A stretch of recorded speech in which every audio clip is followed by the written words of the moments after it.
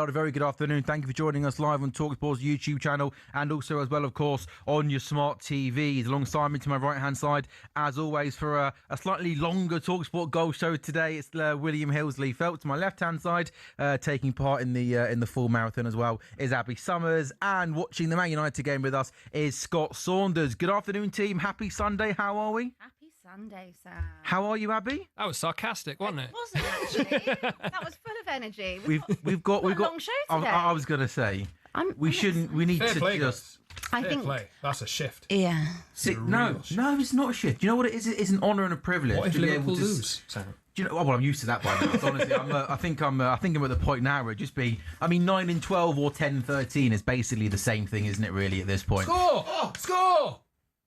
Oh, close, straight off the bat in the first minute, almost a goal for Manchester United there. A bit of a goal-mouth scramble and just managed to smother it.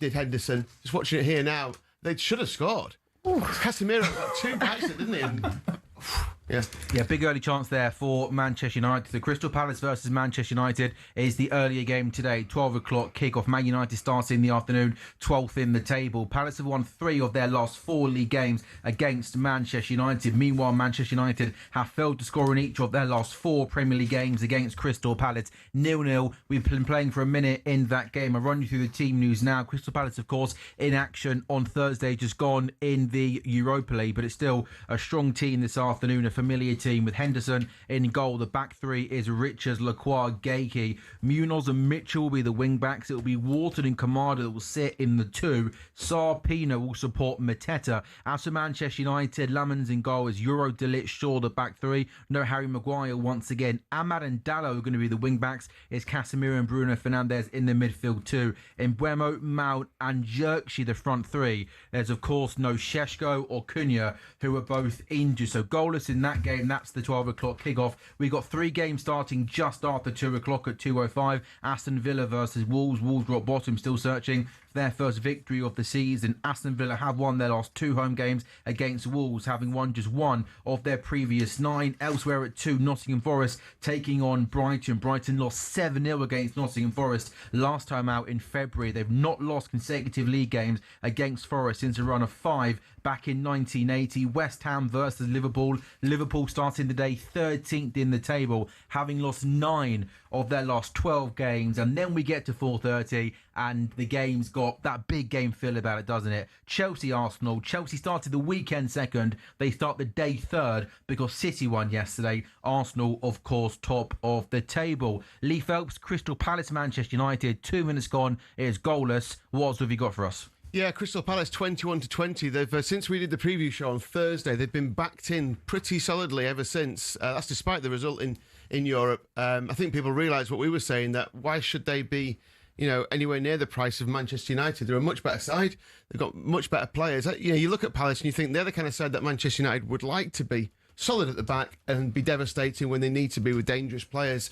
I think the only downside for Palace really is the European game and the fact that when they've come back from Europe this season at home, they've drawn both games. They've drawn 4 at home. Man United have drawn half of their away games in the Premier League. So I know it's boring, but I think the draw is a live player here. I think score draw by all means. The draw is 12-5. Man United are 11-5, so just a smidgen over 2-1. But the draw and both teams to score is 100-30, so 10-3, which I do like that. I mean, they've just got quality players. They've got goal scorers in Mateta, in Pino, in Sarr, in Munoz. Obviously, they've got Wharton in midfield. Man United have got dangerous players, but you look at that front line, and Mbeumo, great, yeah. He's been probably the highlight for Man United this season. Mount, Xerxes. You're not thinking about them in the same way when you list those Crystal Palace players. I think Palace, like I say, I think they're the team that Man United would love to be. Yeah, I think that's absolutely fair. I mean, they play the same system, don't they? And you'd have to say it's a Palace team that recruits Glasner's an able replacement. I think we talked about this before last time. Yeah. We were covering Man United. I think he'd be the obvious replacement for Ruben Amorim. Yeah, no, I think that's fair. Certainly, if they want someone to come in and play the same sort of system. Scott, what have you made of the United team today? I guess there's obviously no Šeško and Cunha, isn't it? So a slightly different looking front 3 with Mbeumo, Mount and Xerxes. It's not inspiring, Sam, I've got to say. Like Diogo Dalot, when he's on the team sheet anytime, I don't know what he sees in him. I don't know what Ruben Amorim thinks he can do.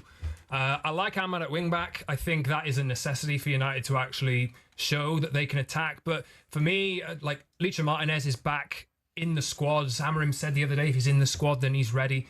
I want to see intensity out of this United team. I want to see a bit of attacking thrust. And while they don't have they have two players from their attack who are injured at the moment, they need to find different solutions. And if I have a repeat of Monday today, it's going to be bad. I want to see Luke Shaw more advanced personally, and see Martinez maybe come back into the team at some point, and maybe we see that today. But look, United have to go up levels because Monday night was terrible. There was those 3 wins in a row, wasn't it? And everyone sort of thought, United back and all that, it was second et cetera. for a very little while. Yeah. We could have gone second. As it felt like it was 2 big steps forward, but then 2 massive steps back in those last 3 games where you haven't won. Of course, Monday night against the 10-man Everton team was a really poor performance, wasn't it? Yeah, I think anybody who really had more patience. I put myself in this box, right? I'm patient with Amorim. I think that there's bigger issues than just the coach, but he has to get results to, 1, stem the noise, and B, take the pressure off him. And Monday night against 10 men, they just didn't look likely to score at all. They've had a better chance in this first 5 minutes of this game than they had all night the other night. But look, we need to see better. It was so... I think United could have played for 3 hours the other night and not scored. And with players out, they just don't have that same attacking threat. It's bleak at the moment, and I think this is a big week or 8 days for Amorim, because they could fall adrift of those European places, which is bad. Yeah, been playing for 6 minutes then. It's Crystal Palace 0, Manchester United 0. The best chance of the game fell to Man United very early on, that kind of scramble from a corner, which Casemiro nearly put into the back of the net, Lee. Yeah, Mateta to score the first goal has just been released 4-1. That's boosted from 100 to 30. 10-3, 3-3 against Manchester United, and of course has been scoring plenty of goals this season for club and country, so that might be one that you like the look of. Mateta, first goal at 4-1, that's live right now. Lee, what was yesterday like for the bookies? We did the talkSPORT Goals preview show, didn't we? And you went home victories. You had a good start, didn't you, at 3 o'clock? All 3 home teams won at 3 o'clock. You didn't quite get Everton and Spurs. But a bad day yesterday for the bookies? Yeah, really bad, yeah. I mean, no one's going to get the little violins out, are they, and start playing limits. Mateta in for Crystal Palace here, down the left-hand side. He carried the ball into the box. He had a lot of space. Maybe it's one of those where Abby almost sort of had a little bit too much space, and I think trying to beat the goalkeeper at the near post, maybe there wasn't the right option. He had options in the middle, didn't he? Yeah, he did. But he's so strong. It was such a strong run that he makes. But it's just an early warning sign, I guess, for Manchester United, because you can just be caught out so easily. Yeah, what is Delict? I don't know. It's actually been one of your better players this season, but it's remarkable how easy it was for Mateta just to... I was going to say brush him off the ball, but Delict just almost just ran past the ball. Just ran past him, and then as he got into the box, he had a lot of space, a lot of time, and started to beat the goalkeeper at his near post. And Sani Lomans had it covered and hit the side nettingly. Back to yesterday. We'll get the violins out for you. Yeah, horrendous. One of the bosses, I was on a call at 9:30 this morning. One of the big bosses. Crisis meetings at William Hill, was it this morning? There is one at 9:30 every day. Yeah. And he was on, and he said it's the worst Saturday he's seen in his career, and he's been in betting for about 30 in his years. career. Yeah, crazy. That's crazy. Both teams to score landed everywhere. Everyone loves that. Both teams to score and match results. So a team to win and both teams to score. Favourites won all over the place. You had Barcelona, and you had loads of European favourites playing, and some decent price favourites that we picked out as well. And then you had Man City.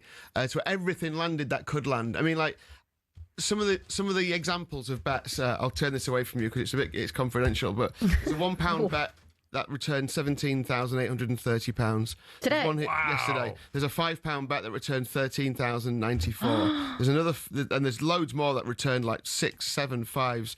The biggest one was a bet that returned 18,000. But there are 12 bets here, all like that. Can we know? Really? Can we know what it was that they bet on? Yeah, I've got. It's basically just both teams. Some of them are absolute. I couldn't even. Some of them are outrageous bets. Why does that say A. Summers next to the 18? Let me tell you, I wouldn't be sitting here. You're getting the copies at 4:30, Abby, for the It'll Chelsea. take me ages to read them out, but there's one here that's 23 different selections. No. 23 different bets in an ACCA, and you wouldn't even know some of the teams. It's unbelievable. Yes. So basically, if you had a bet yesterday and it didn't win, you're doing something wrong. Me. I had Naki yesterday. Do you know what ruined on Friday night? I had Ipswich to win at Oxford. Obviously, Oxford turnover in form Ipswich in the Championship. I mean, seriously, what is the point? I don't know. That makes it look sick. So there's an example. You get over 1.5 goals in 24 games. And they all landed because there's goals everywhere. So there you go. Chance there for Casemiro. Free kick came in from the right-hand side, and Casemiro's header went just wide. Yeah, that's completely unique then, isn't it? Like that many kind of big ACCAs being paid off. Yeah, people do land them week in, week out, but not in that kind of quantity. But we're back again. You know what I mean? We've kind of like we were like. I thought you looked a little bit down this morning. Didn't you? 6 rounds, an absolute pasting. Yeah. We've gone back to the corner, end of the 6th. Had a bit of a dusting down, bit of a talking to. We're back for round 2 today. He was chatty last night, though. Wasn't that sad? He hates Spurs more than Kwaku. Yeah, no. Have you noticed he's having to go at you every time Spurs get turned over? I'm aware. You know how Kwaku is so bad with his phone, right? It was fine last night. He was like, I can't wait to see you tomorrow. Kwaku last night even sent me a personal WhatsApp message about Spurs.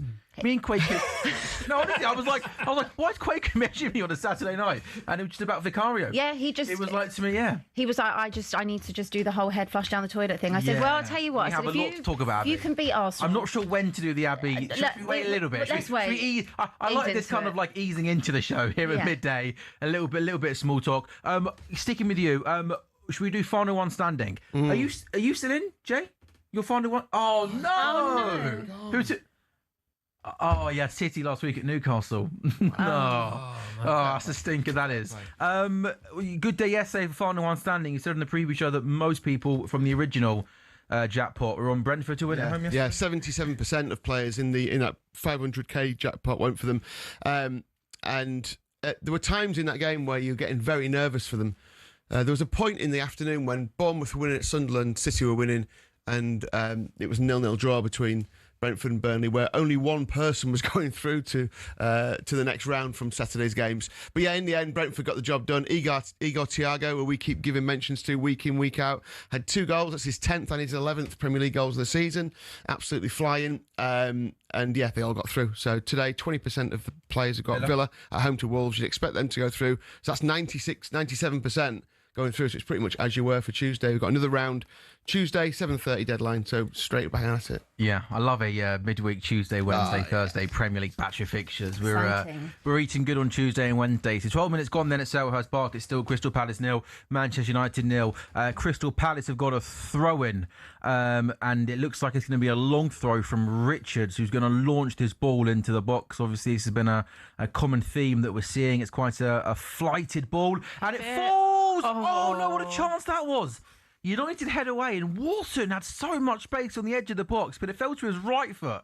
And I thought, Scott, the back of the net was going to rip. Anywhere but it was a little bit of a deflection, and it was straight at the goalkeeper as well. Deflection. I think it was going slightly to the. Oh, was it? Apologies. It was going slightly left, but it took a little nick off someone. I thought a player of his quality, though, Lee. I think a player of his quality, you expect him to have had a better effort there. You almost seemed a bit surprised, got that it came to him. So you'll be happy about that, but.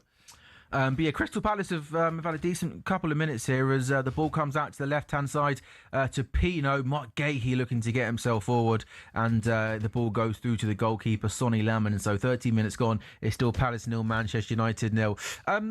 Scott, with the kind of broader and bigger picture of where Manchester United are at, does it feel that because Ruben Amorim kind of got through such a rough period, before winning those 3 games in a row, and the fact that he survived that, does that almost give us the impression, the knowledge that, if United do not win today and possibly in the week, and it's 5 games without a win, that he's going to come through it, that United do genuinely think long-term he's the man and they're going to back him through the bad periods? I would think so. But look, you got to, after this today, Palace have just played in Europe.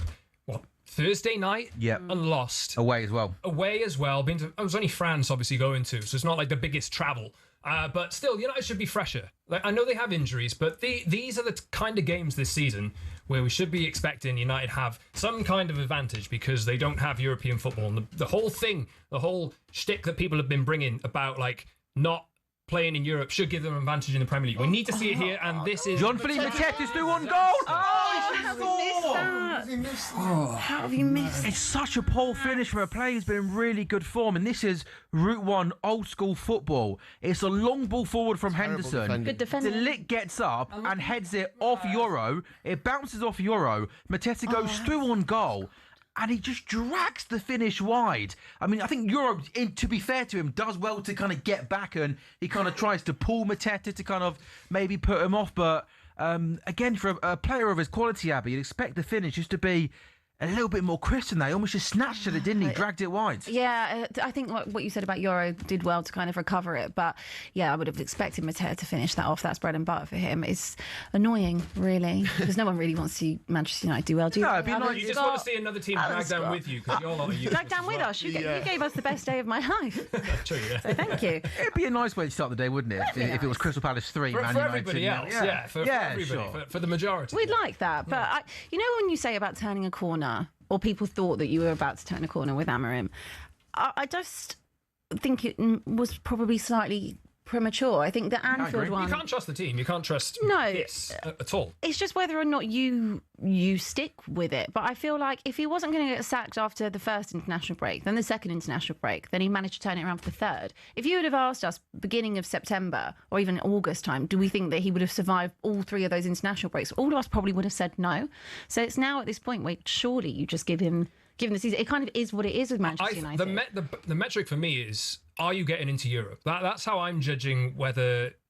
I'm not going to call it a success because that is way below what United should be What getting. level of Europe are we talking? But it would be Europa League. Europa League. They have to be in touch with top six. If they cut adrift to top six, I think then we can start having conversations about. But given the quality of this team, though, that almost would be, I think, a good season for Man United to come. I think that's probably where you're at in terms of the squad. Like. They have invested a fair bit of money. Like, to me, there are still players in there who are like. You all look at this team and you think, well, if another coach came in, this group of players would be playing a hell of a lot better. Everybody thinks that, right, at the moment. So he has to hit a certain level. I think last season was absolutely terrible, and a lot of people were done with him at the end of the last season. But, like, to me, if there's a sign where he's not going to get Europe this season, well, Brian Mbeumo's tantrum. Yeah, but Brian Mbeumo's been booked after 16 minutes. Yeah. I mean, it's one of the most unnecessary I'm going to throw the ball to the ground moments I've ever seen in the history of football. I mean, 17 minutes in goalless, and he's taken. I'm also smirking because he's in my fantasy team as well. I put him into my fantasy team, and it's just like, you just don't do that, Brian. Like, Just unnecessary. I would say, like, a throw-in that goes against you on the halfway line 17 minutes into a 0-0 game does not merit just not that deep. a ball to be thrown, and it cost me a couple of points. Anyway, Scott, sorry, back to you. Yeah, sorry, Sam. The thing is, right, Everton the other night was bad. Like, it was a throwback to Europa League final for me. It was bad. And 10 men against Everton, they just got smashed by Newcastle last night 4-1. Yeah. It is not good. Tottenham away, like, Tottenham are bad. Liverpool, who United won at, are bad. Like, these aren't like... The more you look back on it now as time passes, these aren't good results, really, given all these other teams that are around that United have beat or taken points off. They're not doing all that well either. So now we're going into a week where United are, I think, the 12th in the league going into this. They win here, and the pressure is changed. And then they got two relatively simple games coming up. But Everton... define simple. Yeah, well, exactly. Yeah. Everton the other day provided a blueprint for West Ham and Wolves to go and play against United in the next week. To be fair, Wolves will be simple, I'll give you that. Wolves might be- Wolves will be Well, I'll give you that. you say that, I don't know. Oh, really dangerous corner came into the box. Yeah. Two Palace players went for the header. Kwaku Afari is in the house. Oh, look at him. He's buzzing. Look at that guy. Energy. Honestly, mate, just sit with us for the next hour and a half. Why are you here so early? Because he's just buzzing. Of course he does. That's what I love about this guy. He's not just He's here never because he's early. getting paid. No, but he's never not usually here. early. He's here to watch Palace Man United like an absolute boss. And to revel in Tottenham last night. Yeah, and again, we're coming to that. Oh, chance here. Sarr's now got the ball down the right-hand side. He's got Mateta in the box, and again, De Ligt comes across and does well. At the moment, Scott, this is very much backs against the wall. This has been 10 minutes of constant Crystal Palace pressure, and they've had a couple of really big opportunities. Yeah, they have, and this is the way I expected it to go, really. I want to see United getting on the front foot here, but Palace, something interesting I noticed going into this, Palace have the third lowest possession in the league. This season, are really renowned for how quickly they play on the counter and stuff like that. And Pienaar and Sarr are great to play with real pace and skill. Just seems like Palace's setup, the way that they play, is perfectly suited to how Manchester United don't maybe like your to play manager matches. should try and play the same system. Oh, Well, no, maybe not. That's not. Yeah. I don't know, man. Like, this is Oh, it's just bouncing around. Pinball box in the again. area from feels this like it's corner. a matter of Jazz time. Richard to the back post is another corner for Crystal Palace. I mean, this is absolute domination from Crystal Palace. And they just can't put the ball in the back of the net. And United can't seem to get any control in this game. Corner comes in, Rich has got his head on it at the back post. He goes back across goal. Pino puts it back into the box, and then Dallo manages to clear. It's going to be another Crystal Palace corner. 20 minutes gone at Selhurst Park on an early Sunday. I wonder what Quaku thinks, Abby, of the Sunday 12 o'clock kickoff, which is quite rogue, isn't it? Yeah, That's it's early, 12 o'clock. I mean, on a Sunday as there's well. There's no lights on. There's just, Oh, no, not it's just 12 o'clock. daylight. There's no lights It's just on. daylight. Oh, and this time it's Lacroix from the resulting corner that's unmarked, gets his head on it over the bar. Lee, I said to Scott earlier, I see this game being maybe not the most entertaining game of football, and I can just see United scoring an 86th minute winner and winning this game. Yeah, I thought that, but then Palace have been much more lively. I think they'll fade as the game goes on, won't they? You'd think You'd hope. would mean that after the 60th minute, maybe the 70th, they'll start to fade. I think Palace are thinking, let's get a goal or two up here so we can at least try and defend that as we tire. 0-0 so far. I think it's been pretty open. The difference, I guess, is that Palace have had 6 shots on goal, only 1 on target so far. So they've had plenty of opportunities, but nothing absolutely clear cut other than that Mateta. Well, 2 Mateta chances, and both of which he kind of thinned. He didn't really get any kind of contact on them. His shot conversion rate, by the way, is he scores a goal every 5 shots, and he's kind of half of his shots are on target as well. So he needs 5 to score a goal. Generally, he's had 2 decent ones already, hasn't he? So 4-1 for him to score first. I still quite like that. So just 3 more shots to go, and he's gonna put the ball in the back of the net. That's what the maths, but they didn't quite work with Dominic Calvert-Lewin. Honestly, he still speaking about him. He actually did okay yesterday, didn't he? He actually he came on for Manchester City, and he completely for Leeds, and he completely changed the game. But you can't. But from a Man United point of view, you can't keep giving Mateta shots. That's the point, isn't it? You can't allow him to keep having shots on goal because he will score sooner or later. That's really poor. Brian Bremer had the ball about 30 yards out from goal, and he played a really poor pass to Joshua Zirkzee. And Palace win the ball back. Very open. There's no control over the game. None whatsoever. Yeah. Everything seems a bit like kind of pinball a little bit, doesn't it? Pinball, rush, no calm, no one to just put the foot on the ball. And again, you talk about a little bit pinball. There's no calm, there's no composure, there's no control. Sorry to repeat an opinion that's probably been given about 10,000 times this season. Just watch games like this, and I just think, why isn't Kobe Mainoo playing for Manchester United? He hasn't been great either. No, but he hasn't played there a lot, has he? He's coming off the bench and playing in cameos. Yeah. And, I know the formation's been spoken about a lot, but I can't get my head around a manager that's been in charge of a football club for the best part of a year, and for pretty much the whole year, it's been turgid football, losing games of football, and at no point is it to change the system. And I think Kobe Mainoo coming into that midfield has got to be an option worth exploring at some point before he gets given the sack. But anyway, he's not doing that. He's never going to change that system. No. I wanted to ask you though, Scott. Obviously, you both set up in the exact same way in terms of Palace and Manchester United. So, what is the difference here? Because you have got one team in Palace that can use this formation to play fairly good football, and then you've got Manchester United. Well, pressure, fitness, intensity, better players. Oh. Well, yeah, you can say that, but let me ask you this question. What if Palace win today? The question will be, and we've already had this conversation, well, Ollie Glasner could go in and do a much better job. Do you think Man United fans would accept 42% possession as an average over a course of a season? I don't think so.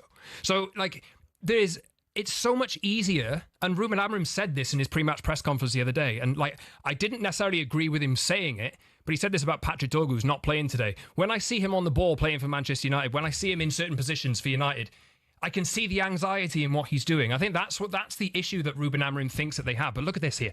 There's so much space. Yeah. There's so much space. The mid chance. Oh, that's another really good chance, Scott. You're bang on the money. Sarr is able just to find the ball in between the midfield and defence in acres and acres of room. Adam Wharton carries it, gives it to... it was Wharton that had the ball in acres of space. Able just to carry it, under no pressure at all. He gives it to Sarr on the right-hand side, outside the box. He picks out his man Kamada, who runs onto the shot. First-time shot is easily saved by the goalkeeper. But again, 2 examples there. Wharton first in midfield, able to carry the ball a long way with so much space. He's able to get it, turn, move. Then Sarr's got space. Kamada's got space on the edge of the box. It's just all too easy for Palace, and they've got to make these chances count, because they've had a couple of really good opportunities and they're not taking these chances. Yeah, I think like United are hanging in there a little bit at the moment. Like there's so much wrong with this United team at the moment.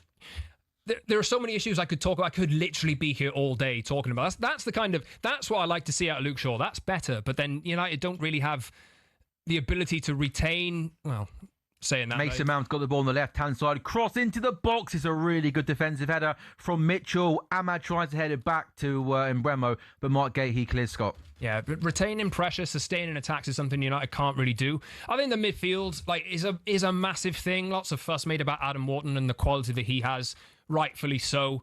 I don't. You were saying just now about Kobbie Mainoo, why isn't he getting a chance? After Monday night, I thought like Casemiro and Bruno Fernandes is a midfield pair. Like sometimes it works, most times it doesn't work. I want to see that change today. I prefer to see Bruno Fernandes in today. Yeah, you could play Bruno Fernandes with Mount's playing a bit further forward, and then you could have played Mainoo alongside Casemiro. Exactly, and like Xerxes the other day was just. He's looked a tiny little bit sharper in this one, but his first touch the other night, United couldn't sustain. Well done. Sorry there, Scott. There's such good pressing there from Adam Wharton. That's the He difference. wins the ball back. Munoz's got it right-hand side. Cross from Mateta. It falls for Pino. Oh, it's the last-ditch block again. This is absolutely remarkable. Crystal Palace are all over Manchester United. And now can Man United counter-attack with Bruno Fernandes? He tried to pick out... really good from Palace. Yeah, I mean, Adam Wharton there. Ball got played into... I think it was Luke Shaw. And Adam Wharton, press, won the ball back. And then a cross came in from the right-hand side. And it falls to Pino. And it's a really good last-ditch block. Might have been from Lenny Euro to deny Crystal Palace. But Abby, this is all Crystal Palace this moment in time. United just can't seem to get any sort of control of this game. No, absolutely none. Scott, you just mentioned about obviously the midfield partnership and situation you've got there. Why will he not then change it? Like, we can appreciate that Casemiro is having his own version of resurgence, we'll call that, because from where he was at to where he is now, I mean, he has dramatically improved. He's found his legs again. But why does he not play Kobbie Mainoo? Why you constantly don't have control really in your midfield? It's not like this is just a one-off. Well, because he's got to play Bruno Fernandes. I would ultimately in this game, I'd have preferred to see Bruno more advanced and get Kobbie Mainoo in there. But he can play him. He can do that, but I don't. The reason why, in Bruno's own words, he's playing in that position is because he feels as though, and the coach feels as though, he's the guy who can control, I don't agree with this, control the tempo from that position and pick out certain passes. I don't agree with it. I don't like it. Let's see how this corner goes. Come on. I mean, it's not his best position. It never has been his best position for Bruno Fernandes. No. We all know that. So if he feels that he can control it, on what evidence has he seen in the last year that is the right position for Bruno? I don't know. Look, they spent a lot of money on front three, right? And I get it. If you buy a striker and two number 10s who, I think, like, in fairness to United, the two 10s that they've signed are quite suited to the way that they want to play, I think. But obviously Cunha's not there, Sesko isn't there at the moment. So you're kind of back to the options, along with Brian Mbeumo, that you had last season. So, for me, I need to see something different from this team. And if you keep picking the same players in the same positions, you're going to get the same thing. Like, it's the definition of insanity. Can I ask you a question, yes or no? Do you think Man United are a good team defensively? No. Okay, so you're talking about attacking options, trying to take a player out from the attack to bring another midfield player. I just take out a defender. I wouldn't play three centre-backs. I go to a normal 4-3-3. You can keep the front three playing the same, but you then get an extra body in midfield with Mainoo, Casemiro and Bruno Fernandes. Exactly that. Gives you the extra body in midfield. You're playing a little bit more of a try and trusty 4-3-3. You can still sort of have Mbeumo and Cunha kind of coming in field, making those runs. You can have your fullbacks pushing on. Bruno in the correct position. You know, I say, like, what should be an advantage of playing with this system with the extra defender is you're a better team defensively. I don't think you are. And then also your wing backs are supposed to be really, really good, pushing high up the pitch. Okay, Amad's doing a decent job, but you have to say, whether it's from the last year, whether it's Mazraoui, Dorgu, Dalot, the wing backs aren't good going forward, which in this system where you're playing with wing backs high up the pitch, it just makes no sense. Like, when you look at the system and you try and find positive play in this system, you almost can't find any, can you? No, you can't. Not at the moment. I think United and Amorim are in this... I don't know whether Amorim thinks that if he changes his system and it works, that all of this, like, past year will have kind of been like, oh, well, you should have just changed the system in the first place, and then it you know... I think his job, though, as manager is to try and do what's best for the team, not to think like that. But... it's best for the team, like, question, like, here, and like it's hard to defend him at the moment. It really is. But United's project, right? And whatever you think of this, whether you think they can achieve it or not, their internal ambition is to win the Premier League, or like get to within touching distance of winning the Premier League by 2028. That is the target that they've set, right? So I judge them on a timeline. That's the target they've set. I could also say the same ambition for Tottenham, but it wouldn't be real. Like, my Dua Lipa joke. Go on, do it. Right. No. My dream is to have a date with Dua Lipa by 2028, but it feels unlikely, Scott, doesn't it? Feels unlikely at present, but the point. Although that Instagram picture might help. Yeah. Have you posted it? It's got new top on. For those wondering, Oh, you posted it? Yeah, no, it's on the story. And for those wondering, you only wear the bomber jacket with a black t-shirt. How about this, eh? What about this? What about this little number, eh? Huh? Taking the bomber jacket off. Yeah, the bomber jacket's off. No shacket today. We're mixing things up on talkSPORT goals. Oh, that's point I'm trying to. Really Sorry to interrupt. nice. You were making a legitimate point, and I brought up the. Lovely. That was your fault, by the way. You're supposed to be the sensible one on the show, by the way. Okay. Apologies. But yeah, what I was going to say. That's a terrible pass again. What I was going to say is Amorim could change his system to suit this group of players, but that'll get him through the short term. That's what Erik ten Hag did for a season. Then he tried to change the system back to whatever he wanted to do, and it was an absolute mess. Is he taking the short-term pain now? Trying to... Look, how many players in this team currently now do you think that are playing today will still be in this United team in 2 years' time? Okay. Euro. If you will, can I ask, if you're going to, let's say in 3 years' time, in an imaginary world, Man United find themselves in a position where they're going to win the Premier League, I would say of this current team, the starting today, I can only see 2. I've got 2. Who have you got? Mbeumo and De Ligt. I'd love to know your 3, Abby. Mine, I think Euro will still be there. Lamens will still be there. That's a good start. I think Ahmad would still be there. I don't think maybe in a starting 11. Maybe I could see Ahmad being a squad player in a title-winning team. Yeah, but in a squad, I'm happy to do that. Yeah. If we're talking about a starting 11, like what you're saying, there's ambition in 2028. In the starting 11 of this team that's starting, I could only see De Ligt and Mbeumo. Yeah, Lamens. All right, it's early. Lamens will be in. I do think I think Euro would be there. Okay, I'm not hating Euro either. All right, fine. I've got 2. I've got Mbeumo and De Ligt. I think the keeper's early to judge, isn't it? Yeah. Because it's very early to know if he's going to be. He's like better than Onana. Yeah, sure, but that isn't. Penalty! Nailed. Yes, a penalty to Crystal Palace.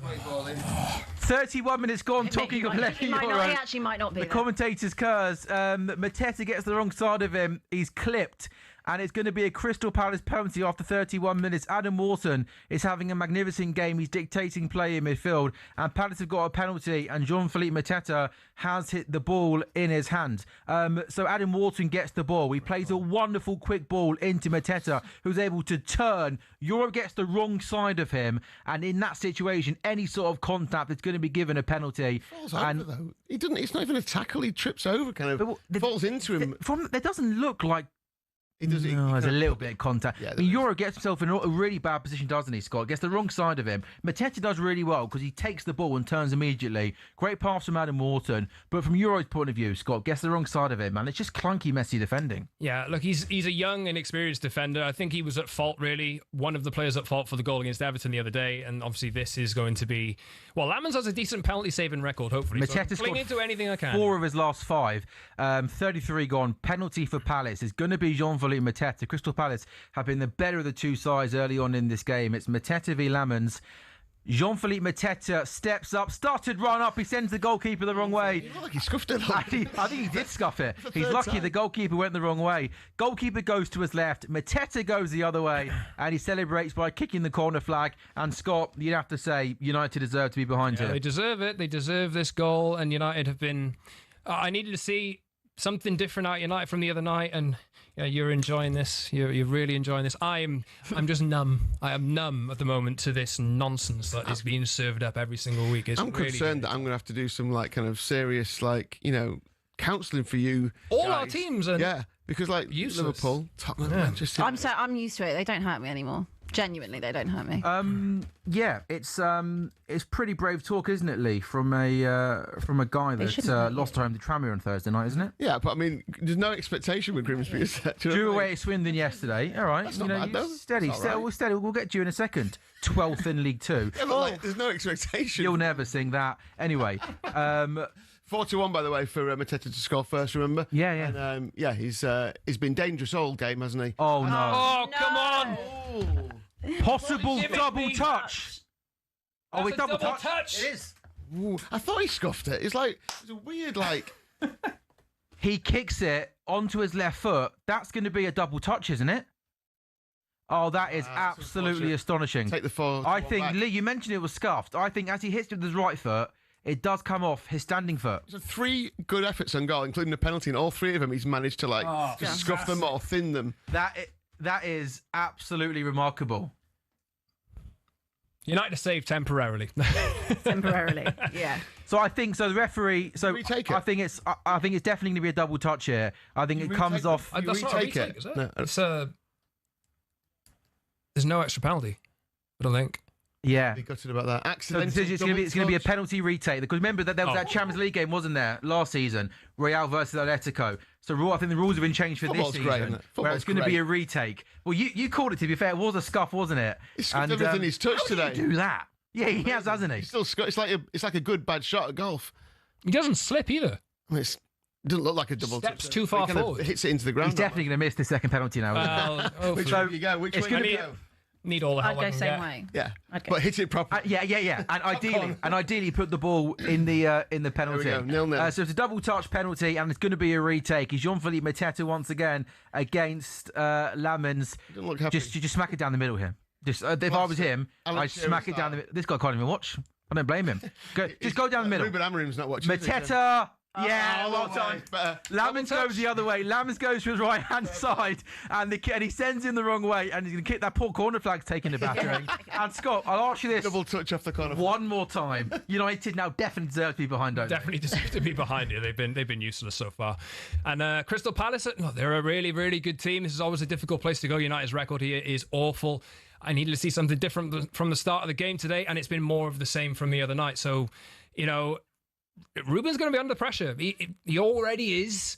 But this week in particular, I think, is a big one for him. And they literally went to France on Thursday night and lost. Also, can I just say one thing, just on that rule of the double take? You're obviously not allowed to do that because it doesn't count as a goal. I'm not being funny then. If you're a professional football player and you do that where you end up kicking off your own foot, I think you should be allowed to retake it. I don't know. I don't want to. Shouldn't. I understand it as well. I wonder if the accidental element allows you to. Yeah, but if I accidentally punch you in the face, you're not going to be happy with it, are you? You know what I mean? I thought we'd come further if than that. Mateta accidentally kicks someone in the face, it's still a penalty. Absolutely right. Yeah. So I don't know. How would you do it on purpose? Sorry. How would you do it on purpose? No, you wouldn't. Yeah, I don't know. I just think if He's off again here, Mateta. Mateta, If you can find. Pino. He's got Pino left hand side. He's going to slip over. No, he's giving a free kick against Palace. No, I don't know. It's like if the Does rule that stop the Perez Henry penalty? Is that why they put this in? Oh, when he touched it. I don't know. I think if the rules say you can't do that, then I don't know. Should you be allowed the luxury of retaking it if you do something you shouldn't do? I can't say it'd be sour grapes. No, you probably shouldn't really be allowed to retake it if it's your own accident. Tell you what, I've got Bremer on my fantasy team booked. I've also got Sarah on my fantasy team hooked after 37 minutes. I'm guessing this must be an injury. Yeah, because he's their best really player, early on in the game, he was big. He had some treatment, so I presume he hasn't been able to carry on. 37 on the clock, couldn't even get to half time. But yeah, he was quite early, maybe in the first 10 minutes they were giving him some treatment. So yeah, it's a shame to see him go off because he's fantastic. But again, good off the bench. And Nketiah comes in off the bench, who's scored goals already this season. Yes, the whole kind of retake came. Accidental double touch penalties will be allowed to be retaken, but only if the kick was successful. Europeans football governing body UEFA asked the laws concerning these rare instances to be reviewed following the controversy in Atletico Madrid's Champions League last 16 second leg tie against Real Madrid in March when Julian Alvarez slipped as he converted during a penalty shootout and his standing leg made slight contact with the ball. The spot kick was disallowed, much to the home side's fury at the time and afterwards. Yeah, I don't know. I don't know. Almost like accidents can happen in football where you do things you're not supposed to do, and if everything just was allowed to be retaken, it's just I don't know. Anyway, I think that possibly it's slightly fortunate, but nobody seems to care, do they? No, Not really. But I can't begrudge Palace, even if he did double kick it. I can't begrudge him the league. Oh no, no, they fully deserve it. flying forward now. Honestly, if only you had some control to go in midfield. Look how quick they go from back to front. Yeah, Crazy. like United used to be. Yeah. I think What is that? One thing I would say, that is a massive blow though, Sarr coming off, because he's their best player, their most creative player. And yeah, Eddie Nketiah is coming on, and he's a slightly different type of profile, isn't he, as an attacking player? But I think Sar's pace on that counter-attack with Pino, they find space in between the pockets, they can be a real threat. So I think that's a nice bit of respite for Man United. But Scott, there's been some bad performances this season. 39 minutes in, you had that chance, didn't you, in the first minute? But this has been as pathetic and as woeful as I've seen from United in the last year, and that's saying something, right? Yeah, I'm very much used to it at the moment now. It's like all over the pitch. They just don't seem to have.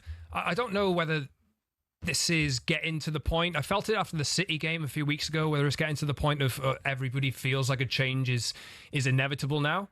It depends how strong United are going to back Amorim and how long they can see this out. But does it feel inevitable? Ask me after. Like, if they lose this one today and they don't win the next two, then I think we're in real danger territory. A long throw came in, and Richards does well to clear. I'll ask this question after the corner, in fact, Scott.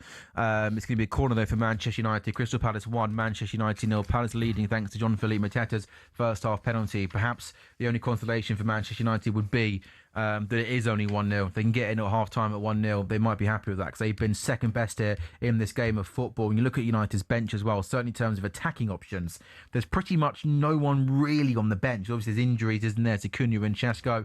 Bayern Diz, one keeper on the bench, and plenty of defenders: Dorgu, Haven, Mainu, Malacia, Martinez, Mazraoui, Ugarte. But here a chance to Manchester United. Brian Mbeumo in swinging corner. Jean-Philippe Mateta at the near post, heads away. It comes back out to Ahmad, who's going to play it out to the right-hand side to Bruno Fernandes, who's going to whip in a dangerous ball. That's really good keeping from Henderson. He wins it, and then... What was... do you want to explain that shot, Scott, for people watching? What's that shot? I don't know.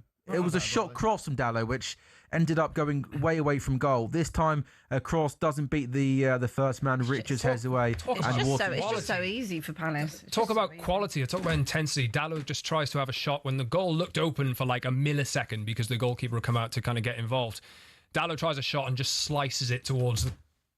Fernandes shot 30 yards up, goes over. Better though. That move was better for Man United because they moved quickly. They passed it into Bruno, who we know obviously can score. Is the bar that low? But, well, it is, because what happens normally when you see them coming forward is they'll check back, they'll play it back out wide, they'll let Palace get back. That was the first time when they actually moved through pretty quickly. At least they're making forward moves.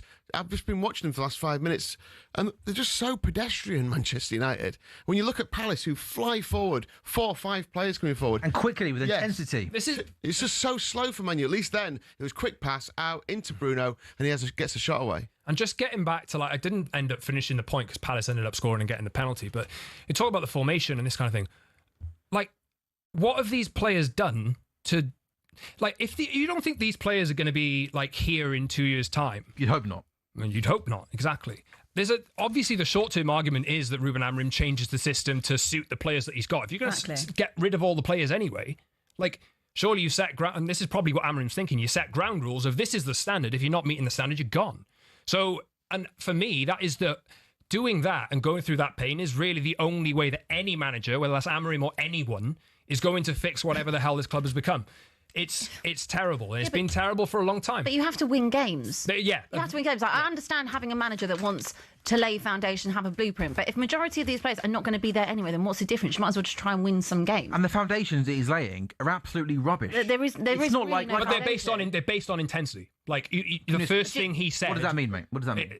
He wants them to run around the pitch. He wants them to win their duels. Palace have won everything today. Everton won everything the other day. 14 aerial duels on Monday night that Everton striker won. Tierno Barry won. So it's rubbish. It's rubbish. It's rubbish.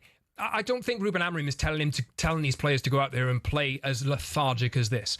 I personally don't think that's the case. And if you talk about, Iraola's done really well at Bournemouth, hasn't he? Iraola demands intensity. Antoine Semenyo's own words is, he wants me to run all the time.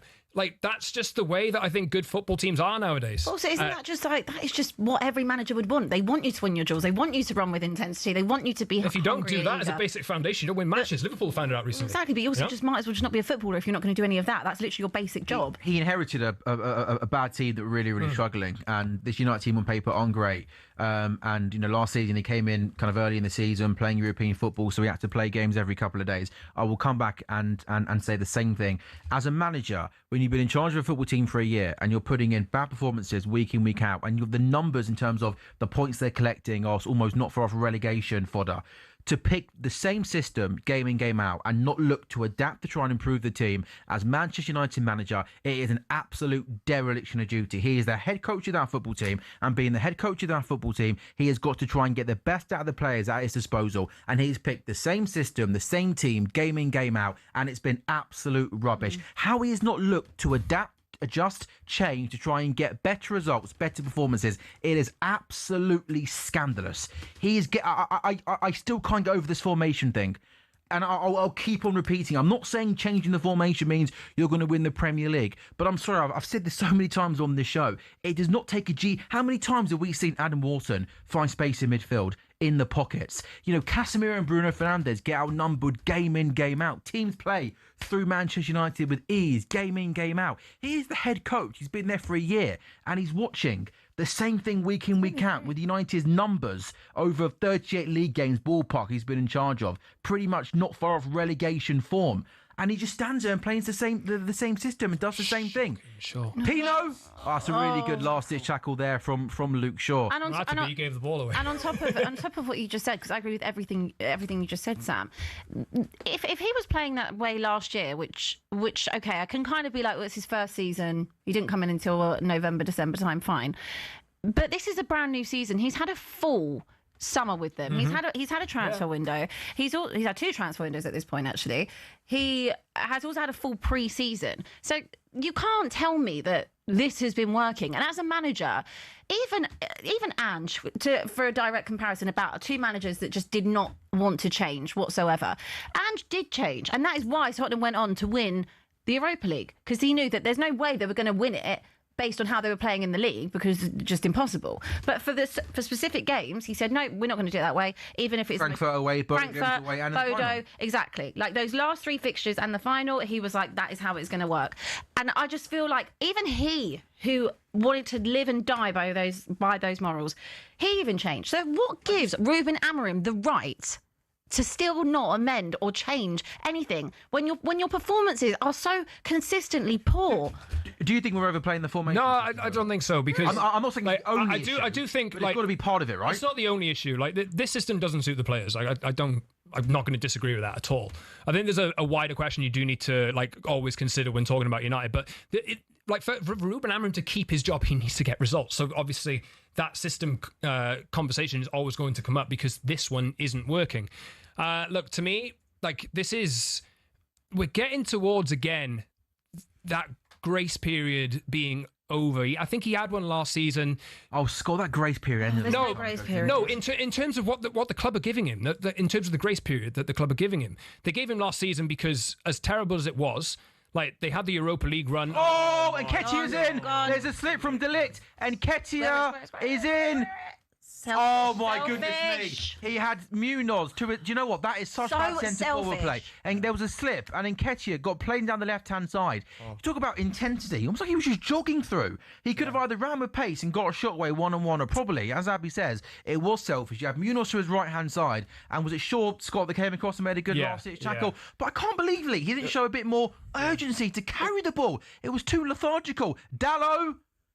No. Munoz clears 5 minutes of time added on. That was bizarre for me. No, it was. That was really poor centre-forward play from Nketiah. He seemed to slow down. I wonder if he was waiting for the keeper to commit, and the keeper, I think, did quite well by not completely committing. So he was kind of had him in 2 minds, and then just got caught up. But poor defending again from United, who it's like a lack of sure-footedness with United. We've seen them fall over so many times in this game, or fall into each other. Even the penalty was given away by the player falling over into the player. It wasn't like a tackle where he's taken his legs, and that was just lost his feet on the halfway line, and suddenly Nketiah was through on goal. If that was Mateta, then that's 2-0, or at least it's a shot on goal. Or as a Saar coming off, because Nketiah only come on. Yeah, it was that bit of extra pace, and almost looked like a player that hasn't played much football this season. Looked a little bit, out of form, and didn't. Confidence there. 3.5 minutes of added time have been played. Luke Shaw's got the ball for Man United, and I tell you what, I said it earlier, Scott. I think United getting a 1-0 at half time, they take this, because you've been absolutely awful in this first half, and the Palace were a little bit more clinical and better in that final third. It could have easily been 2 or 3-0. United got a free kick here on the edge of the box towards the right hand side.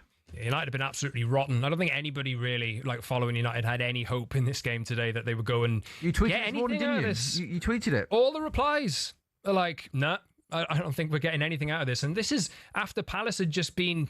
They played Thursday night. United have had since Monday to go and prepare for this game. And still Palace look fresher. Still Palace look more energetic. Still Palace have better quality going forward. Still Palace have more discipline in defence. And United just look toothless again. Going back to the point you were making about the change of system, I was listening to talkSPORT earlier on, and Glasner's been saying, I don't really want to play 5 at the back, but that's the best thing for the team right now. It's a perfect example, isn't it? He quite clearly said, I don't want to play this system. Glasner said that. Glasner said that. But I am doing that because these are the players that I've got, and this is what makes us a better team. It's pretty obvious, isn't it? Oh, as a free kick comes in, it takes a bounce off a Palace player, and Crystal Palace are going to be able to clear. I think ref's going to blow for half time there, isn't he? Yeah, ref's going to blow for half time.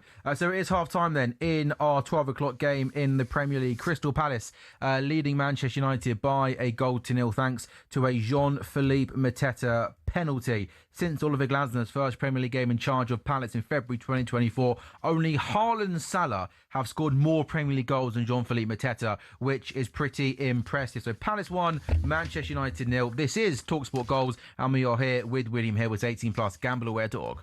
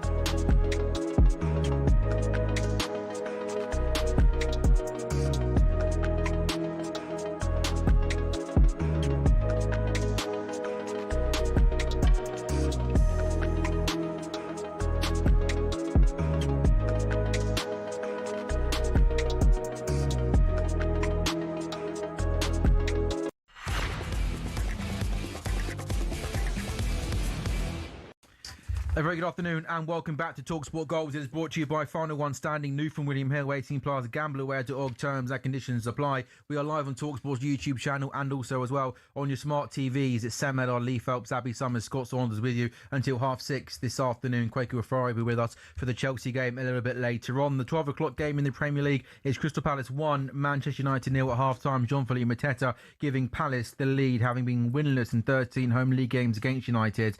Palace have now won 2 of their last 4 against the Red Devils at Selhurst Park, and they could pick up another victory this afternoon. Let's now take a look with Lee Phelps and William Hill at some odds for the 2:05 games. Lee, it'll be an emotional West Ham-Liverpool game because some sad news that we learned a short while ago. West Ham legend Billy Bonds, the club's record appearance maker, who captained them to 2 FA Cup wins, has died aged 79. He played 799 times for the Hammers, led them to the FA Cup trophies in 75 and 1980.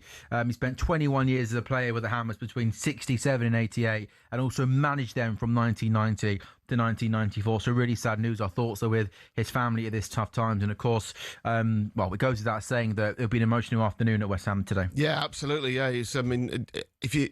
Club legends you don't get much more of a clear club legend than Billy Bonds. I mean, as well as all those successes, he took over the captaincy of the club from Bobby Moore. It just says everything you need to know about the guy. Phil, right? Unbelievable, and did it as a manager. I think he got them to the FA Cup semi-final.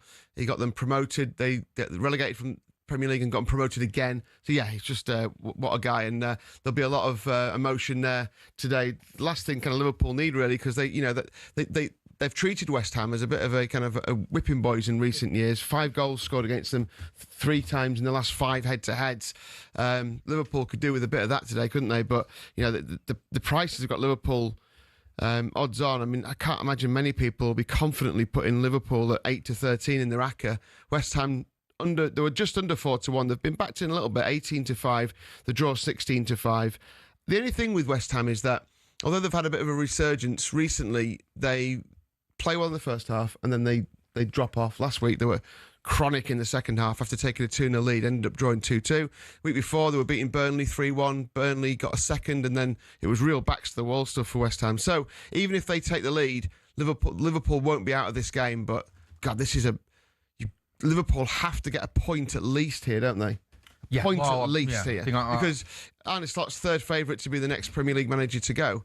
Only Thomas Frank and Daniel Farke are ahead of him. Is Thomas Frank now the favourite to go? Second favourite. Daniel Farke. Daniel Farke's the favourite, odds on, yeah. Interesting. But yeah, this is I think it's a huge game. There's an epic boost on this one. Mo Salah to score or assist. I mean, it's not an epic boost that you look at and go, oh yeah, because he's been trying. The last game I thought against Forest, he was trying to get in positions, but his touch and his just everything about him just seems a little bit off. I cannot the fall off from Mo Salah last season to having a season where we're talking about being one of the great individual seasons of all time, to this where it's a player that touch everything has got. I can't remember a drop off being as extreme as this. It is absolutely remarkable. We'll do more of that, I'm sure, a little bit later on. We've got Aston Villa versus Wolves, also a 2:05 game. Wolves bottom of the table, still searching for their first win of the season. Wolves have won just 1 of their 14 top-flight games against Aston Villa between 1980 and 2012. Since both teams have been back in the Premier League, though, Wolves have won 6 of their last 12 against Aston Villa. I don't think they're going to win today, Lee. No, they're 5-1 to win this one. 2-1 on Aston Villa. I think this is kind of like people will be putting this in their accumulators, won't they? If you're using your ACCA boost, then I think Villa just have to go in there. I mean, the only issue is that they obviously, they've got midweek games, and But Villa have won all 4 of their Premier League games when they come played back immediately after playing in Europe. So far so good for Aston Villa. Wolves 2 points. It's like I thought that first game back for the new manager. I thought Wolves like huffed and puffed against Palace, but as we're seeing from them this afternoon, it was Palace who kind of won in the end because they're too strong for that. So, Villa home win. If Villa do win, Abby, they will temporarily, possibly maybe finish today, but they'll certainly temporarily go up to 3rd in the Premier League table. And that tricky start to the season, didn't they? And some people were thinking, where are they going to go this season? But they just look well drilled, well organised, quality. Yuri Tillemans has come back. and they'll fancy themselves for a top 4 finish. Yeah, I mean, I don't see why not. It's a turnaround from the beginning of the season, but people are so quick to just write teams off. I mean, it does take a little bit of time after a few games just to get the rhythm and the feeling back. Think about it. We were saying, I think, after like 6 or 7 games in the Premier League, that things are just still not free flowing, like we're not seeing the greatest of games. It does take time to get back to that level, I think, when you have had the summer off, even if you have had pre-season. But I think credit to Emery. I think he's a very, very good coach. I do. And I think people were also very quick to write him off because of his time at Arsenal. And then you see him go, oh, well, it's happening again at Villa and, in this season. No, it's not. He's a very good coach. He's done wonders with Aston Villa. And I think they're a good side, well-drilled side. This is a derby, though, between these two, no? Yeah. 2 Midland sides, yeah. Yeah, I mean, I still think Villa will win the game, but I don't know. You'd expect Wolves to be bang up for this one. Another week with the manager as well. Yeah. It's all about the kind of togetherness. So, yeah, I don't think it's going to be an absolute Wolves will try and keep it tight, and then Villa will get to them eventually, I think. And the other 2:05 game, Brighton. Forest have won their last 2 Premier League games, as many as they had in their previous 15. How's this one going, Lee, in a minute? It's 13-8 Forest, 13-8 Brighton, so kind of a pick-em. Obviously, the draw's a live player in there as well. Forest put 7 past Brighton in this fixture last season, which you kind of forget about. Brighton are pretty poor on the road. The best result was beating Chelsea. Great result. But they're one of the 2 teams who've given a point away to Wolves. They drew at Molineux. Yeah, sure. That's the only win against Chelsea. I think Forest are probably the better here. Brighton, most carded team in the Premier League, 32. Forest have only got 20. And big news for the West Ham-Liverpool game, Salah's on the bench. Okay, well, I was going to do team news. I was going to do team news after the bench, Lee. So you kind of ruined that, mate. It's fine. But, no, I want to see. I'd like to give you that. No, you do. No, why don't you take us into the break, Lee? Well, Don't Look, by the bother. way, second half coming up on talkSPORT Goals, brought to you by William Hill. That was good.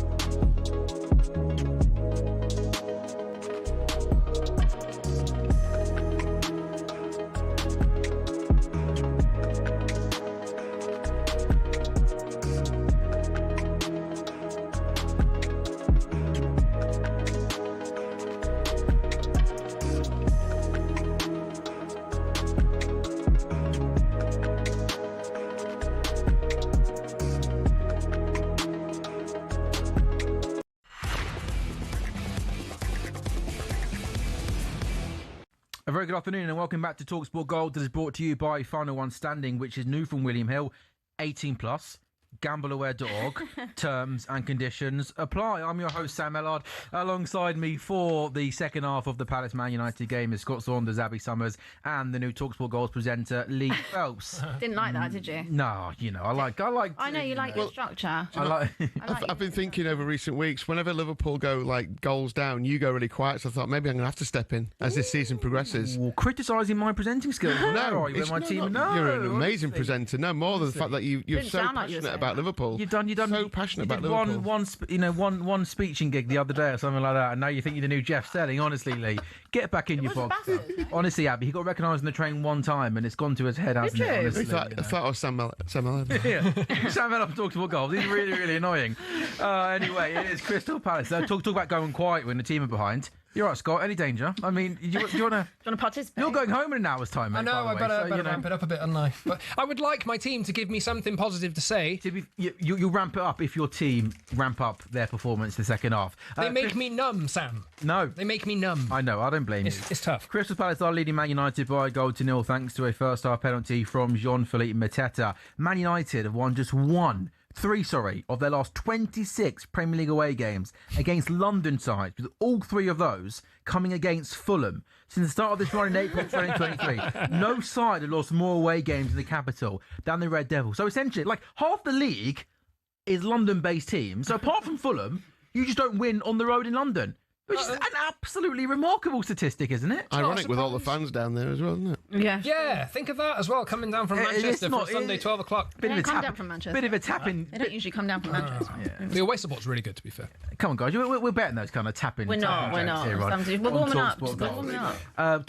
By the way, I don't want to snitch, but I think for a 6.5 hour show, has producer Jamie already had a sandwich? Yeah, already. That is, you've gone early there, pal, by the way. Way too I'm not being funny. 12 till 6:30. I just see him. I thought I'm going to at least wait till 2 from that Palace, and then possibly. But then Kwaku comes in with new energy, maybe half-time, 3 o'clock. You're going to regret that later. We'll have new energy, I reckon, around... Not to say that you're boring or anything like that, but I feel like we'll have. No, this is good for us. We're enjoying this. Your bad energy is good. We want it. We'll have new energy probably around half three, 4:15, because we'll start talking about the game. We'll get Kwaku in here. Obviously, he's going to say that they're going to win the league. All of that energy. Plus, we all want Arsenal to lose, right? Yeah. We're a full Chelsea panel this afternoon. Kwaku usually comes in with chest, and now Chelsea have beaten Barcelona and stuff like that. Oh yeah, we potentially in a title race. And his Estival prediction He's even got more chest. He's on the right. Lots of Estival propaganda this week as well, rightly so. So I feel like that and a coffee will help us. Oh yes, those 4:30 lattes are going to hit well. Thanks for going, Marco. Breaking news, by the way, 1:07 Saturday, November the 30th. Scott Saunders. Man United have had a shot on target. Woo! What was it? It wasn't a good one, but it was still a shot on target. Casemiro from distance had a shot that was easily saved. So Palace are leading Man United by a goal to nil. We got 3 games at 2:05. I'm going to bring you the team news now. West Ham, Liverpool. As Lee ruined my thunder a short while ago, he is right though. Mo Salah does not start for Liverpool. West Ham have won just one of their last 18 Premier League games against Liverpool. For West Ham, they play with a back three. Areola, Magasa, Mavropanos, Todibo. The wing-backs, Wan-Bissaka and Juve, Mateus Fernandes and Potts. Bowen, Wilson, Lucas Paqueta lead the line. For Liverpool, Alisson in goal. Joe Gomez starts at right back. Konate, Van Dijk, Kirkes. What does Konate have to do to lose his place in the team, by the way? It's the tried and trusted midfield three of last season. Gravenberch, McAllister, Szoboszlai. It's Gakpo, Isak and Wirtz that lead the line. So Mo Salah is on the bench, as is Hugo Ekitike. Another 2 o'clock game is Nottingham Forest versus Brighton. Brighton have won more points from losing positions than any other side in the Premier League this season. They got Verbruggen in goal, Kariagoglu, Van Henk, Dunk, De Kuiper, the back four. It's Vifa and Ayari, the midfield two. No Belabor in the team today. He's had a really poor season. Minter, Ruta, Gomez and Welbeck is the front four. For Forest, who of course won at Anfield last weekend, it's Sells in goal, Savona, Milenkovic, Morata and Williams the back four. No Murillo in the starting 11 today. It's Sangare and Anderson who will sit, Ndoye, Gibbs-White, Dominguez, Igor Jesus, the front three. Aston Villa can go third with a victory against Wolves today. Aston Villa have lost as one of their last 24 Premier League home games. That was against Palace back in August. It's Martinez in goal, Cash, Konza, Torres and Deem the back four. Tielemans, Kamara will sit. McGinn, Rogers, Buendia will support Marlon. Don't want to again keep banging about a fantasy team. I've got Watkins in and I thought home to Wolves, happy days. Rack up those goals. Not even on the bench today. Anyway, I'm sorry, not the starting 11 today. I think he's on the bench, isn't he? He's on the bench. He's on the bench. That's arguably worse, though, because if he comes on and gets 1 point, then that's worse, right? Because you don't get the... because you don't get the bench, potential Good thinking, Scott. uplift off the bench. Well, I had Igor Thiago in my team. He's in my team as well. Yeah, 2 goals yesterday. Fair play. Yeah. Scott, what are you looking to see? What do you want to see for Man United in the second A miracle, Sam. Yeah. A miracle. I would love to see a miracle, which would involve Manchester United playing remotely well and scoring a couple of goals. But over the past few weeks, there's been no real suggestion that is going to come.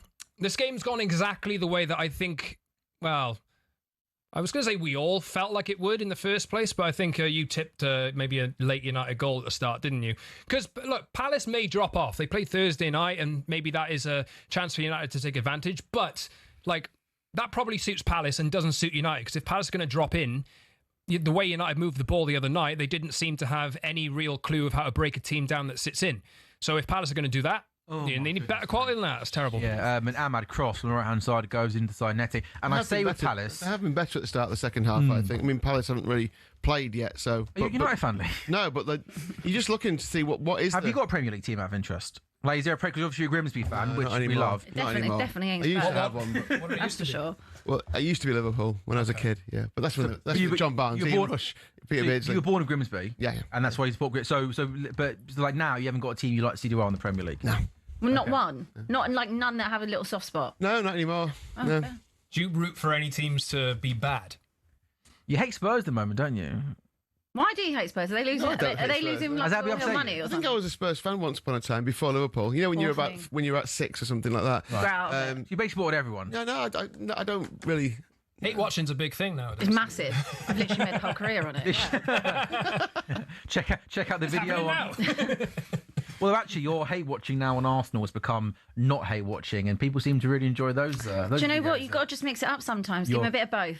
Yeah, although to be fair, it's quite hard to hate watch Arsenal at the moment, given the fact that successfully. You're going to get a hate watch. Sorry, let me rephrase that. Successfully hate watch them because they seem to be winning all the time. Long throw into the box. Oh, United just about managed to clear. And one thing, Scott, you mentioned that Palace going to tire. One thing I think with Palace this season, I worried about them a little bit playing in Europe, is they don't have the biggest of squads, do they? Like you look at their kind of try and trust the starting 11. And I think the 11 that started today is probably their kind of best team. Like if you look at the bench, Nketiah's come on. You got players like Lerma, Hughes, Klein, a couple of younger players. It's pretty much kind of 12, 13 players to pick from. Whereas, you look at the Forest's squad, the strength and depth they've got, Villa, they got much more options. And it's kind of almost a testament to Crystal Palace that if you look at the Premier League table right now, as things stand with Palace winning, Palace are fourth in the table. He's done a really good job again this season. And on top of that, you forget they lost Eze. They lost the most influential player. You have a look before that. They lost Elise. They're a very well-run side. And we know that Palace typically will always end up finishing somewhere between 13th and 10th. Like that is kind of the Palace blueprint. Not anymore. But this would be the perfect time. They've got a brilliant manager to kind of go on and start pushing themselves up the Premier League table. And maybe that's where they view this season going. Have more emphasis on Premier League results. I appreciate, obviously, Thursday night was a tough night for them as well. Like Scott said, it's not too far to travel, but again, playing first team and coming back. Why are you looking at me like that? I'm just how are you getting there? How was I getting to France? Well, yeah. It's not that far. We're talking, how long's the plane journey? We're talking. I don't know, an hour. Oh yeah, an hour's fine. An hour. Yeah, What are we talking about then? We're not talking like we're not talking like they've gone to Kazakhstan, or somewhere like that. So it's. But again, it wasn't a great. It's not a great result. But the performance they've had today is very good so far. Very good so far. It doesn't really show compared to a team that have had absolutely nothing to do. since August during the week.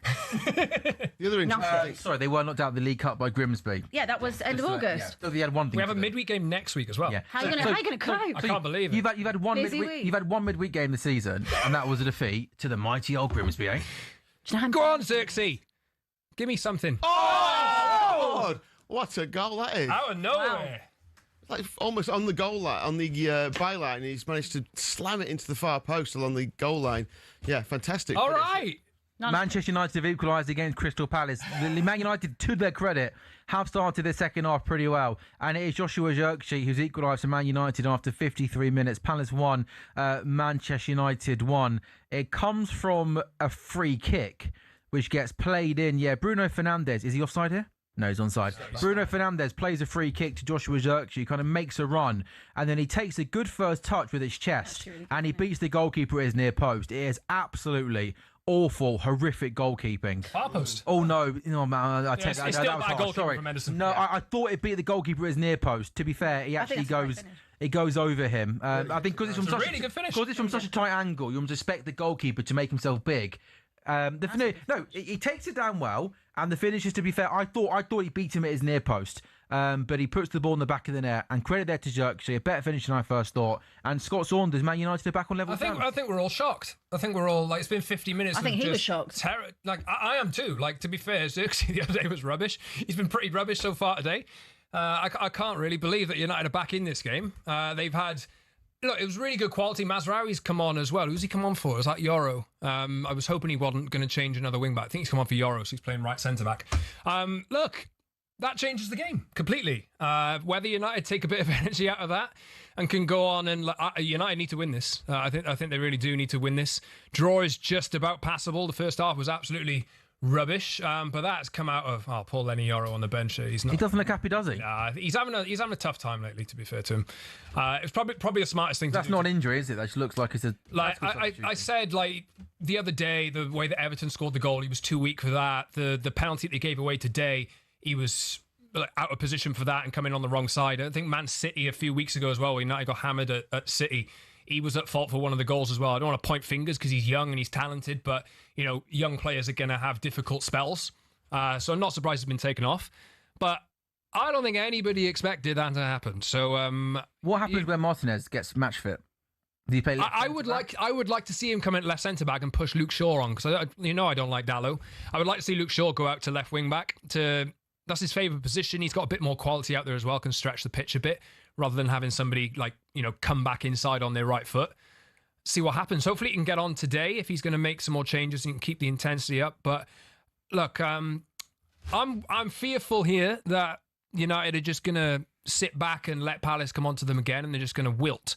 But 35 minutes left or whatever it is, there's a chance. He takes the goal. It's a good first touch, isn't it, Lee? And to be fair, I think when I mentioned the goalkeeper, I think because he gets the shot away from such a tight angle, I think you want your goalkeeper there to be quite strong and to keep it out. But his first touch with his chest was good, and he makes a good connection going back towards goal. So that should give him plenty of confidence, Lee. Yeah, the other thing when you were talking about Palace, Abby, obviously with Eze going, they could lose the captain as well. I mean, I know he won't go and Wharton in the summer. He won't go to the end of the season, but he can sign his deal in January. Yeah. As soon as it opens, he can sign that deal. So they know they won't have him next season. You'd presume.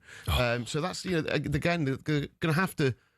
They're going to have to battle away and try and replace a very, very good player, Mark Gay, once he goes for next season. But that's the way it is for these clubs, isn't it? Unfortunately for them, the likes of Brentford and Bournemouth and Crystal Palace still managing to put decent results in and turn it over and make sure there's another good player coming through.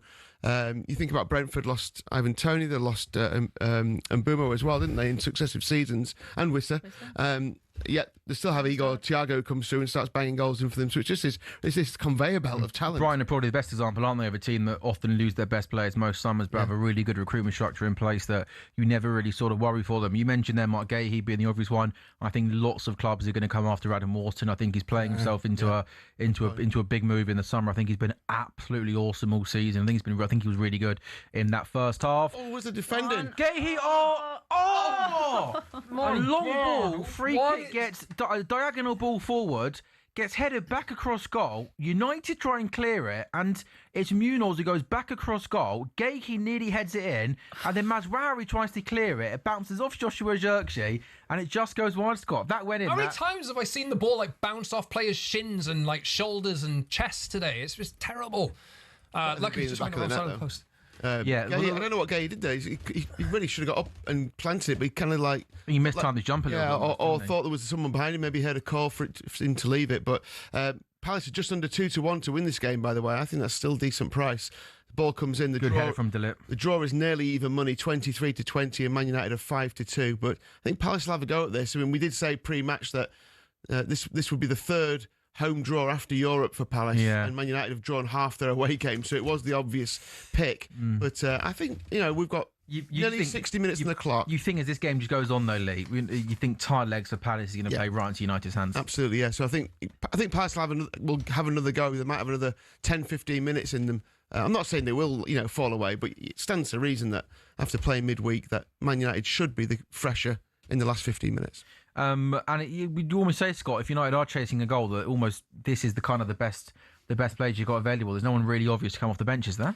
A lot of fans want Shea Lacey to come on. Like he's a real bright spark from the academy. Probably the only real attacking option. Like I haven't got the bench in front of me here, but I don't think there's another striker on the bench. Dorgu, Heaven, Lacey, Mainu, Malacia, That's literally Martinez, Mazraoui, Ugarte. There's no attacking options on the bench really. So look and this is another bad phase of the season as well. It'll impact a lot of teams, but United particularly.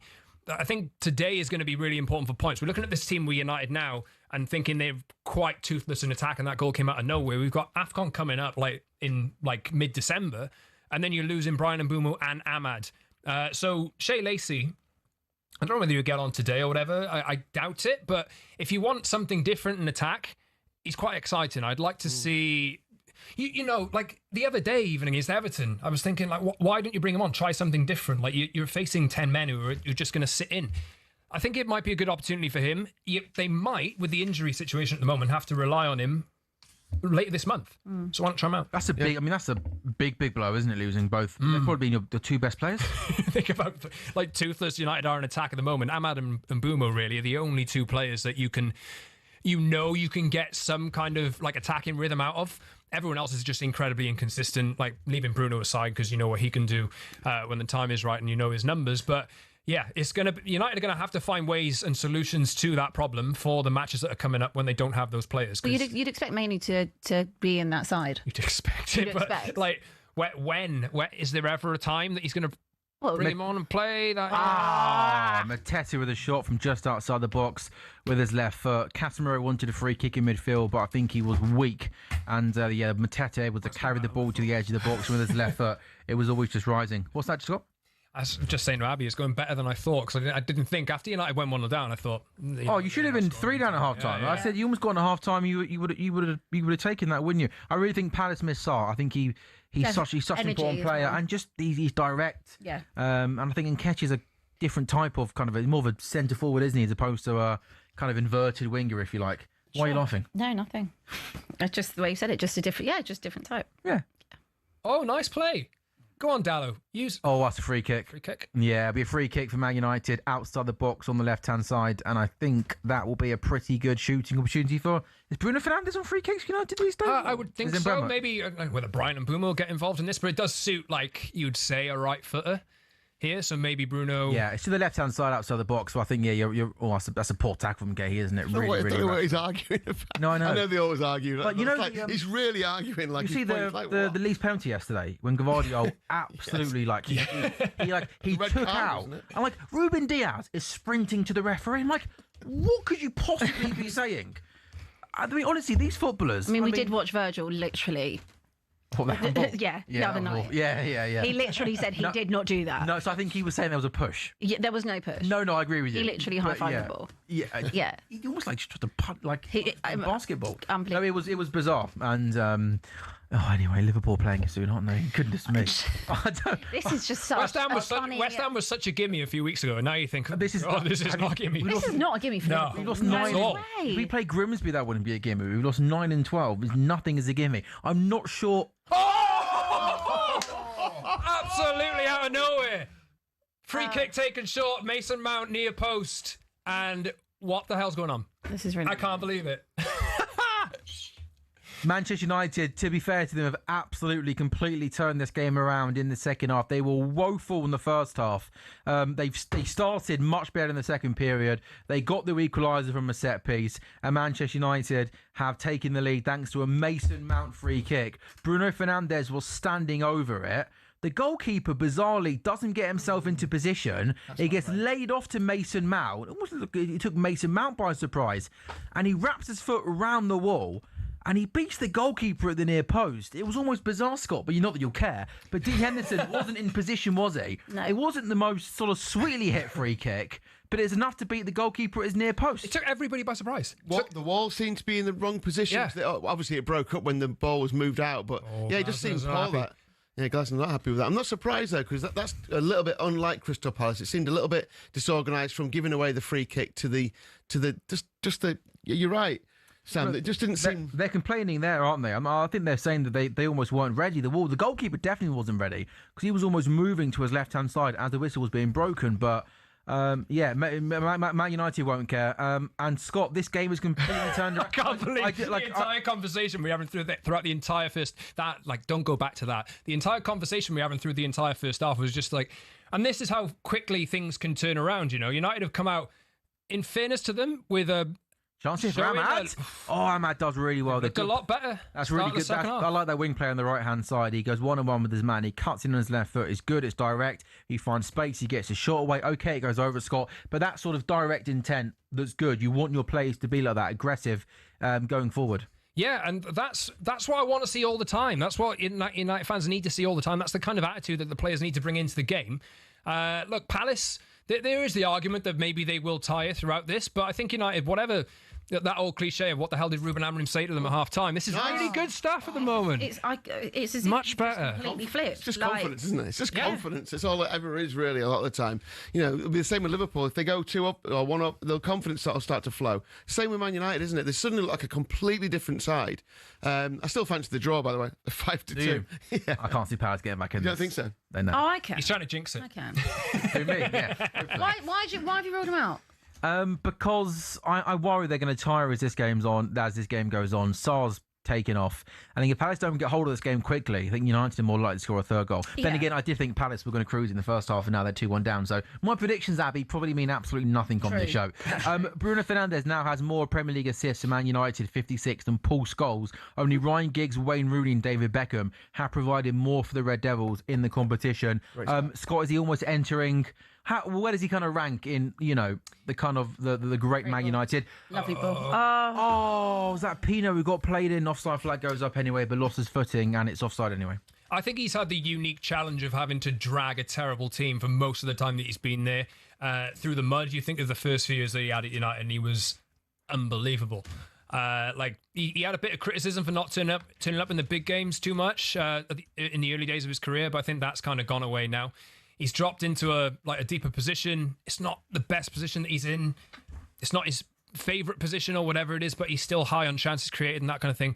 For me, it's difficult because you're marrying Bruno Fernandes' status with the status of the worst United team that we've ever seen in the Premier League. So it's hard to justify that he's on the levels of those other players, but what he's done for the club in a really difficult time, you can't deny that. I think he's been sensational. Yeah, I remember Roy Keane's kind of scathing criticism of him, maybe last season. And I thought it was a bizarre person to pick on, given what you mentioned, how bad United have been for pretty much the best part of a decade. And he's always the one that is trying to make something happen. It's just the flame. Yeah, that's not. I obviously don't like that. But I thought from a United legend to pick on him as the one to single out for criticism when you could probably pick a dozen players, I thought was really unfair. In fairness to him, you can't. He never hides really. If United are bad, he will front up to it. He will speak about it. If United are good, he will give attention to the other players and try and bring other players up with him. I think it could be his last year at United. He's got that clause in his contract, which could mean that he goes to somewhere in Europe. And what's the clause again? I think it's about 65 million euros. I think it is. If he wants to go to a big team in Europe. There's obviously the question about Saudi Arabia as well after the World Cup, and that's been kind of pushed to the side or whatever. But he can certainly do a job at a higher level than United are playing at the moment. So It could be. We could be watching his last season at United, and for what it's worth, United's transition. Do they need to upgrade both positions in midfield? Potentially, yes. So it could be the right time. Yeah, well, it was a long diagonal free kick whipped in for Crystal Palace, and Man United managed to clear it. Yeah, there was that kind of debate in the summer, wasn't there, with Saudi knocking around of if you sold him for big money, you could bring in 2 or 3 midfield players, and what would be better, 2 or 3 midfield players or Bruno Fernandes, and there was that kind of argument debate, but we'll wait and see. So Crystal Palace 1, Manchester United 2 is the latest score in the early game in the Premier League. Palace have been a little bit open defensively in this second half, which is surprising because only league leaders Arsenal have conceded fewer goals than Crystal Palace in the Premier League this season. Manchester United's Premier League games have produced a higher expected goals than any other side this season, and we've seen 3 so far today. To come at 2:05 in the Premier League, Aston Villa versus Wolves. Villa can go third in the Premier League with victory. Wolves are winless in all 12 of their Premier League games this season, picking up just 2 points. It's the third lowest points total of 12 games into a top-flight campaign for us. Brighton, also a 5-2 game. Nottingham Forest are one of 2 teams, along with Wolves, yet to score from outside the box in the Premier League this season. Ellie Anderson, though, I think is going to break that stat sooner rather than later. What a season he's having. And West Ham Liverpool is also a 5-2 kickoff as well. Liverpool have lost each of their last 5 away league games against London sides, as many as in their previous 31. And the big team news today for Liverpool is that Mo Salah is on the bench. Isak and Wirtz are part of a front 3, and we see a Joe Gomez first Premier League start for 11 months. Also a big score, Lee Phelps, in the William Hill Scottish Premiership. A 12 o'clock game. Celtic, who start the day 5 behind Hearts with 2 games in hand, and they're leading away at Hibernian by 2-1. If they move on to 29 points, they'll be 2 behind Hearts with a game in hand. And Hearts, who have only won 1 of their last 4, are they just starting to dwindle a little bit? Yes, yeah, definitely. I think everyone's like north of the border. There's been a lot of chat around. Maybe Hearts are just starting to blow it a touch. They'll be 2 points behind if they win this one. Hibs in 4th. They've just pulled a goal back. So Celtic still got a bit of work to do, but they're heavy odds on to win the title. And to be fair, even when Hearts had like a 10-point lead, you guys you still had Celtic. Did you just know this was coming? Yeah, I think it so rarely happens that the teams don't seem to be able to keep that consistency for a full season when you've got Celtic and Rangers lurking. Rangers up to 5th now on 21 points, so they're on level points with Hibs as that result stands at the minute. A point behind Motherwell and still 8 behind Celtic if they go on to win this game today. Rangers Falkirk is a 2 o'clock start. Livingston Aberdeen is a 3 o'clock start. Scott, this has literally been a game of 2 halves, right? They're pressing, Sam. They're pressing. And it's actually working. What's that? They're trying to win the ball high up the pitch. Trying to win the ball high up the pitch, and they just run it high up the pitch. What the hell? And they win a throw. Yeah, I'm watching a completely different team myself. So why didn't they do that in the first half? Was that because I can't believe the players decided not to listen to the manager's instructions and not? Has he changed system? I think it's the same system. But same. Don't be so stupid. He might have maybe you've got to think about the opposition. Maybe concerned that Palace were attacking. They were very direct in terms of their counter attacks. So maybe there was just that lack of that confidence to be able to push high up and then get caught around the back. You got 4 attackers piling forward on you. Just, you 2-1 up and suddenly it starts to flow, doesn't it? It's hard. I think there's so many intangibles, like confidence, maybe a bit of luck. Did I expect? He wasn't like Joshua Zirkzee in the first half. He was not making those layoffs. They weren't getting up the pitch because his first touch was bad. It's like a different. Dalot, when have I ever seen Diogo Dalot dribble past 2 players? And then dive and not win a free kick, but that was quick intricate football there for Man United, just popping the ball off. And this has been a different Man United team. It's literally as if he said, just basically copy what Oliver Glasner told Palace to do. Try and be more Crystal Palace. Be more Palace, less United. Ruben Amorim, I'm led to believe, has posters of Oliver Glasner on his bedroom wall. He loves Glasner's system so much. He watches what other managers do. He takes inspiration from others. So he's had Oliver Glasner's 45 up close here. So there's going to be a yellow card there for Luke Shaw. 72 minutes gone. Crystal Palace 1, Man United 2. Palace just at the moment themselves looking maybe a little bit leggy from that Europa League game, Conference League game on Thursday.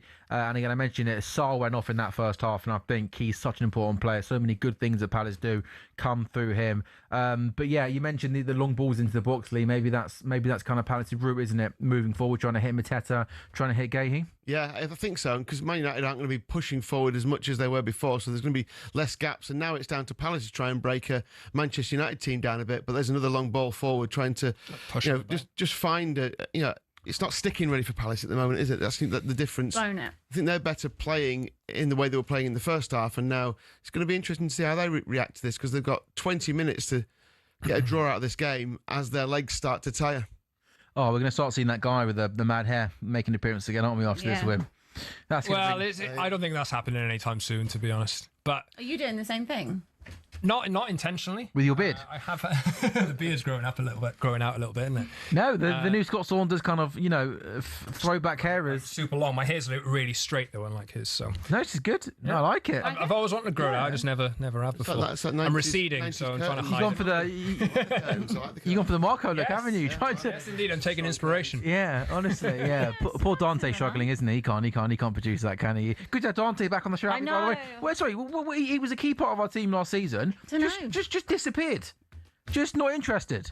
I did actually say that before. No, he I said that to him as well. He did say Sundays are better than Saturdays for him. Oh, okay. Yeah. Well, he's come for the 6.5 hour Quaku. What's this? Well, what are Palace doing in the second you see half, it? aren't they? I can see Quaku's just come back in. Quaku's just pacing up and down the office. He is nervous. He's already nervous for that big half-4 game, Chelsea versus Arsenal.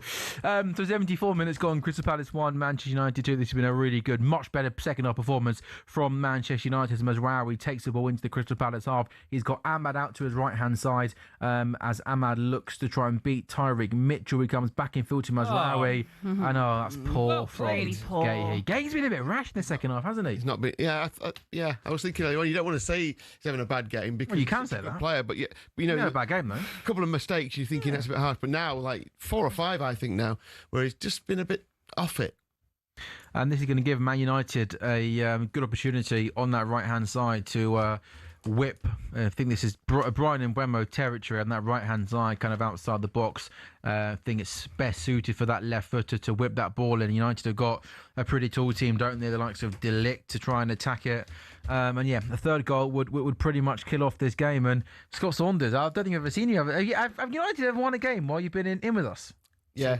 You have one too. I got to watch Athletic Bilbao in the Europa League, the 4-1, and I think the Sunderland game from earlier in the season. But it's a rare occasion. It's one I can enjoy. I usually come in here and like everybody's like willing United to lose, and then that usually happens. But I want to see them hold out here because they have over the past few weeks. They were away at Tottenham. They let a lead slip, and when they were at Forest, they let a lead slip. It's a big day for them. Like, it changes the picture completely. If they win this, they go up to like 6th place or whatever it is, and then you got West Ham and Wolves as the next 2 games, and then the picture changes. It's so like You're away at West fine. Ham. Home to West Ham, away at Wolves. It's such a congested Premier League. Yeah, there are 6 points separating 3rd down to 15th, which is, I mean, every team, Abby, are 1 win away. It's like in that Spurs United game until that De Ligt header.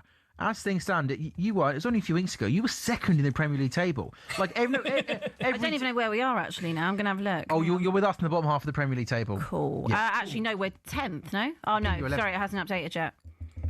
And you've got to turn the page now. You're in the bottom half of the table. I'm used to it. No, it's hard. It is hard to kind of almost work out. Like, I think Brighton are a team that I think I can watch Brighton lose and think they're looking awful. They're on 13th. They win 1 game. Oh, Josh. Go on, Brighton. One of you. Mbeumo's still through here. And Mbeumo shoot. Right foot. It's really poor. Really poor from Palace. Need a 3rd goal. Yeah, I know. Third goal. And you just think as this game goes on, I think set pieces, Palace, it gives them a sniff, doesn't it? But that was Gahey again, wasn't it? Who got bullied off the ball and Mbeumo on his left foot cuts back on his right foot. That's a really poor tame shot into the hands This of game could have been Henderson. outside first half. Yeah, Really disappointing from Palace. Mark Gahey, he's playing like he's already a Liverpool player, which is weird, isn't it? He looked at their defence and thought, I'll just kind of fit in a little bit better. That's locked in. Do you think he's locked into Liverpool? That was probably your best joke. Thanks. It's a low bar. So I think he's locked into Liverpool. Yeah, do we think that's... Not necessarily. Also, I know we will talk about it, but Konate playing his way out of a free transfer. Yeah, that's crazy. Insane. That is crazy. But At least he gets to stay at Liverpool now. Like, the contract offer's on the table, right? Oh, well, I hope not. They literally, I think it they were is. like, it's not even on Liverpool. On a free. On a free, we don't want you. No, but he's been... We're not going to let him go for free. He's been that bad this season. I don't even think Madrid would take money for him. Like, we'll give you... He has been appalling this season. And I can't believe... Like, I know we didn't sign Gahey, we didn't get Leone. We did get Leone. Yeah, he did. He's injured. He's injured, yeah. Apologies. He's out injured. But Konate this season has been an absolute disaster. Like, he's been reckless. He's been all over the place. He's making simple, basic mistakes. And Joe Gomez finally starts today, but he's playing a right back today. And, Konate's just been, again, we talk about the manager all we want. And, the manager, unless he turns things around pretty quickly, I think he's going to lose his job sooner rather than later. It's a big week for him with West Ham, Leeds and Sunderland to come in the next 6 days. Away at Sunderland, you're home. We're at home to Sunderland in the week, then we're away to Leeds. So that feels like 3 games, which you almost, he has to win pretty much all of them. But some of these players have got to have a long, hard look at themselves. I also don't think you should exclude Virgil van Dijk from that. I think he's been terrible this season. I think all of them have been terrible this season, apart from Dominic Szoboszlai. Yeah. Honestly, I'd agree with that. The rest of them have been appalling. And Konate is just making, he had a really good year last year playing alongside Virgil van Dijk. He's making basic, simple mistakes, game in, game out. And again, because of that Leone injury and Gomez hasn't maybe been fully fit, he's forced to play. He's been a disaster. So, West Ham today will Bowen's in decent form, so Wilson score. You lose to West Ham, my God. What? If you lose to West Ham, I'm going to be really, really sad that I wasn't here to see. It's all right. Experience. I want to experience. You can watch some talkSPORT YouTube channel on Smart TV. How about that, pal? To throw in some jobs. We don't just do this for fun, mate. You can text him in. Well, last week we did from 12:30 to 1, but I'll read him. What did you just say? I said last week we did from 12:30 to 1. Yeah. Sorry, not funny, is it? Palace have made 2 substitutes. Yeah, Wharton coming off I don't like. Just to back up your point, Sam, really, that off the bench they haven't got many game changes. They've got a really, really small squad. Pino's gone off, who's been lively in recent weeks. Christantos. I took Pino and Wharton off. Yeah, Pino, Wharton, Uche and They have to go home now. That's all. I mean, there is no way Palace get back into this game now. Hey, you're watching Man United play, so they've always got a chance. That is... Man United have slowed this, as you can see right now. They're literally... It's the right thing to do as well. Saying to Palace, come on to us and try and get the ball off us, which is the best way to do it. So that's a double substitute. No, but I think at the moment you're in... You C word again. You're in complete control of the second half, and it's a Palace team that almost just looked an absolute shadow of the side that were really good in that first half. And I think Pino and Wharton coming off. They've switched identities. Both teams. Swap teams, you think? Is that what they are? Half time. Swap shirts. They all come out in different... Here's Mbeumo, ball into the box. Henderson, get that. Come and catch it, no? Maybe it was a little... maybe it was just... He's thrown his hat away, so maybe he can't. I don't know. I can't wait to blame the hat. That's what that'll be. He'll blame the hat. This hat's on and off though. Every 5 minutes. So you need it or not? I'm looking forward to my. I'm looking forward to my goalkeeping chat with Abby Summers in a short while. My Vicario. Yeah, I know that. Yeah, we'll wait. Let's wait. We probably should have done it in 12 till 2 while there's only 1 game going on, not 3 Premier League games going on, right? You can't let Quaku miss it. He wants it. And the booing of and the managers. Were you there last night as well? Oh, I was not. You didn't go to the game last night? No. Were you watching it booing? Or? I watched it and I was like, I don't know if I can do this. I just want to carry on watching Line of Duty. But I did stick with Line of Duty? I'm re-watching it. I've smashed it this week. Have you really? Badly. Well, back to Series 1? I have literally not left the house. Well, apart from working, I have watched literally... it all before? Or is this but I didn't remember it because it's so long Series ago. 1's a long time ago. So long ago. I don't remember anything. There's some insane things in that. Insane. That's like a genuine, absolute GOAT level ridiculous storylines where ridiculous. That cannot happen. Well, it might. Who knows? You'd hope not, right? It makes me want to be a police officer desperately. Oh, can you imagine Chancellor Mason Mount, left-hand side, goes across goal, across clears over a corner. I can't imagine you rolling around the streets of London Bridge, arresting people. Wouldn't be the first time. Racking up the arrests. Racking up the arrests! Lee Phelps is This alive! racking up stuff needs to stop. We'll just needs to stop. we'll wait for Quaku to come in. I can't see him. We'll just... we're out of the Carabao Cup. We'll just rack up that Champions League, shall we, in May time, yeah. What are you racking up? Losses as well? Welcome to the club. Don't turn this on me, miss. We win 1 trophy in 20 years. I didn't. You've taken it so out of context. I love Quaku just sitting there laughing in there. He's got the old shoulders going. Yeah, I know. He's bubbling. I am actually a little bit scared for 2 o'clock Quaku if I read today. I'm actually excited for 2 o'clock. I'm not, yeah. I don't know why. He's literally coming straight for me. I don't know. I know. You're used to it by now, though, aren't you? Yeah. It'd always be weird if he didn't come for you, right? No, it's fine. Yeah. I quite like it now. Scott, a good sight here for Man United fans. He's growing his hair out as well. He's gone for the Marco as well. I honestly didn't even recognise him. No, have you made a trend? Well, I'm joining the trend. Yeah, you could argue. Martinez is back for his first appearance since February, and I've been waiting so long. He's my favourite United player. So let's. Henderson might be fouled there. Yeah. No, we're talking about you. Yeah, I Abby, know. okay? Share the no, love. sorry. Don't mean us.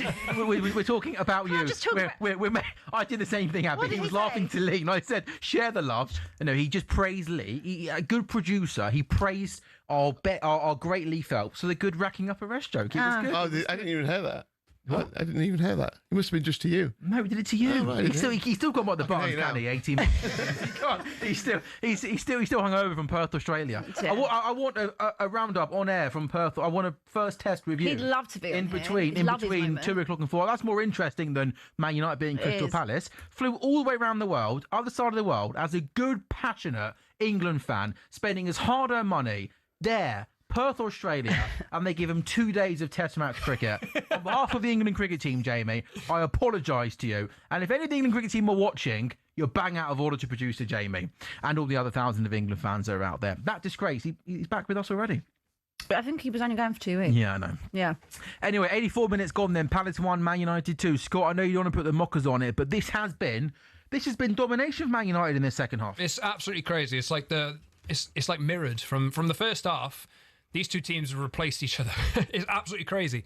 Look, I'm always worried because United are only winning by a goal and it only takes. But that's the kind of pass United were doing in the first half. It's absolutely like They have just put one terrible straight for out of play, Palace. Man United, so they're not completely away from. Oh, Mbeumo. Are you Mbeumo or Mbeumo? I think I changed. It's I've gone on Mbeumo. Bumo. I've It gone is on Bumo. Mbeumo. In my mind, Mbeumo? Yeah. it's spelled MBOOMO. That's how I. I don't want to dig you out, but you're. Oh, it's terrible. Who's the ball? What? Well, what did I say? On the Ouattara. goals preview show. Did I say Ouattara? It's Dango Ouattara, isn't it? Ouattara. And I you said went something like Ouattara. Watara. It was absolutely It was awful. It was. And then as a good professional presenter, I of course dug him out for it and didn't just let it go. You know, it's a little bit of fun, isn't it? Kamada and Mitchell coming off for Crystal Palace. Jefferson Lerma, I think, is one of the players coming on, and the other one is young Jason Devaney. Palace have got 5 minutes to try and get back into this game. Crystal Palace 1, Manchester United 2. Palace have been really poor in the second period. I think the pronunciations are difficult though sometimes. I mean, like I've heard people say like Semenyo. It's like, you know, it's not, you know, it's. I just don't think it's that difficult. Me personally, I just think They do those Google those pronunciations at the start of each season they do. as well. They You have to catch them. Yeah, they are great. Yeah. Yeah. I love Yeah. it. It's funny when it's like Sean Dyche. Gary Be a bit O'Neill. more gruff in your voice. Yeah, I think, for that. sorry. Well, if there was a moment that me. sums up that Crystal Palace second half performance, the young kid that's come off the bench from the left-hand side has just tried to put a ball in from the left-hand side, and that's gone 20 rows back. And Steve Parrish's expression there, I think, is going to sum up how all Crystal Palace fans feel. He's got his head in his hands, and he looks a little bit bemused as to how a team in that first. But I called this guy. I said, going at 1-0 at half-time, United have been absolutely delighted with that. You could have easily been out of the game. Yeah, it's great. Honestly, I'm staggered that this has happened. I said at the start of the day I wanted to see something different out of United, and they have. Well, they didn't give much in the first half. Palace they should have been further ahead. In fairness to them, I think they were that much better. But I think the way the fortune changed for United, just scoring a goal essentially out of nowhere with that. I think Bruno lofted into Xerxes, and then Xerxes took it down and shot the other side. It changed everything for United. Gave them a little bit more confidence, gave them a foothold back in the game, and gave them a reason to believe that they could go on and get something out of this. So they've built on that. They've been really good, and they haven't had loads of clear-cut chances, but a bit of extra quality is told today. So far, anyway, I'm still waiting for Palace to equalise. Yeah. Honestly, I am. Probably I'm still waiting for it. Well, we're looking about 6-8 minutes left in this game. It doesn't look like they're going to, does it? Unless Can I sorry to cut you off there, Lee? That there from Martinez Needless, yeah. is at that. There is nothing that annoys me more in football. There, Palace player has got the ball on the touchline. He's not even looking at goal. And Martinez just clatters into him from behind. It is so unnecessary. And Scott, it just gives Palace now an opportunity to send this ball into the box, and it gives them an opportunity. That, as a manager, as a fan, as a player, that must drive you absolutely insane. He was literally not even anywhere near goal, and he just clatters into him. I mean, United are lucky that the free kick into the box is really, really poor. But that from your centre half, Scott, that would drive me crazy, mate. Yeah, I mean, look, Palace have been good in a lot of areas, like in the first half especially. One of the best things that they've had about them today is the throwing the ball into the box, or like set pieces into the box, like free kicks, this kind of thing. And it has caused a lot of chaos, like balls bouncing off everybody, Palace getting a few bites of the cherry when the ball comes into the box, and just looks like chaos in there at times, and giving away needless free kicks like that. I love Martinez. I really do. I love everything that he kind of like brings to the team, but sometimes he can overstep it and do things unnecessarily. But United have got away with that one. How impressed have you been today, mate? Do you like what Mason Mount brings to this Man United team? Look, he needs more output. No, I understand why coaches pick him, but he needs more output. If he's playing in one of those like 2-10 positions, like the goal record and assist record of him since he came to United for 60 million quid, it just isn't good enough. He was injured for a long period. And he has been, yeah. He needs to have his minutes managed properly, and they have been very careful with him over the past year or so. But we need to see more. Like, Mason Mount has that quality in him. We need to see more. He's got good whereabouts. He knows defensive structures and pressing structures and this kind of thing, and that's why he's really vital to coaches. But if you're going to play in those attacking roles, you need to bring more goals and assists. You mentioned West Ham and Wolves to come, which on paper and theory seem like nice games. Manchester United score, as things stand, are 2 points off third place, which just doesn't feel real, given they've spent most of the season being pretty hopeless, pretty useless. I mean, if you'd have said going into December, you'd be 2 points off third. I mean, you'd have snatched my hand off. Yeah, and that's the thing, and that's why it's so difficult to kind of have, I come in here and I was talking earlier about like the system and like Amorim, how much time he's getting and how like one result can change everything. Or if he didn't win today, they'd be like 12th, 13th, 14th in the league, depending on other results. And then you'd be going into those games like that are coming up thinking, oh, well, Everton could do what United... those teams could do what Everton did to United in the weeks to come, and they'd seem really a lot more difficult. But, like a bit more confidence in the team, things can just happen. Like a goal can just happen out of that. That's a free kick. No, not that. I don't think there's an advantage there, by the way. I think he's played. Has he given the advantage? Fernandes with a late tackle there on Lerma. You'd rather have the... I thought the same thing. You want the free kick. There's literally no advantage whatsoever. I can't see Palace scoring from open play. No.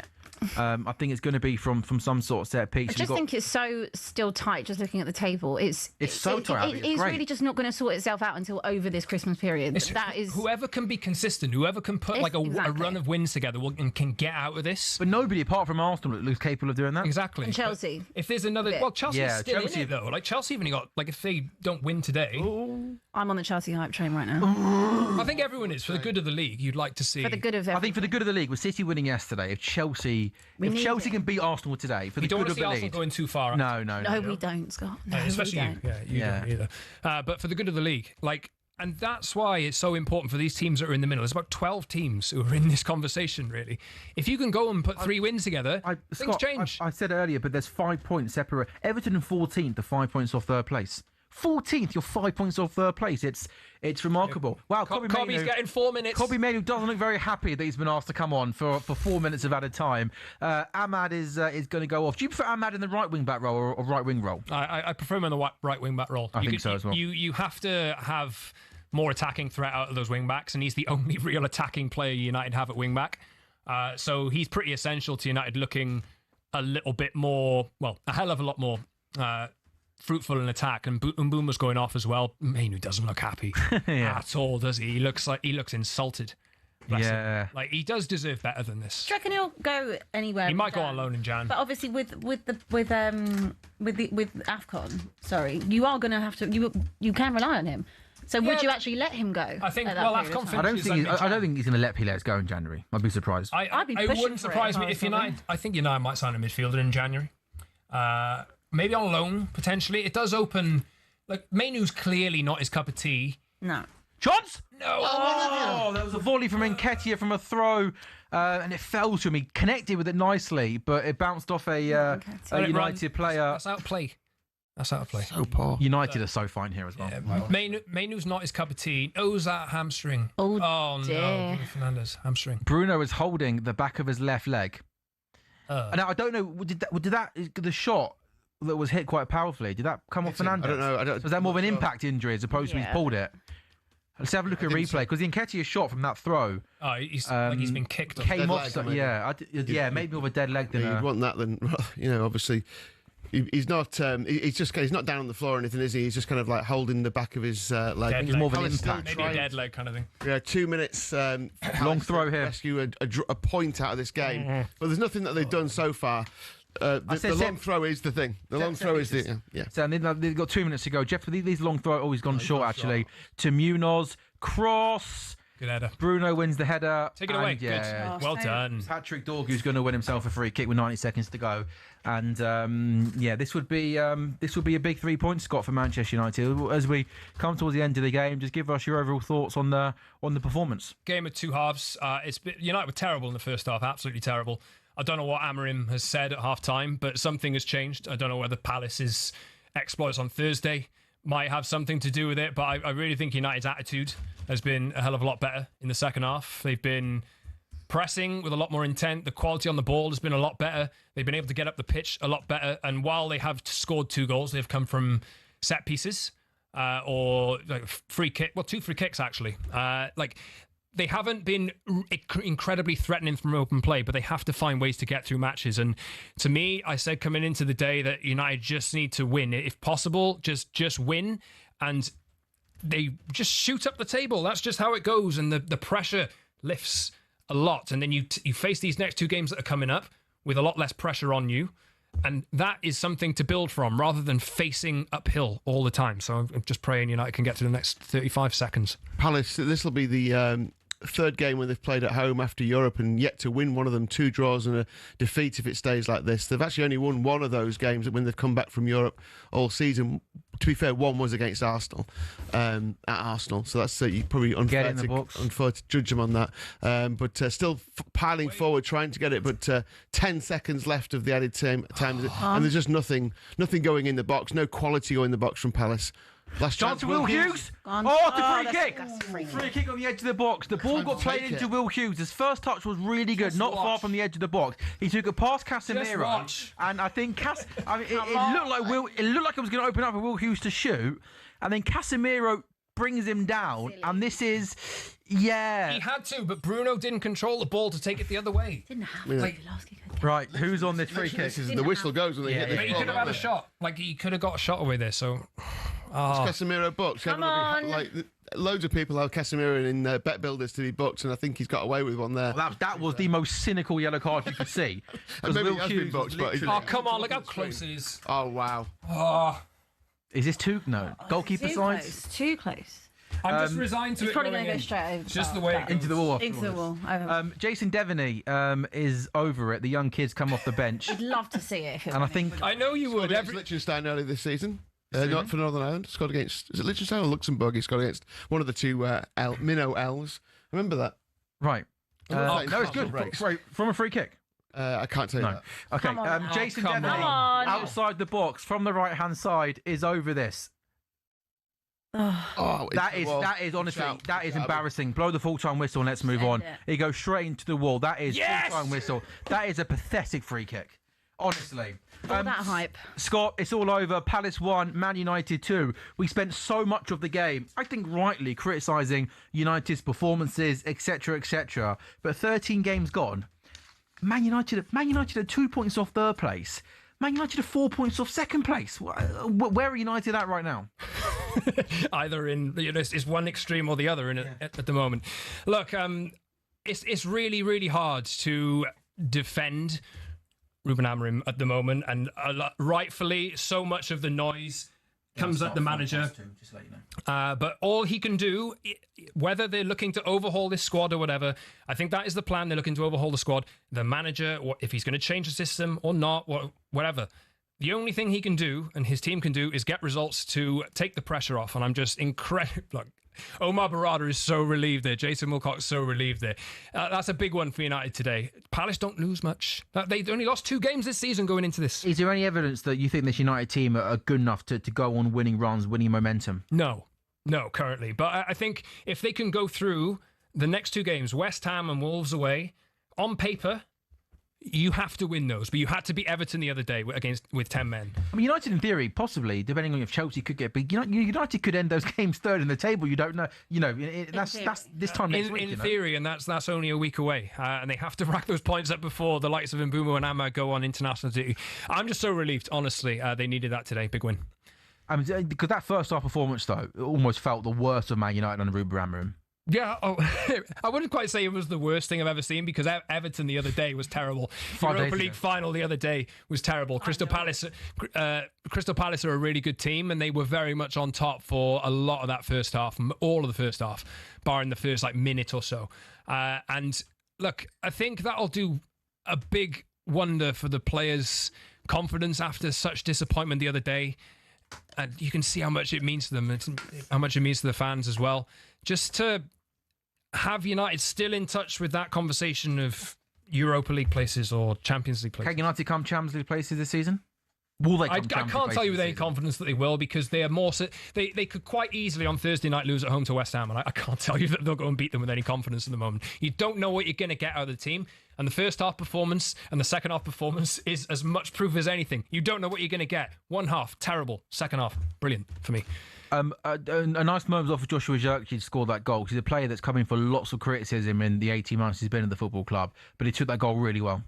Yeah, again, he has not had really any chance at all to go and impress this season. I think United signing 3 forwards over the course of the summer meant that he was always going to be second fiddle, and just through injuries now, that was the opportunity for him, and he didn't take it Monday night. He did take his chance in the second half today, and the goal he took was a lot of quality as well. Goalkeeping was maybe you can question it a little bit for Dean Henderson there, but his goal and the quality that he showed in that moment really turned the game around for United and gave him something to build on. So he needs to take that forward. They all need to take this forward, because I can't sit here with any confidence and say that this team is going to go and put in the same second half performance that they put in here today in the next few games. It's a big challenge for Amorim to continually get this right, and for these players as well. Yeah, maybe final word as well for Bruno Fernandes. He got both of those assists, but it does feel as if he was there once again, in particular in that second half.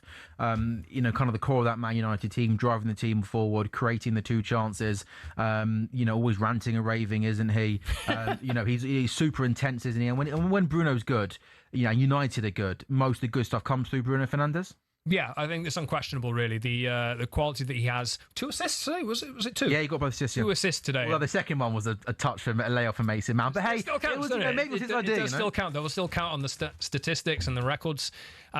Look, when he's on song, and it's been the case when Bruno's good, United have generally been good ever since he joined. I think we're approaching the 6th year now that he's in 2026. It'll be 6 years since he joined United. So his quality, his ability is unquestionable. It's just, is it the right fit in the team? How consistent can he apply it? And he is a massive influence on this team as well, and they need him, and they need more players around him to start putting in performances. Mason Mount and Joshua Zirkzee. Scott Saunders, thank you. Nice to have you with us. Yeah. You don't qualify for a sandwich though, okay? That's all right, mate. There's only 2 here. Yeah, that's fine. By the way, you're having that one, all right? I'm not having that one, all right? No. Scott Saunders, thank you very much. As always, you're a good man. And nice hopefully we'll see you sooner rather than later. Man United go to Crystal Palace and win by 2-1. Man United are 3 points off third place. How does this make any sense? We're back in a couple of minutes' time on talkSPORT Goals.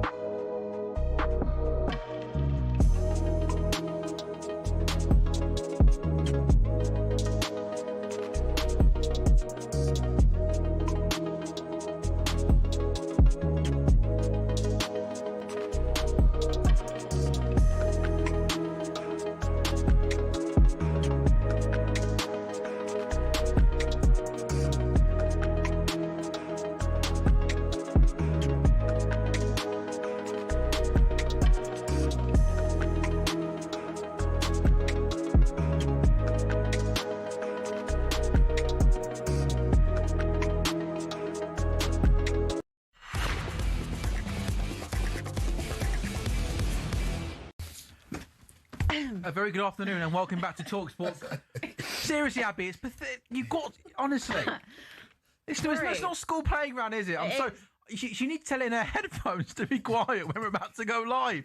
I mean, honestly. Anyway, honestly, we're not going to win an award, are we? If we keep coming out the break, were you coughing into the microphone? Sorry. Right? Quaker was helping me put my headphones in.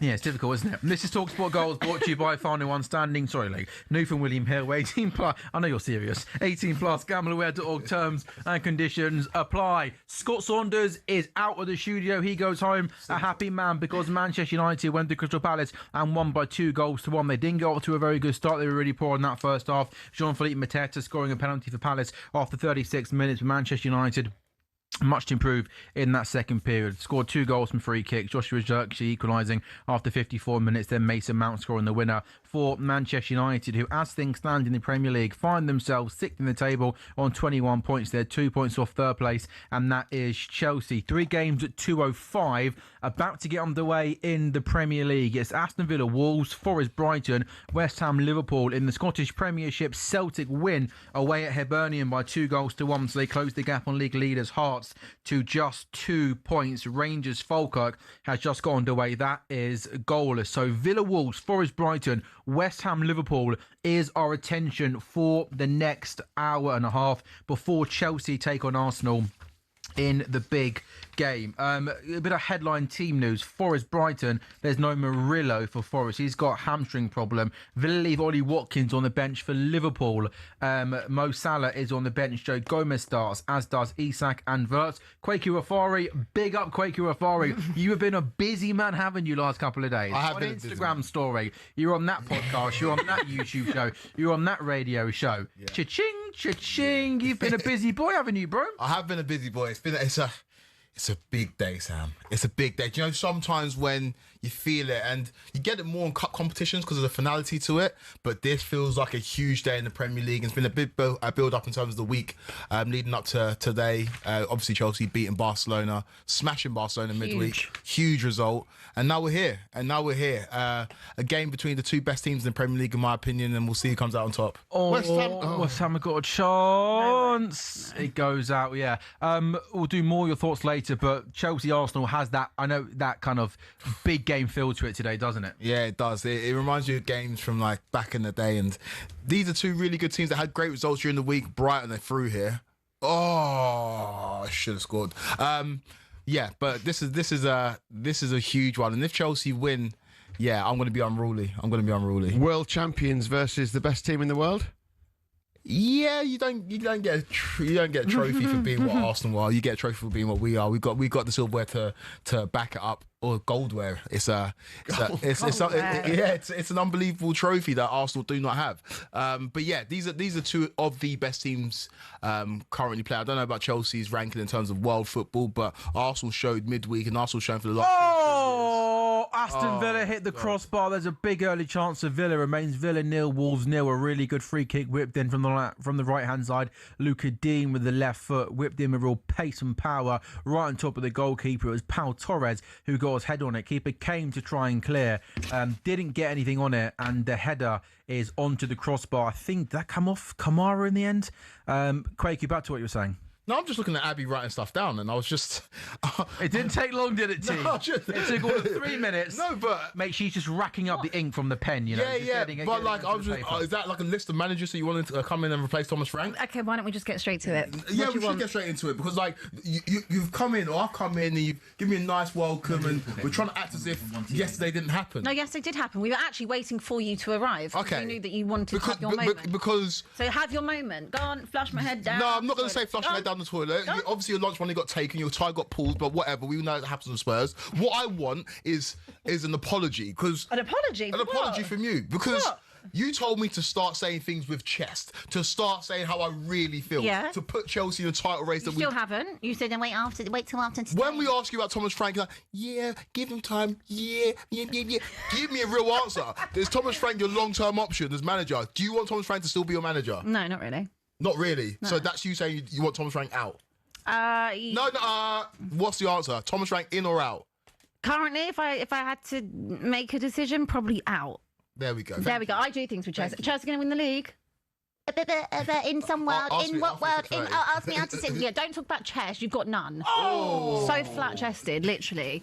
Anyway, right, you want to talk about last night? Go on. No, I want to ask you about last night. Ask me what you want. Because the thing is with Thomas Frank, when he came in, we got told, it might not be the most exciting football, but Correct. it's going to be a little bit pragmatic, right? Correct. And I always thought that was what Spurs needed. Correct. But I know Spurs fans, they live in a be fantasy rude. world. Don't be rude. They live in their own delusions, right? And they don't just want to win football matches, they want to win it playing a certain type of football. Mm-hmm. I think that's entitlement, but that's what Spurs fans want. So I think Thomas Frank is a great appointment, but I knew that Spurs fans weren't going to give him time. Spurs fans are more patient with Andrew finished 17th last season than Thomas Frank, who, if he wins a game, he's I'll tell back you in the why. mix. And so what is it about Thomas Frank that Spurs fans just aren't having? Because last season you lost 22 league games, and it took until maybe April for you guys to jump off the Ange bandwagon. You guys backed him to the hills, but yet with Thomas Frank, who's still in the mix, and if he wins a couple of games, is back in the mix, you want him out. Okay, so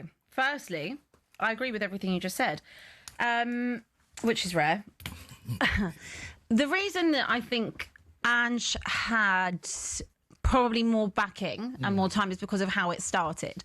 The first 10 games, which again, this is why eventually I was like, this is not going anywhere fast because I hadn't seen it for over a year. The first 10 games of how Spurs played in terms of the attacking style, the excitement that he brought back to the club after Conte and after that whole, the mess of that whole situation and what was left after that. When Ange came, he reinstated that lovely type of football. Yes, that only lasted for 10 games, let's be honest. But Spurs still finished 5th that season. So it gave you something to be like, okay, there was a lot of injuries as well that season. Could have finished 4th if you didn't throw the game against... well, we wouldn't have the Europa League if that happened. So there we go. Okay. Anyway. Good point. Thank you. So there was a lot of injuries that season as well. So we kind of thought, okay, it's a good first season. Yeah. It's good. And then obviously we start last season, and this time last year, I think Spurs were 7th on 20 points. They were still in the conversation, I guess, of finishing in the top 4, and then it just absolutely nosedived. So that is where Ange had more time, more leeway, because it only really fell off a cliff around December time. After that, there wasn't really many people still left on the Ange train. And as I've said, I do not intend to repeat what I did with Ange, staying as late as I did in that process. I'm getting out of there, I can't do it again. With Thomas Frank, playing a pragmatic style of football was what Tottenham needed. But there's pragmatic and there's pragmatic. We don't want someone that is so pragmatic that you go completely away from the beauty of how Spurs always want to play. You can play with the handbrake off, but still defend well. And this is why, I'll go back to the clip that I actually posted last night from when we spoke about it after the Chelsea game. I still was very much on the side of Thomas Frank at that point. But what you can't account for, is if you're going to be pragmatic and you're going to shore up the defence, I'm okay with that. I'm fine with that. But you can't concede. I think we've now conceded in a week. It's 11 goals, I think it's in a week. Yeah. 11 goals in a week. So if you're going to be pragmatic and focus on defending, best believe you better defend. Yeah. You better. If you're going to play with 5 at the back against Arsenal, I don't expect you to go there and get battered. I don't expect you to get cooked. And on top of that, if you're going to be pragmatic and have a little bit less emphasis on going forward, you can have that if you're defending well, but you are not going to keep putting up numbers like 0.00 at half time in games. You're not going to do that. Okay, I get that. But let's talk about the opposition you come up against. You said that Arsenal, or there's a general consensus that Arsenal are one of the best teams in the world, if not the best team in the world right It's now. the lack of being able to compete. I don't need Tottenham, and I don't expect Tottenham to be able to beat Man City. Hang on, wait a minute. I don't expect Tottenham to be able to go toe to toe with Arsenal at the moment. But what I do expect them to do is have fight and actually show up in games. That is not necessarily on Thomas Frank. Yeah. That is also on the players, and I have happily called out the players as well. Does the City result not count? The City result was months ago, mate. Okay, but it's still a result that happened this season. It's a result, great. But I'm going back to the third game of the season, the second or third game of the season. I haven't seen any progression from Thomas Frank. Cool. I haven't seen these players move forward. I've seen them move back. I think there's a consensus about Vicario on this show. Absolutely. Terrible. Can Thomas Frank do anything about that? Insane goalkeeping? I agree with Can Thomas Frank do anything about a doggy not closing down? And about the individual mistakes from Romero? No. And also another thing, I've got big sympathy for Thomas Frank that it's 3 bad stacking players. He hasn't been able to use any. All of it. There can be many truths in this argument. Because I just don't. I see this as another no. No, it's not. Do you know what it is? and it was it from the beginning. Go You on. just don't feel like he plays the right type of football. He doesn't. You can say you want pragmatic football, but Spurs would rather lose and play well than win and not. That is it. That is the problem with Spurs. There is a You balance. have a feeling. There is a balance. There is a balance to be had. You don't have to be pragmatic and be boring and What create balance no do you want? XG. Who do you want? What do you mean? What, as a coach? Yeah. I don't know. I don't know, Quakes. Like, the only person that I can honestly say has ever done anything for this side that has also had a level of pragmatism in it, but been so good going forward, is Pochettino. I can't give you another manager. Pochettino at the end of the World Cup would be. I know we're looking way ahead now, but that would So be. I can't give you another option because I've seen every. I could literally run this back from last year and the year before that and the year before that. I have seen every type of manager at my football club, and I don't genuinely believe that this is all on Thomas Frank. I believe it's part of Thomas Frank, part of the players, part of it, the recruitment, part of all of it. Like. Quaker, you think that you're surprised that Spurs fans, having watched them, finish 17th last season in the league, lose lots of games, you're surprised that Spurs fans have turned so quickly? I'm not surprised at Spurs fans because I didn't think this would work from the beginning. He's not their type of manager. Because of the pragmatism. Because of pragmatism, and they want to go to. But in Spurs just need a good coach. Yeah, but they don't want that. They want to be entertained, right? Think about how good Antonio Conte was in his first year at Spurs. They were entertained last season, weren't they? And didn't like Ange. We were not entertained. The first season they were entertained. First season, last season they're not entertained. And also, the fans that are calling for Ange back is absolutely ludicrous. Okay. Like saying this wouldn't happen under Ange. Like, guys, whoever is calling for that, it's just nonsense. Okay, so your dream scenario is Pochettino, right? Is that it? Pochettino? He's so because he should never have sacked him 6 years Is there ago. not a case of maybe treading water, seeing how Thomas Frank can do, and then wait until the end of the season when Pochettino's available? Because I'm seeing multiple Spurs fans saying Frank out, and I just don't know what you want. Maybe, just maybe, look at yourselves. Mourinho couldn't make it work at Spurs. Conte couldn't make it work at Spurs. We've seen Ange not make it work. Thomas Frank is now currently struggling. All good managers in their own right. So I don't understand what good it is asking for the manager to be sacked if we know it's going to be the same thing. I'm not actually asking for the manager to be sacked. You asked me, would I sack him now? You said yes. Yeah, but I'm not saying he has to go right now. I'm saying if I had a choice of would I keep him or would I not, I probably would say no. And I'm asking you, what good would it be to sack him? That's what I'm asking you. You can't keep firstly losing. We've lost 3 times. Sorry, we've only won 3 times at home in a calendar year. I appreciate that's not all on him. That does stem back prior to Ange. But the only wins that he's had at home in the league this season is Burnley. We nearly lost to Wolves. We're putting up XGs that have never been seen before. We're not creating anything. I also think that there is an element of the way in which we're playing does not remotely benefit some players either. I'm not saying Xavi Simons is going to become a world beater overnight by playing, but we don't go through him whatsoever when he does play. You're not even playing him at the moment, though. No, he's not playing him at the moment. I can't. I like Thomas Frank. There is such a lack of fluidity. There's a lack of link-up play. There's a lack of link-up play. Defensively, they're terrible. They're all over the place. You're meant to be good. The one thing you're actually meant to be good at is being tactically astute and also being very good defensively. I'm not even seeing that. I can't say that he's improved anybody. I sat here a month ago and I said, I don't think it is just on him. I don't think it is every single other manager that's ever walked into the club. We've had so many. It can't all be on that. It is inherently involved in Spurs from the top to the bottom.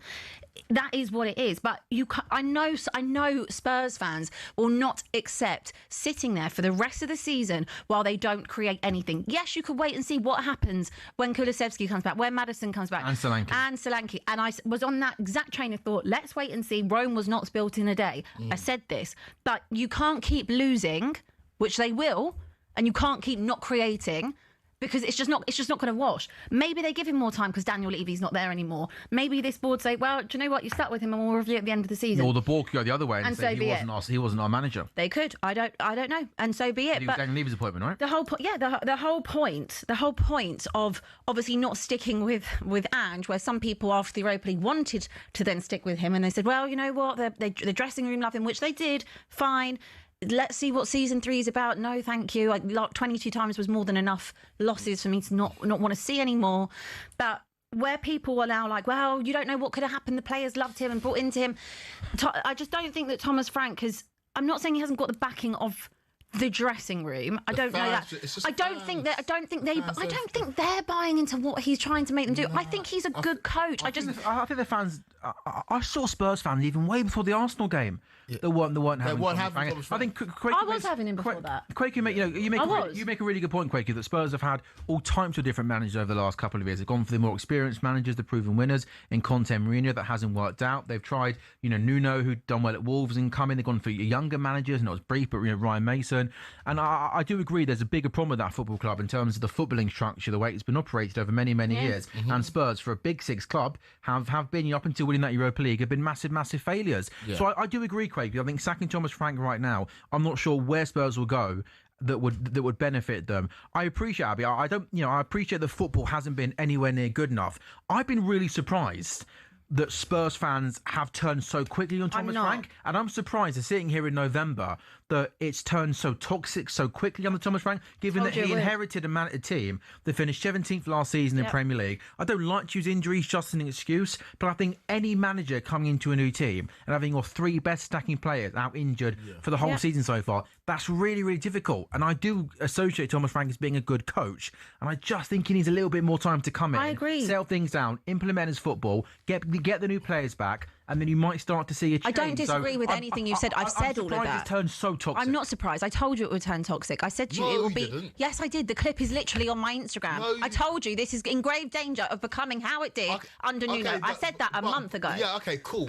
But you were also saying, I don't understand why certain Spurs fans have turned. New evidence. I understand. Yeah, you can't put up performances against Chelsea. I thought that was a one-off. You're not on our level. You're not on Arsenal's level. It's not that. You're not on PSG's level. Wolves have taken the lead away at Aston Villa. Rob Edwards in the second game. The offside flag's gone up. God.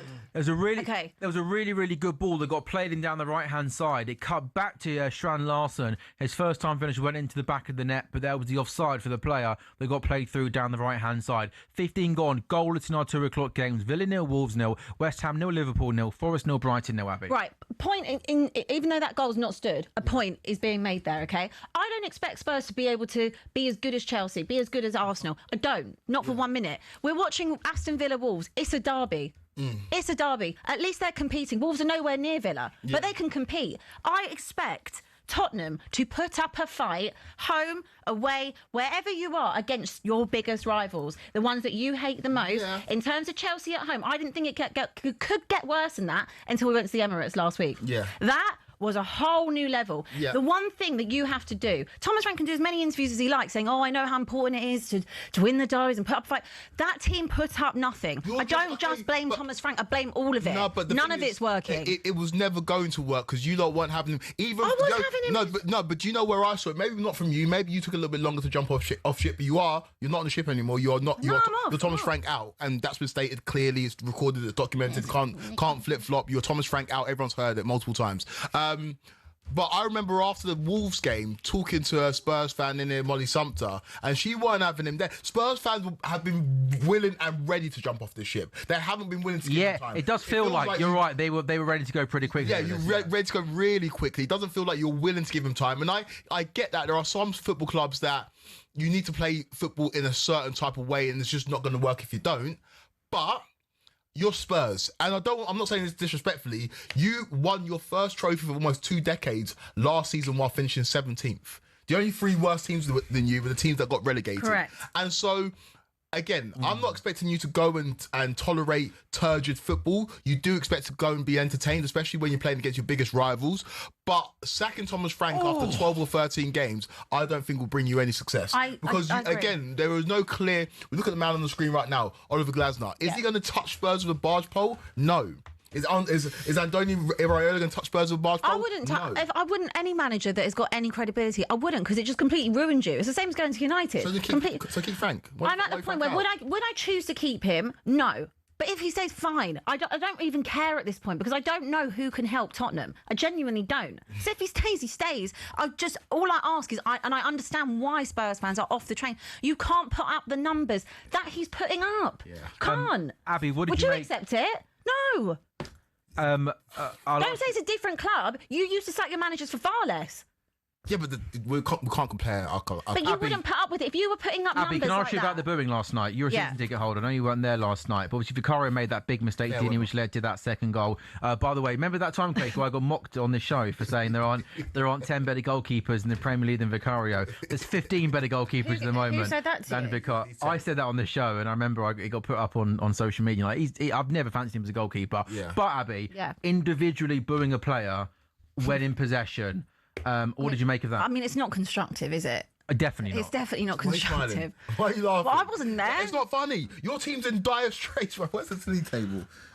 See, Second. You're not even that. I can't laugh at that one, Yeah, you keep quiet. There's the booing, which is unsavoury, but then there's the sarcastic, applause when it's like, No, that's out of order. I Yeah. mean, booing is a reactionary thing, Look. isn't it? But being sarcastic about your own players, like, It's just such a. It's also terrible- toxic, isn't it? It's so it's toxic. toxic. No, like Spurs is like supporting Spurs. I imagine it's like being in a toxic relationship that you're just not allowed to leave. Like you're stuck with this every year, every single year. They forget your birthday. They forget your Christmas present. They forget you exist. They forget to walk the dog, and you still have to stay with them. Don't forget to walk the dog. Leave the Make dog sure out. you walk your dog, people. Leave the dog out. Yeah, Come on now. And you have to stay yeah with them. look, I'm in a toxic relationship with my own club. And then, do you know what happens when you stay in a toxic relationship? You start to become toxic yourself. The booing last night from the fans, toxic.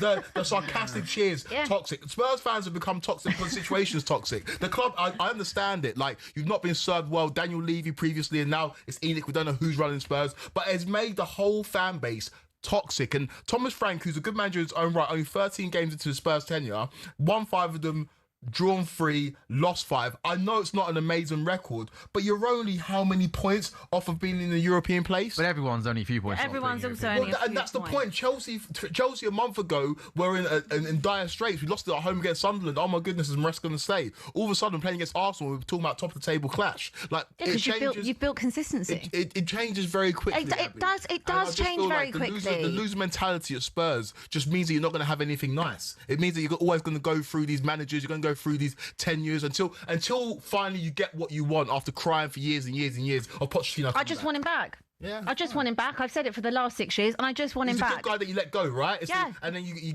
brought in these other toxic guys and Isak! Oh, what a save by the keeper! Isak from close range tries to ball comes in from the right, headed back across goal, and Isak acrobatically goes towards goal, and it's well saved by the goalkeeper.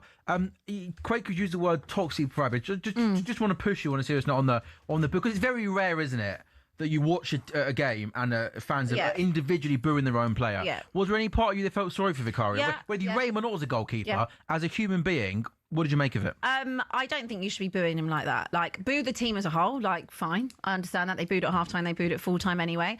I think I was actually shocked when I heard them booing him individually. I was like, is that the Fulham fans? And I was like, surely not. And I realised it was us. Fulham fans aren't that loud. And I was going to say it can't be that many of them. I was shocked that they were booing Vicario. Look, it was a bad mistake. But the one thing I would say about Vicario is that he's got a lot of chest. That's fair. In multiple He's a shouty ways. goalkeeper, He's isn't a shouty goalkeeper, which I know really irritates us in particular. And Quaku knew that as well, because he even personally WhatsApped me for the first time in 2025 last night to message me about Vicario. But Respect Quaku. one thing I would say is that after every single loss, which there's quite a lot of them, Vicario is the one that comes out. Yeah. He's the one that comes out. He's the one that takes the blame. He's the one that shoulders that responsibility. I don't know if he's self-elected it. I don't know if no one else wants to do it. I don't know. But I will always give him credit for the fact that after every single defeat, he is the one that comes out and holds it. And he apologised. You move on. I've seen many mistakes be given. I didn't see Romero apologise for his hospital pass to Saul the other night or the penalty he gave away or anything like that. Sure. So I'll give him credit for that. Is he good enough? Probably not, no. But are most of that squad good enough? Probably not, no. Abby, well, I've got to both of you guys here. Yeah. Does it feel as if, because results have been a little bit patchy over the last few weeks, and fans properly turning on the manager and players, normally when that happens, it feels like it's a long way back for the manager. Do either you feel as if Thomas Frank is in danger of losing his job soon? I would like him to change. I would like him to turn it around. I would like him to change my mind. That's where I'm at. And he said last night that I think he had a go at the fans. I think his phrase was, "They're not true Tottenham fans." I think it was about booing Vicario. Yeah, no, that's correct. But again, he's having to pop back at the fans, and it's just never. It's not a good recipe, is it? You know, that's another thing. Okay, I feel like Spurs had a connection with Ange quite early on. There was a connection there. There was a feel-good factor when he first came in. There was a connection, which obviously is bred by winning games. Sure. I think that I don't think many fans are connected to Thomas Frank, because I also don't think the style of play allows you to connect, if that makes sense. Yeah, no, I get so it. I understand. Do I think it's a bit rash saying sack him, if I'm being honest? Probably, yeah. But do I think that Spurs can withstand another season where they potentially finish 15th, 16th, 17th? No, I don't. What tells you you're going to finish there? History and brain. No, And eyes. But nothing tells you that. No, Nothing it does. tells you that. Quaker, when you're putting up 0 XGs. Yeah, I'm not saying. What I do get, you wanna- right? Sometimes in football fandom, there are things that I'm not saying that the hate for Frank is irrational, but sometimes, not your hate, just Spurs. I'm just saying that sometimes as a fan, you just don't mesh with somebody. For example, at Chelsea, I had Mauricio Sarri finished third and won the Europa League and got to the League Cup final. All Chelsea fans were done with him. It's sometimes a manager comes in and for some reason he doesn't vibe with the football club. And I feel like that's what it is with Thomas Frank. We can explain away the XG, we can explain away the poor results. We can even explain away the eye test. But last season, you looked terrible. Agreed. Towards the back end of Ange's first season, you looked terrible. But for some reason, you lot fell in love with him. And sometimes it's not a rational thing. Sometimes it's just a connection or a lack of connection with a manager, and that's what I feel like with Thomas Frank, because you guys were so ready to jump off the bandwagon. Not you in particular, but it feels like as soon as it went wrong, you guys were ready to jump. That really surprises me. I appreciate the style of football was slightly different to, obviously very different to Ange Postecoglou, but this was a guy that I think arrived at Tottenham on the back of years of really, really good work at Brentford. I honestly think and again, he's a good manager. I mentioned the injuries, and I'm really, really surprised to hear that from you, Abby, that you think Spurs fans were just waiting to want him to be sacked, I genuinely think that he is a good manager. I really do. Like, we don't even need to go into all of this again because I've already said it all in terms of the player development, what he did at Brentford, what he could potentially do at Spurs. I do really think he is a good coach. I think it just might not be the right club, the right fit for him. If we would have potentially got an Iraola, do I think that we would have maybe connected with him a little bit more? Potentially so, because the football is more positive. I think that is what Spurs always want, to play good football. I think when you're looking at how Tottenham play at the minute, there's nothing. They're not giving you anything. They're not even giving you anything defensively, which is what we were giving earlier on in the season, being able to defend as a unit and be able to being good in that area. We've got nothing in the middle, and we are invisible up front. So there's nothing going on. It sounds odd to still want back the same man from 6.5 years ago, but it always just felt like, to me, with someone like Pochettino, the job wasn't done. He was unfairly sacked. He was never backed properly.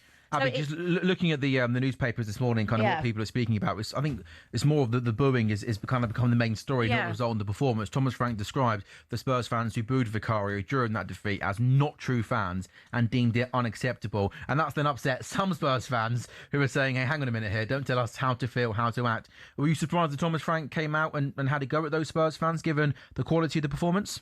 No, because I feel like when you're booing one individual player, like it would be odd for the manager to not come out and back his player.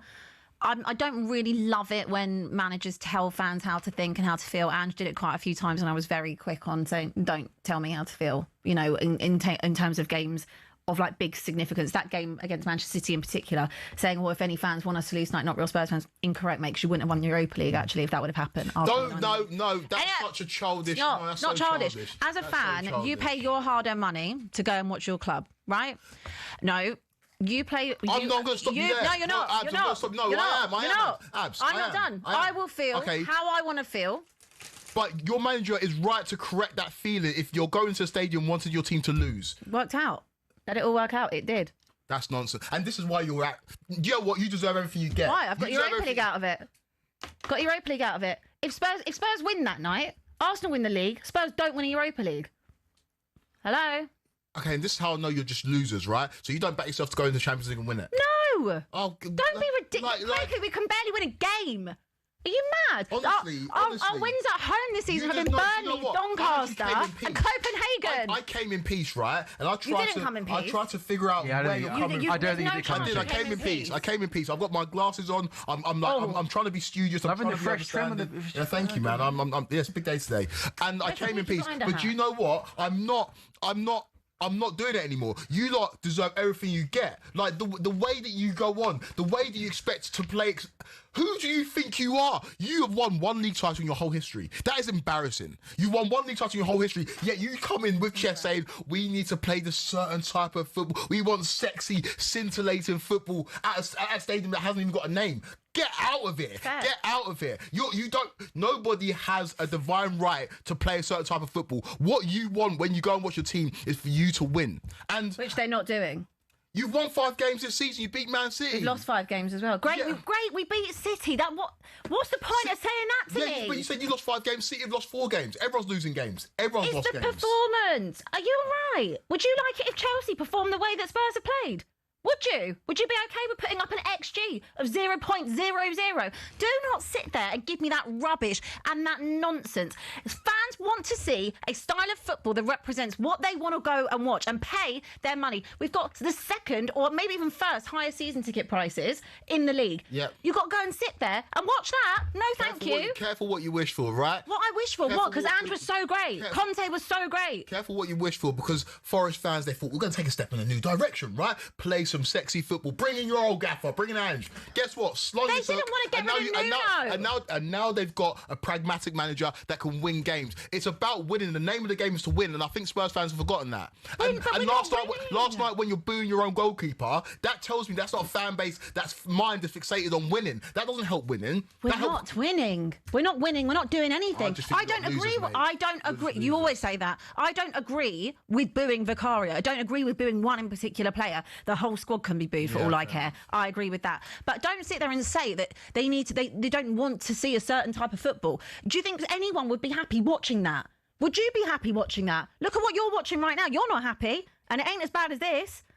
So it doesn't matter who's in charge. It could be any manager. If I was sat there watching that at home or at away at my biggest rival and you can't even compete, it's not acceptable. It's not good enough. And you as a Chelsea fan would be the first one to call it out. We're not, but, Doesn't matter about what you've won in your whole history. Spurs have won plenty in their history. It doesn't all start when the Premier League begins. Have you won plenty? Doesn't start when the Premier League begins. Racking up Katie. those trophies. Racking up those It trophies. doesn't start when the Premier League begins. Every club will want to see their team. One league title in their history. 1961. My dad was a Won a glint double. in his father's eye. No, double. my dad wasn't even born in 1961, and that's the last time he won a league title. But you sit here with the gall, the unmitigated gall, to say that you deserve to play football a certain type of way. Go get some trophies. Go start racking up trophies before you start playing football a certain type of way. So you can't actually say as a football club you want football. Do you know how ridiculous? Do you know what a stupid statement that is? Such a stupid statement. So as a football club, any football club can't have football the way that they want to play it. So No, you can't. Okay, so let's just broaden this out. What type of football league would you like to see Grimsby Town play? A type of football that actually wins you games? Winning football. Are they winning? No. Let him answer. Attacking, winning football. Right. Sitting on the fence, mate. Attacking, winning football. Producer Jamie, he can't even hear us. Ask him, You ask him. Jamie, what type of football would you like to see Bristol City play? I can't hear you. Talk to me, mate. Winning. He said he wants winning football. Right. So are Tottenham winning right now? No, they're not. They're losing every single week. I'm gonna. They're not even attempting to win I'm gonna games. wrap this up. The first half of our game's Wrap it nearly up. done, by the way. I'm gonna wrap up. With Been one. arguing for half an hour. I'm gonna wrap up with one question, Abby. Very hot. How is this going to pan out in the next couple of weeks? Do you feel as if this is quickly coming towards an end, and do you feel as if he's got Newcastle, hasn't he, in the week? He's got Brentford next weekend. Is it a case of he's got to start winning pretty quickly, or do you think the board are going to back him regardless of what the fans think? Genuinely, I don't know, because I don't know what this kind of new board post-Levy looks like. If this was Levy, I'd expect him to be sacked, if I'm honest. But Newcastle away is it's not a good place for us. Never has been. Don't fancy it at all on a Tuesday night. Brentford. I don't think you fancy it on a Saturday. I don't fancy it any day of the week, to be honest with you. Under the lights, not under the lights. Brentford at home, old club. Don't know. Slavia, Prague, Forest, Liverpool. But you would right now, if it was up to you, as Abby Summers, the Spurs fan sitting here, you think it's time to go. You think it's been 2-4. You think it's time to cut ties. I would like to give him the opportunity to prove me wrong, but I feel like I've seen the script before. Isn't it mad football now that we're calling for, whether it's Frank or whoever, calling for managers to go so soon. I It's can't the watch that. Nuno I can't thing, keep watching that. It's weird, though, isn't it? How little time you get. I don't think you should be. Like even can't keep the watching conversation around Slot, he won the title. He won the Premier League, which everyone wants to do, and people are contemplating him losing his job. Insane. But the comparison of when I said that after Chelsea and said that he definitely needs more time, I thought Chelsea was an anomaly, a one-off. New evidence in the last month. It's not a one-off. So, Spurs, any more, Quaker? Are you happy to move on there, yeah? I'm happy to move on. Happy to move on? Happy to. I've got no more left. There's great debate. There's three fantastic Great debate that games was. on. Thank you. The highlight was when Kwaku said that I've come here in peace. I've even put my glasses on. That was my favourite There part is of that. absolutely nothing about Quaku in the first That has been in peace. 39 minutes. It has been coming. Come fully on You were, today. I can see you behind that glass, just waiting to go and have He was ready last night. He was fully ready last night. Boxing at one point. I was going to come in my school bully outfit and give you a What's a school bully outfit? backwards hat, lollipop in the mouth.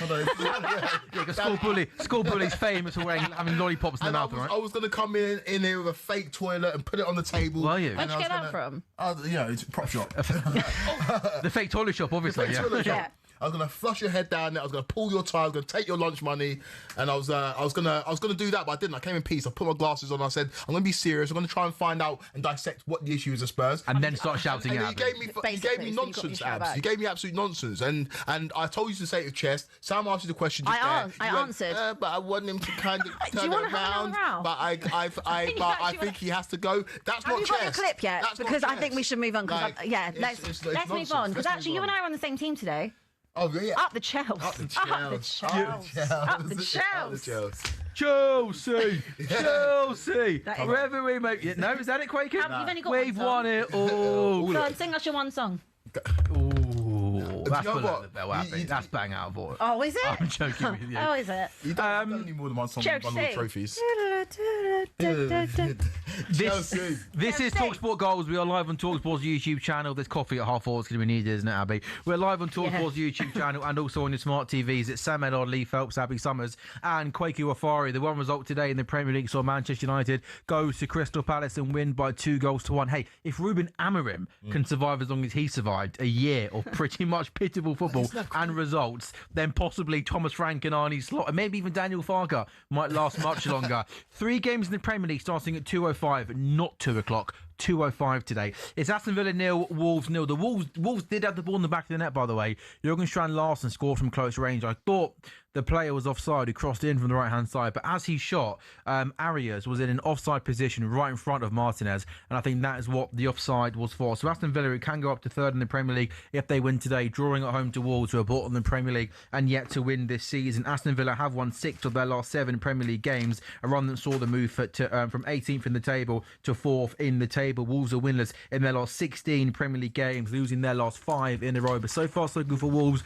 away at Villa Park. 36 minutes gone in that game. Villa 0, Wolves 0. Wolves with that goal disallowed. Aston Villa dominating the majority of play, but yet to create too many clear-cut chances. Breaking news, Liverpool are not losing a game of football, which, hey, I'm taking any W's I can take at the moment. 36 minutes gone. It's got to that point, Quake. We've lost 9 and 12. I'm happy we haven't conceded yet after 36 minutes. How have you been playing? Because Probably in been that the I better was team. I couldn't focused. concentrate on the game. I wasn't sure whether to look left or look right. Probably just been the better team, I think, as they come forward now. Isak had the best chance. Really good save from Ariola, a shot from close range, which was saved. But it is West Ham 0, Liverpool 0 after 36 minutes. Liverpool have scored 25 goals in their 9 Premier League visits to the London Stadium. And the other early game, well, not the early game, the 2:05 game was Forest Brighton. That's Forest 0, Brighton 0. Lee, you've been watching that game quite closely. Brighton have been dominating play. Yeah, there's been 19 shots on goal in the first 35 minutes. Wow. Now, admittedly, only 3 of those have been on target. 19 shots on goal. 11 from Brighton, 8 from Forest. In terms of the players doing all, Jorginho Rutter, 4 shots. Igor Jesus, 3, including a shot on target. So, and Gibbs White, who's really, I mean, he's obviously a very good player anyway, but really excelled under the Sean Dyche regime, has been instrumental again. But yeah, it's still 0-0. I mean, it's a surprise it's 0-0, but Brighton have been really good at the start of the first half. Forest just coming back into it in the last 5-10 minutes. I'd be surprised if this stayed 0-0 throughout the entire game. It's just whether the deadlock is broken in this first half. But yeah, on that Aston Villa-Wolves game, as you'd expect really, Aston Villa controlling it, but Aston Villa can be a little bit pedestrian, can't they? It's almost like they bore you into submission and they score eventually. It's a bit like that, really. They love, don't they, just having the ball between centre-back and goalkeeper, and just they're almost happy to pass across their own box for minutes, waiting for that press, aren't they? Yeah. They are the absolute. But I think having Yuri Tielemans back in the Villa team, I think is so important for them, because I think in terms of that building up from the back,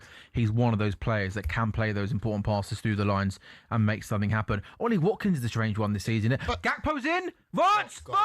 Oh, he's got to score! He's got to score, man. Yeah, that was his chance. He's got to wasn't it? score. Ball gets played into Cody Gakpo, does well to tee it off. Virgil van Dijk plays one of those really good long balls forward. Cody Gakpo timed the run, I think, just to perfection. Wan-Bissaka makes a middle of the clearance, and then Gakpo just lays it off to Wirtz, Kwaku, and he's running onto it, and he's not far out, and the finish has lacked any sort of conviction or confidence, didn't it? Yeah, that looked like that was set up to be his moment. Just fly that ball into the back of the net. I don't know why he hit it so softly. Yeah. I am glad to see Arne Slot drop Mo Salah. Same.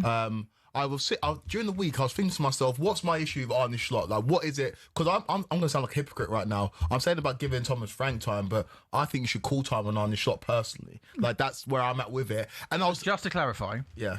Thomas Frank deserves more time. Yeah. But Arne Slot, who won the Premier League with Liverpool 5 months ago, should be Doesn't. sacked. Yeah, and that's where I started questioning myself. And I tried to compare him to the top managers in the league. I was like, if Mo Salah was playing this way, in this poor form for Mikel Arteta, would he still be starting? Not a chance. He'd be dropped. If Mo Salah was playing this way under Pep Guardiola, would he still be starting? He'd be dropped. And those guys are managers. And what I want to see from Arne Slot is be more of a manager. We know you can do the X's and O's. We saw it last season. But right now, it seems like there are other issues at Liverpool apart from what's going on the pitch. So manage the situation. Like what? It's like some of those situations is take Konate out of the firing line. I mentioned to Abby and Lee before you came in, the Konate one I cannot get my head around. He has been an absolute liability all season. Yeah. And it feels like his hands are tied a little bit because of Leone's injured. Leone's injured, and also he doesn't seem like he's fully in control of the situation. For example, have a player like Ekitike, right? Scores 3 in the first 5 in the league. Is on fire. But because you spent so much money on Isak, the moment that you can drop Ekitike because he was suspended after the Southampton game, you bring in Isak, and Ekitike has not scored a league goal since. I think managers who are maybe more forthright and more in control of the situation, like an Arteta at Arsenal, even though they spent 60 million on Gyökeres, if he fancies putting Havertz up there or Marino up there, he's doing it. Whereas I feel like there's other things at play in terms of Arne Slot's making decisions. I feel like dropping Mo Salah, it's obviously it's something he can do and he's done it today, but also it's a move that I think he doesn't want to make. Dropping Konate is a move that he doesn't want to make. You're currently in contract negotiations with him. So there's things that I think are affecting his decision to go and pick the best team week after week. One thing I don't disagree with what you're saying. Another thing I would say though, like in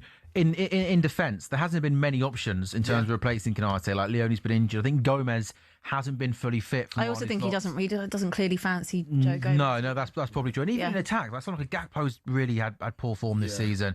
Like there aren't loads of people banging down the door, are they? To be like pig me.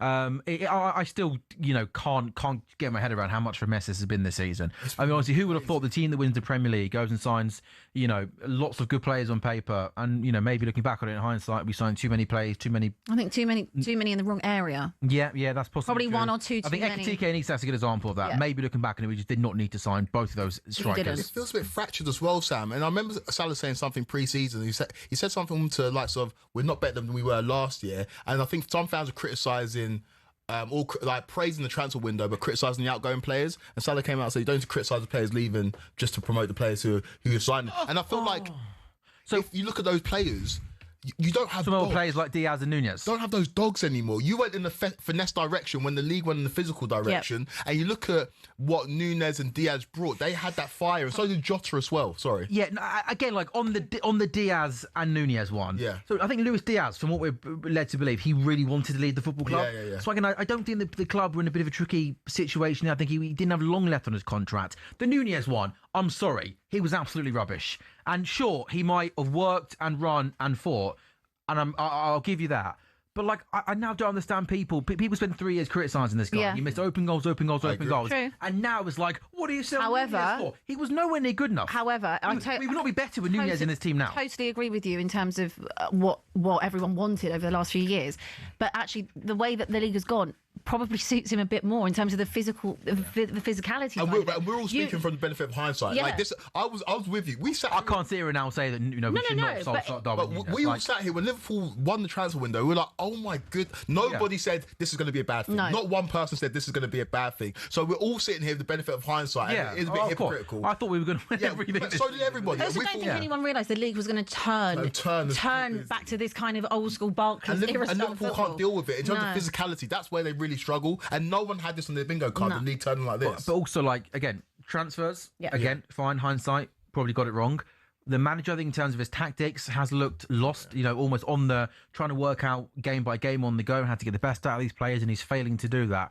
But also, can you remember some, Sam and Van Dijk, the obvious ones, but players like Konate, the boys in midfield, McAllister and Gravenberch were great last season, players that were at world-class levels in terms of their own positions and playing well. Can you ever think of a bunch of players, half a dozen players, having drop-offs like this? No. It's absolutely bizarre. Someone like a Mo Salah put up generational numbers last season. Yeah. And, Craig, I think you sat in that very chair last season and said things like, is Mo Salah now entering the conversation as best Premier player of all time? For sure. And, 5 months later, this guy, he looks like he's a 9-year-old kid playing football for the first time. It's absolutely remarkable. Some of the touches and his touch is gone. Yeah, it's got. But I do think this Liverpool team, and this is where I think AFCON. I said it last week. Yeah, I think AFCON will be a shout. benefit. I think when Mo Salah's, you're not forced to pick Mo Salah or dropping Mo Salah as a story. I think this team might benefit. Yeah. Because you're going to live in the world beyond Mo Salah after the summer anyway. I think you lot will sell him. I think that 2-year contract was such a godsend. After a year, you can get your move and we'll get some money, and you get one more year, then you get your move, and 100%. Everyone's happy. And I don't think this.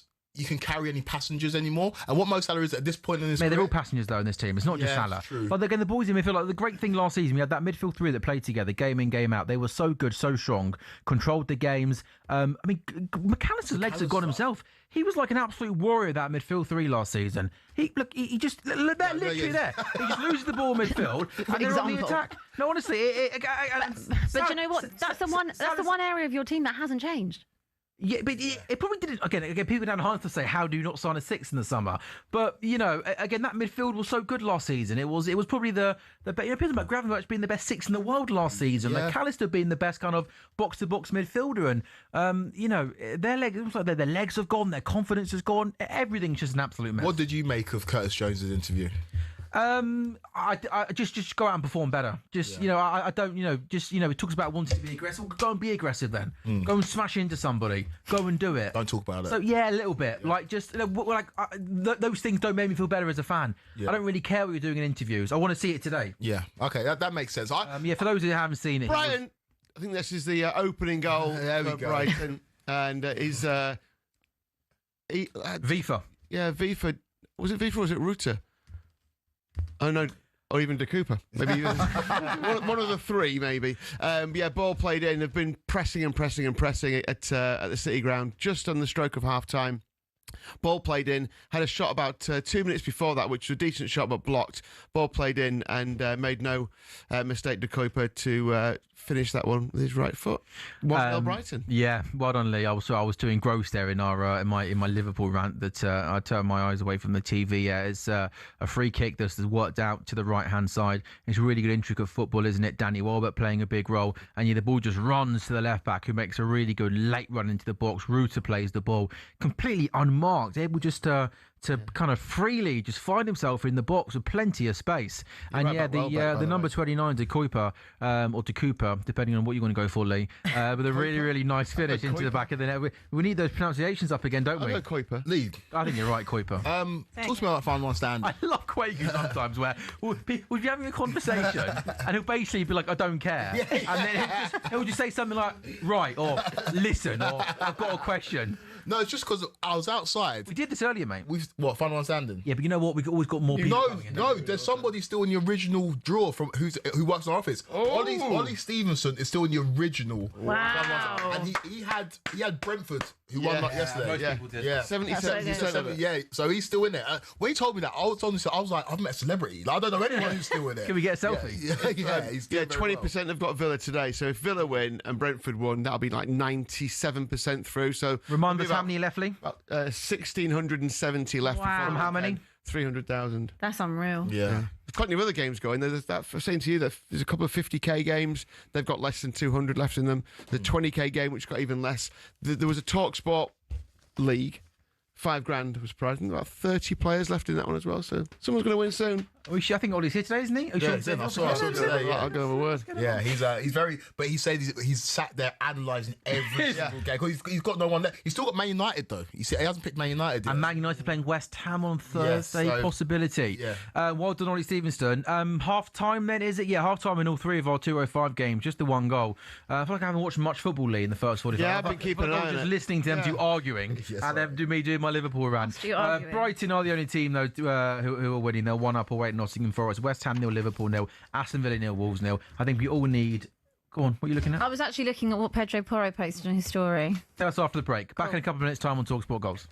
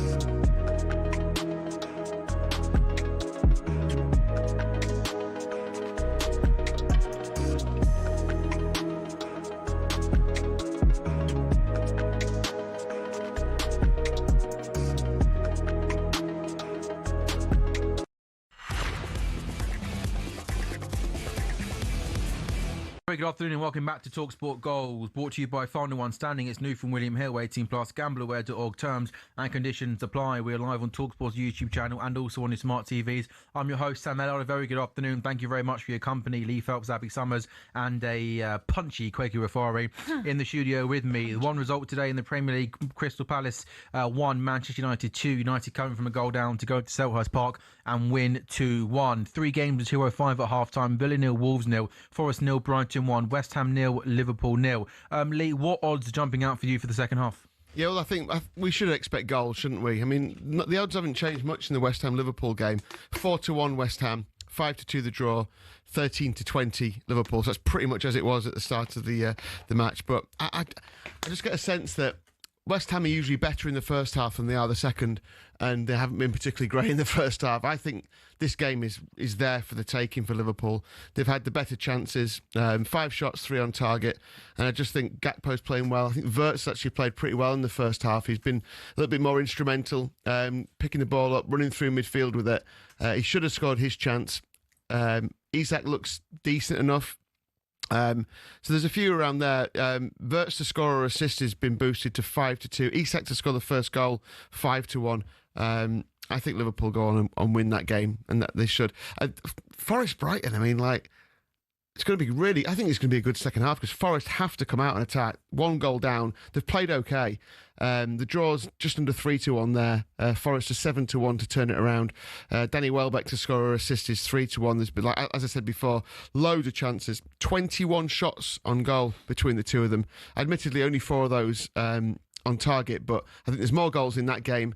Not sure where it goes. Maybe the draw is the way. And Villa, 4-6 to win this. Short, yeah. But they were 1-2, so 4-6 obviously is a bit bigger. And with that game, I would wait until, if it stays 0-0, wait until Villa even money and then back them then.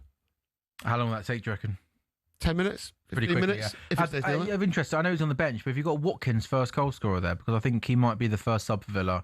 I know he's not in good form, but perhaps Wolves at home could be a good way for Ollie Watkins to get that to get another goal. Yeah, it's you're probably better off just backing whoever is trying to figure out who he comes on. So yeah, because he's not listed in the live betting. He's not on the pitch yet. But as soon as he comes on, there'll be a price boost about him, I'm sure. Yeah, I think Marlon's playing as a 9 for Villa today. Yeah, and so for Marlon to score the first goal is 5-1, which effectively, yeah. And we'll do it probably in more detail later. But Chelsea Arsenal obviously the big for a 4:30 game. Kwaku pumped, buzzing. It's got that. It already has that big game feel to it, doesn't it? Big game feel. You up for it? This is the most excited I've been for a game in a long time. Really? Yeah, this is huge, right? And I often feel, and every fan base feels like their team's the most hated in the league. This is the first time that I've had Spurs fans, Liverpool fans, United fans, City fans wanting Chelsea to win. It never happens. And I think that's partly because of how annoying Arsenal fans are online and in real life, but also because we won a title race. True. Yeah. Like we won a title race. And I feel like if we all saw City win yesterday, but it wasn't convincing. And I feel like if Arsenal go and make a statement, and in a week they beat Spurs, they beat Bayern Munich, and they beat Chelsea, I think we can kind of write off the title. So this is a really important day for the Premier League. What I do know is that nobody wants a draw. No. Let's see something definitive. Let's see someone go out there and make it happen. And I'm honestly buzzing for 14 minutes time where I can see the team news, because that's the biggest question mark. Esteval, Palmer, Neto playing off João Pedro. That's the front four. I mean, that's what dreams are made. Do you think when everyone's fit, is that your best team? Your best attack? Palmer, Esteval, Neto off Pedro? Probably, but the only problem is Palmer, Esteval and Neto are all left-footed. I'd want to have a right footer in there. So I know that people don't love Garnacho, but for balance, I'd have Garnacho on the left. Yeah. And Esteval, I like the way he's being used this season, whether it's Esteval starting or Pedro Neto starting on the right-hand side. I feel like Esteval doesn't start today.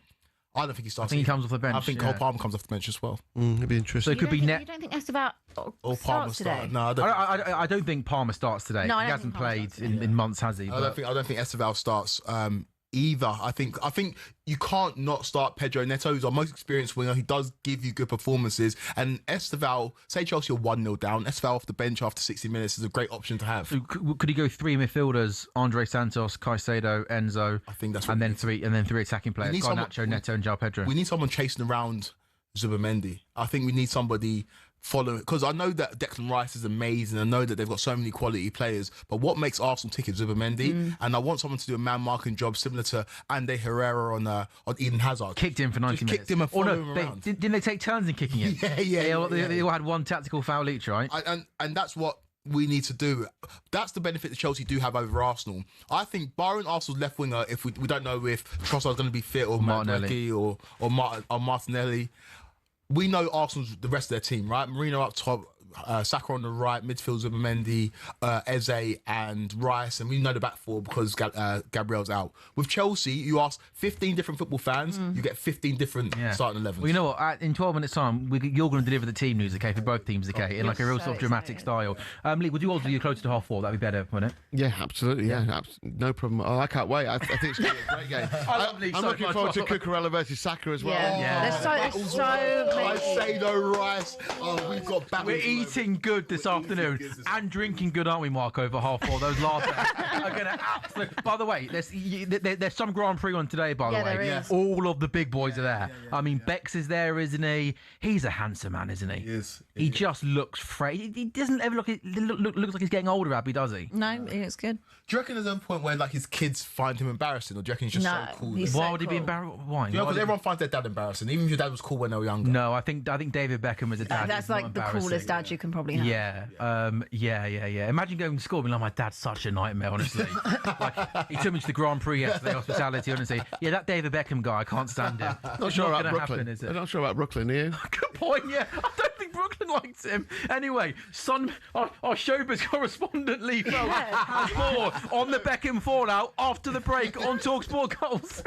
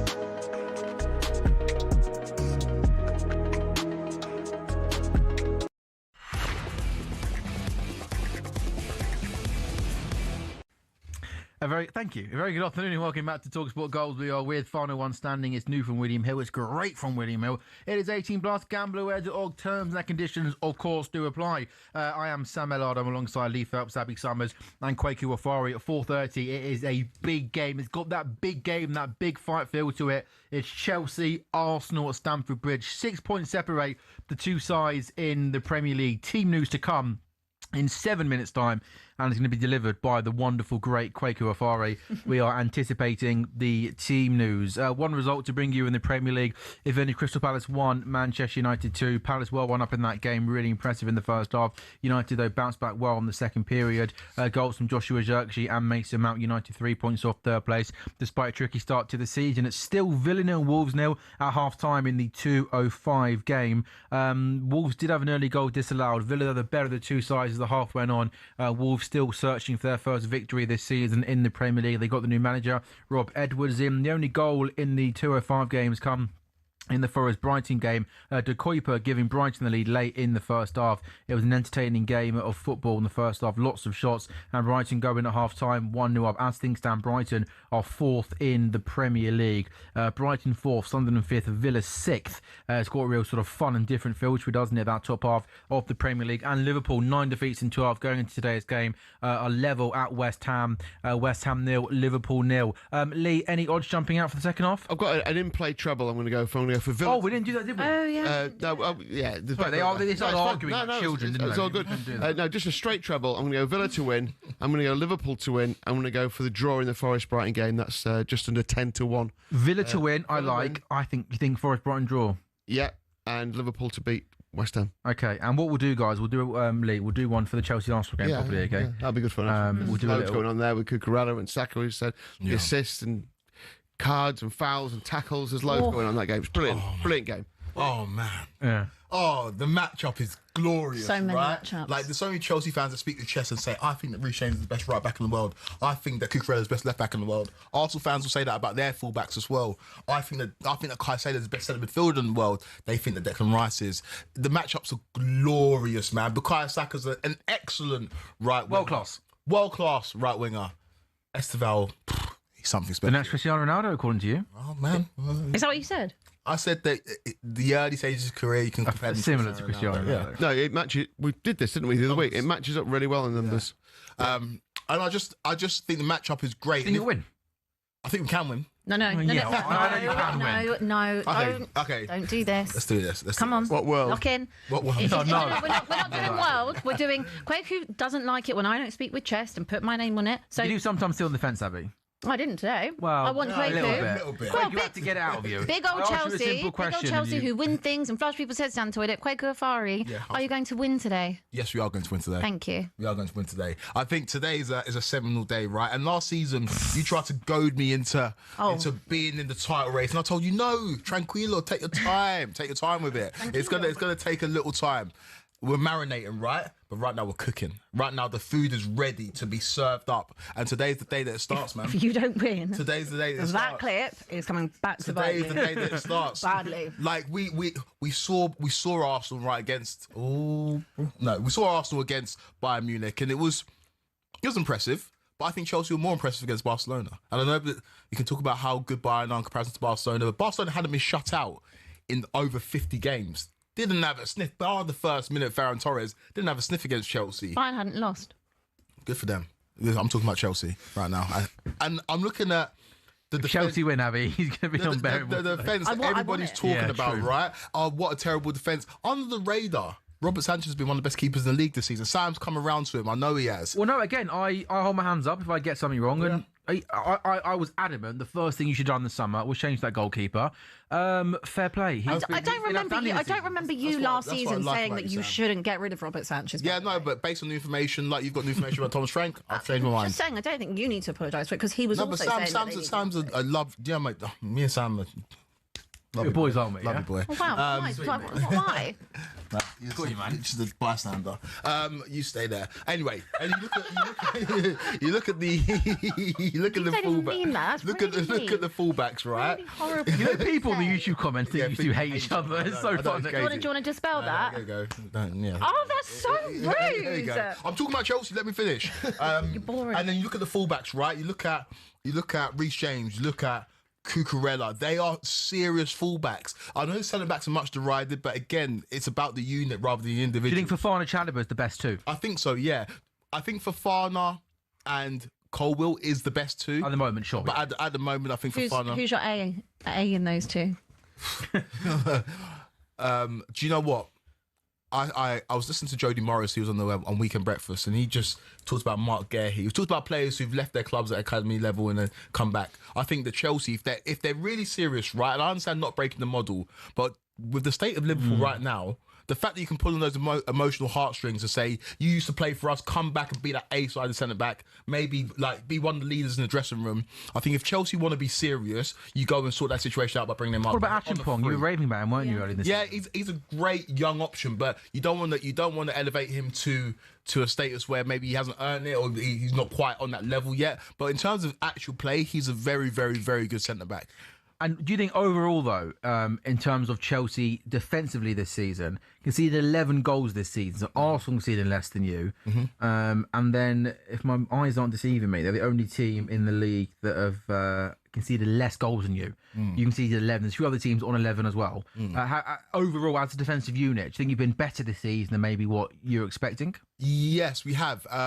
Towards the back end of last season, we really got stronger in terms of our defensive line, and now I'm looking at this Chelsea team that defend as a unit and want to defend, right? Do you know when you see Gabriel throwing a block and he cheers it? I'm seeing that from Chalobah. I'm seeing that from Cucurella. These guys want to defend, and that's what you need from defence, right? In defence, it's about the unit. Going forward, you need those incredible players that sparkle and have that individual brilliance, but defensively, you need to be working as a collective, and that's what I'm seeing right now from Chelsea, and that's why we're going to beat Arsenal today. It's not going to be easy. It's going to be difficult, and again, I'm putting myself out there. I'm not sitting on the fence, but last year I said, no, we're not going to win the league. Ask me next season, we should be in a title race. We should be in a title race, right? If I'm saying all these players are great, if they're that great, go and prove it. Go and show it. Man City are weak right now. Arsenal are really the only team that we need to worry about. Go and lay down a marker and beat Arsenal for the first time in a long time, and then we can have some real conversations about Chelsea winning another big trophy. I'm pumped. Don't know about you. I'm pumped as well. We've got team news are out. So do you want to get your ducks in a row, and I'll round up what's going on elsewhere, and then you can give us the team news for the big game in Chelsea versus Arsenal, which is a 4:30 kickoff. Still only got one goal in our games at 2:05.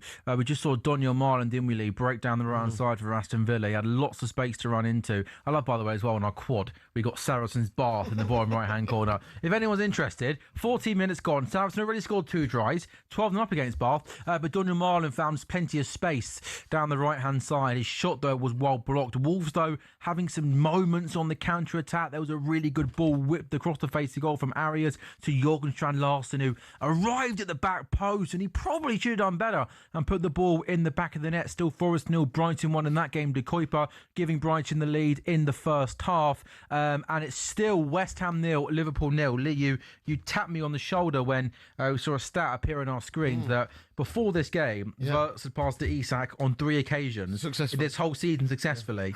And in this game, just in this one game alone, in 45 minutes, he's done it 4 times, which I guess is a good thing for this game, but also not a good thing for our first 13 games of the season. But people have talked about those connections in the Liverpool team that have been broken with the changes that happened in the close season, and that's been one of the reasons why Salah's form has deteriorated. Sure. One of the arguments, and so it's good to see, from if you're a Liverpool fan, that Wirtz Isak partnership is maybe starting to come to fruition. A couple of changes at half-time for Forest, by the way, trailing 1-0 to Brighton. Ndoye and Dominguez both off, and Amari Hutchinson and Callum Hudson-Odoi came on. So 2 changes. Not much has changed for Forest. Still very similar kind of game, losing 1-0.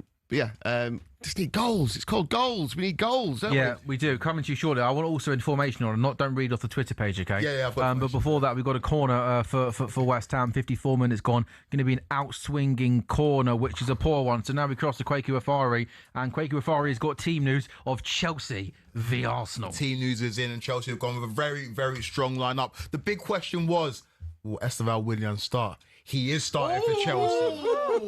In goal, Robert Sanchez. Back 4 of Malo Gusto, Wesley Fofana, Trevor Chalobah, and Mark Cucurella. In midfield, Reece James, Caicedo, and Enzo Fernandez. Okay. Front 3, Esteval Willian, João Pedro, and Pedro Neto, who I assume plays on the left-hand side. For Arsenal, big team news. Big news. Oh, Big no news. William Saliba. I'm assuming out with injury. Yeah. Back 4 is Timber, Mascara, Hincapié, and Calafiori. Oh, that is massive. those Saliba not on the bench. The Arsenal fans must be going mad. I'll go through the rest of the team whilst you Google why Saliba is out. In midfield, Zubimendi, Rice, and Eze. No surprises there. And the front three is Saka, Marino up top, and Martinelli on the left-hand side. William Saliba misses out after a knock in training, while Gabriel Jesus and Victor Gyökeres return to the squad. That obviously we know that Gabriel has been injured, but that Kwaku, that feels massive, doesn't it? That's huge. Huge. And Nkapie and Mosquera have been good when they've come in, but they've always had the benefit of playing next to either Gabriel or Saliba. Now Arsenal are coming to Stamford Bridge without their best two centre-backs, the best two centre-backs in the league this season, the best duo in Europe in terms of centre-backs, and this is going to... Chelsea players will hear that. That gives you an extra... just from the Chelsea team... I mentioned that maybe he might have played Andre Santos in the midfield 3 with Caicedo and Fernandes. He's gone with Reece James in there. He's done that quite a lot recently, hasn't he? Gusto right back, Reece James in midfield. Do you like that? Don't be surprised to see it the other way round. Don't be surprised to see Reece James go right back and Gusto midfield. What do you think's better? Gusto right back, Reece James in midfield. So. But against Liverpool, it was Reece James right back and Gusto in midfield, and Gusto almost played like a number 10 in that game. And so he likes to go with that. He doesn't see Reece James as an overlapping right back anymore, and I think part of that's to save his hamstrings and save his body. And so I think the days of seeing Reece James get to the byline and cross the ball in are long gone. Plays more centrally, and I like that. You have to give Maresca credit because he's been the one manager who's been able to keep him fit, keep him on the pitch, and he's having big impacts for Chelsea. I think that comes with Maresca being given those guarantees that he's there for the long run. Yeah, sure. So he knows that, this is how I can manage Reece James, whereas other managers come in and because Reece James is such a great player, they play him all the time. And so I think we've seen the benefits of Maresca being told that he's got a long-term future at Chelsea with the management and development of Esteval and with the management of Reece James as well. And he talks about that with Lavia and Wesley Fofana. They have to manage their minutes as well. But Sam, I can't. That's massive news because that's caught everyone by surprise. Yeah. Nobody even knew there was a knock. No one knew there was a doubt. So it must have happened yesterday. Yeah. They must have had a session yesterday on the Saturday after Arteta's press conference. I need to see it. And that is, you're right, because you almost think like if one of them's out, they can guide the other one, Nkapie or Mosquera, through the game, being that A-sided centre back. But that now just it tips it a little bit. Oh, I wonder how much that will affect the odds, if anything. Not yet. I mean, slightly. Chelsea have come in slightly, not an awful lot though. Actually, I was just say that they've gone in. They were 23-10, then went 11-5, which is 22-10, and then they've gone 21-10. So they've moved in. I mean, these aren't big moves, but they are steadily moving closer to 2-1. Arsenal up to 13-10, so it has had an impact. Oh, God, you need to so bad. Wow. Like that. Yeah, that. I think that would have changed. That would have changed what Maresca would have done. I think now I've seen that. I think Maresca would have gone Liam Delap up top if he knew that was happening. Try and bully the two young lads. Do you think play João Pedro off Delap, or do you think just play Delap through the middle and have him kind of bully those defenders? Who do you think the two lads rather face, João Pedro or Delap? João Pedro. I think Delap's... They're both big lads, aren't they? They are big lads, but like... The physicality. They are big lads, but I just think that Liam Delap would... He'd stick one on them. He'd make them feel bully them a little bit more. Elbows and... Whereas João Pedro's a bit more finesse in his game. He'll want to come a bit shorter, won't he? Get involved. But I get João Pedro playing because it packs out the midfield. He can drop into the midfield a little bit, and where Arsenal's so dominant in that midfield area, João Pedro can add an extra body for Chelsea. Palmer off the bench. Off the bench is a dangerous prospect. This is going to be a great game, man. Noni Madueke off the bench for Arsenal. Yeah, are you concerned about Madueke coming on? I think it's almost a guarantee that he does. Isak! Yes! I actually forgot they were playing. Yeah, wow. Alexander Isak has scored for Liverpool in the Premier League. An hour gone, and it's West Ham 0, Liverpool 1. It's taken a long time, hasn't it, to get here? Yeah. But this is a really, really smart finish. It's a ball in from the left-hand side, and it's just a first-time finish from Isak. He beats the goalkeeper at his near post. It comes from Joe Gomez, long throw into the box. It gets headed back out to Joe Gomez. He plays into Florian Wirtz, who's had a decent game. Florian Wirtz picks out the pass to Cody Gakpo, who is onside. Gakpo back into danger area, and that from Isak is that is like a finish, isn't it? From his days at Newcastle, he finds space in the box, first time finish, crisp finish, low into the bottom corner. And yeah, I can't quite believe it's taking this long. But in the Premier League, Alexander Isak Kwaku has got a goal. He's got a goal. It was a really good finish. A really good finish. He did that first time, picked his corner. And those are the kind of finishes you expected to see for Alexander Isak. I understand the fitness concerns, but some of that was self-inflicted because he went on strike. But for Liverpool to get out of this hole that they're in right now, their record signing needs to be scoring goals, and that would be huge for his confidence. That would be huge for the confidence of the team, because I think the team will be looking at him being like, oh, we brought you in for all this money, we need to start seeing you deliver.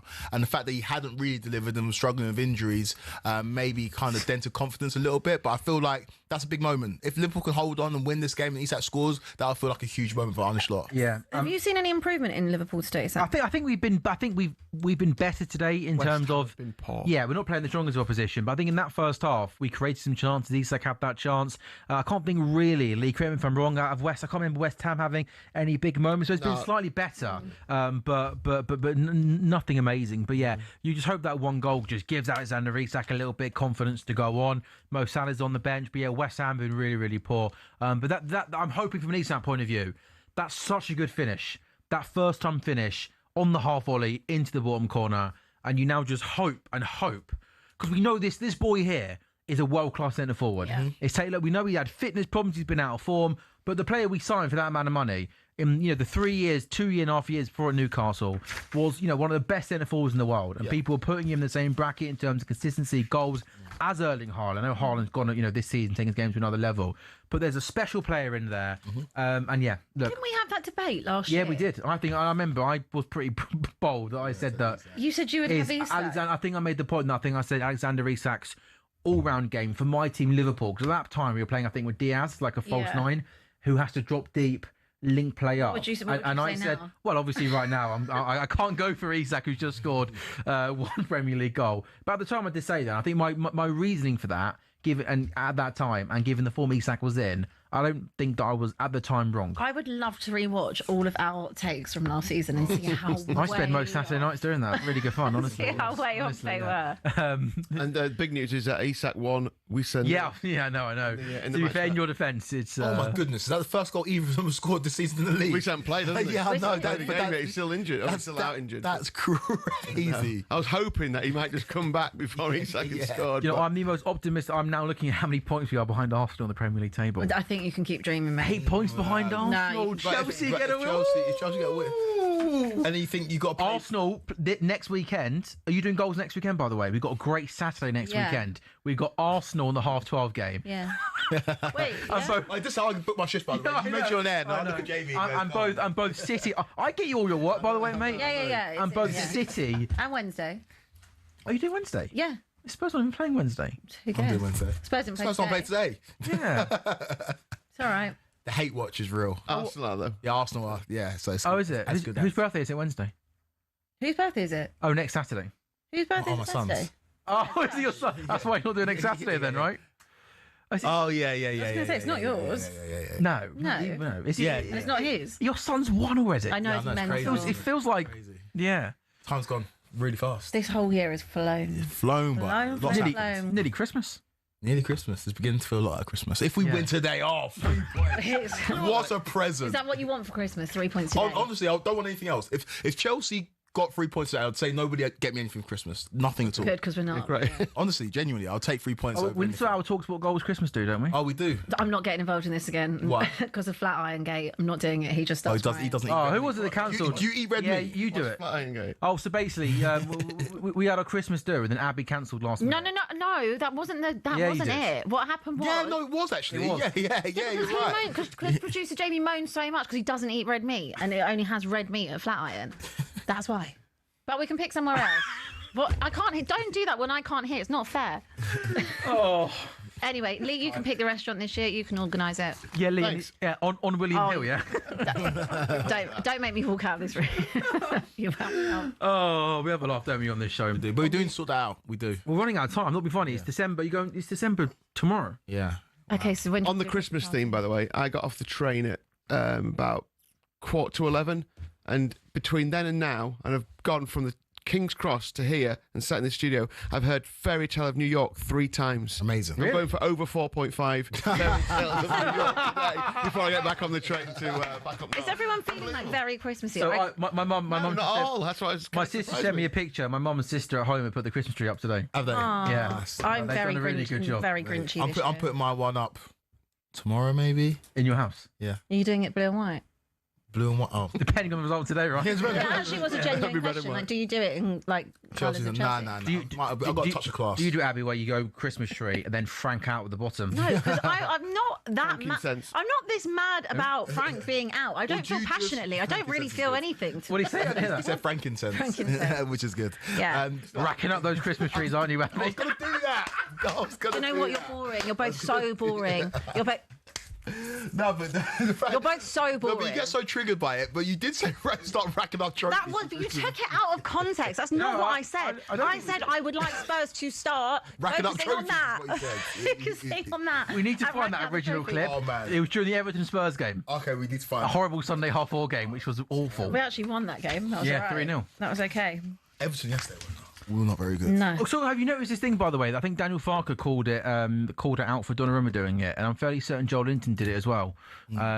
Where players, basically, for teams under the cosh, it's nothing new. I'm saying like it's a new thing, but it's not. But I've only seen it a few times this weekend. A team's under pressure under the cosh, and the player just goes down, basically in the game, just to get the game stopped, and all the players run over and have a chat. I think Daniel Farker was moaning at Donnarumma doing it yesterday, and Joel Linton did it yesterday, and people are basically like, this is now happening all the time in football, and it's not being stopped. It's hard for the referees to stop when a player goes down, and that's just kind of another element of dark arts that are coming a lot now into football in the Premier League. Verts did it earlier on, actually. He went down on the touchline, and the whole game went past, and he stayed down. The attack happened, and then you just see him, like, I don't know, 3 minutes later, sprinting back into play. Clearly wasn't And of course, if injured. the goalkeeper goes down, he can't go off, can he? That's what I So- see it quite a lot of the goalkeeper. So I think Donnarumma did it yesterday when City run to the pump.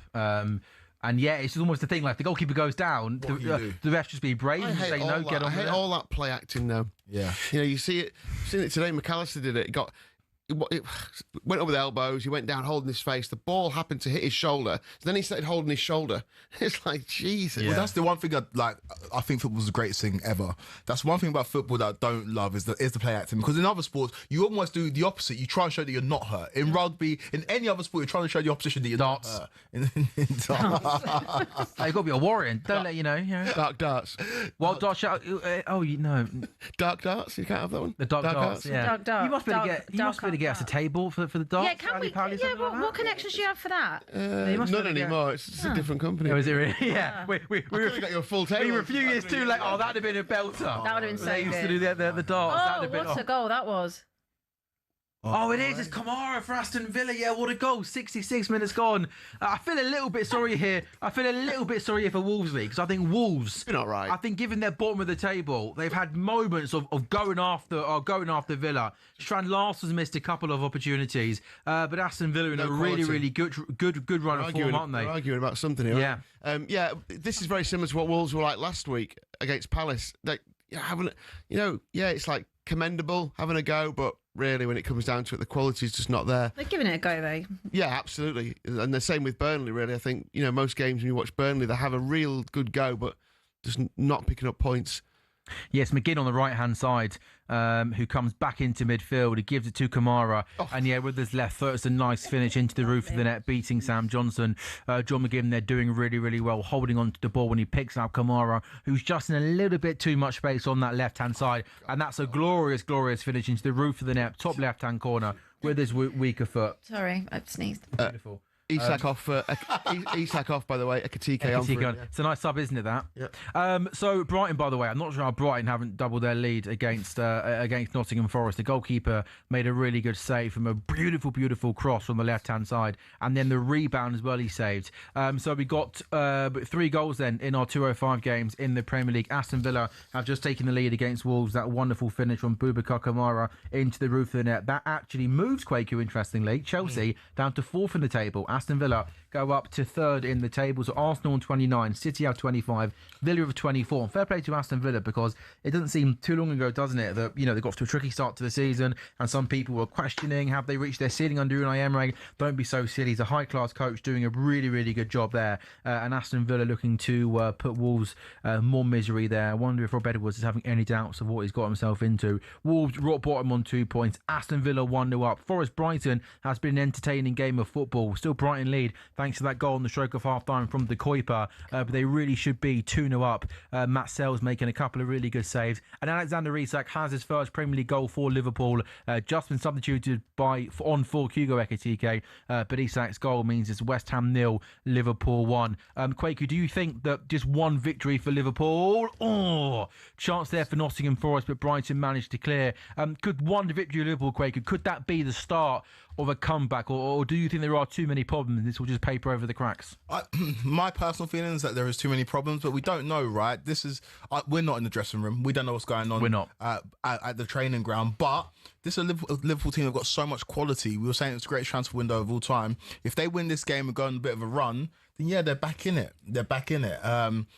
Especially if Chelsea win today.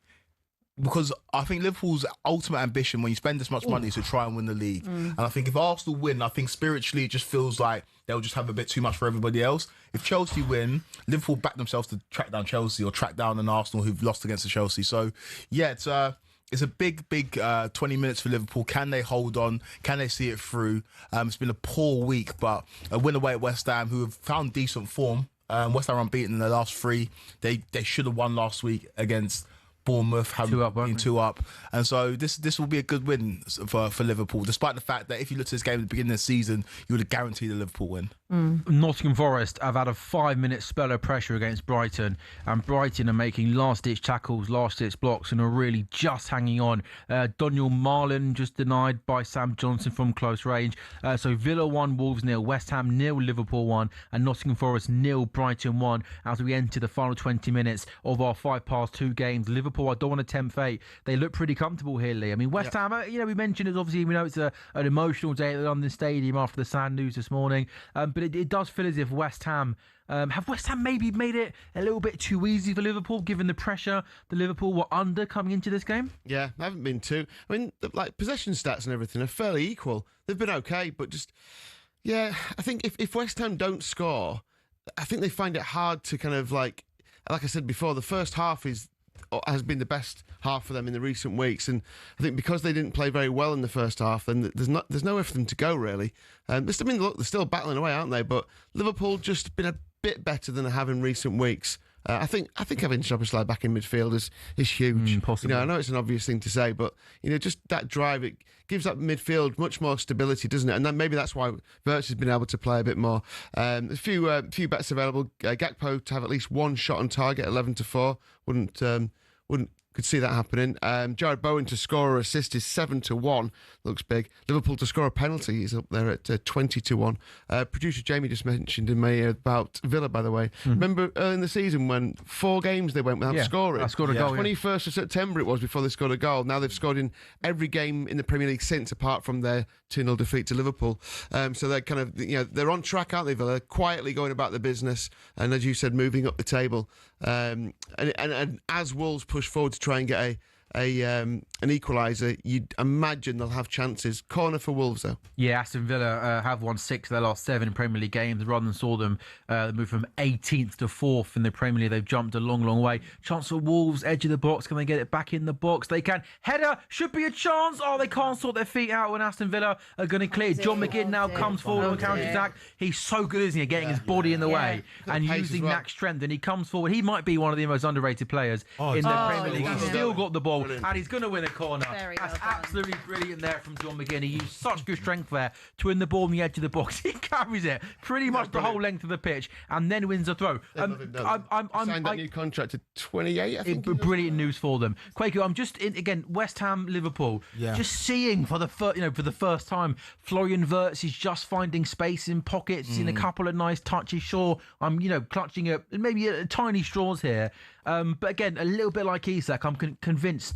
We know there's a good player in there, and I'm still convinced this guy's going to be a good long term. He's going to be a good player for Liverpool. Mate, I've got no doubt about the Wirtz one. I think Wirtz will will guarantee you like quality. I can't deny what I saw when he was at Leverkusen, also for Germany as well. He's a top.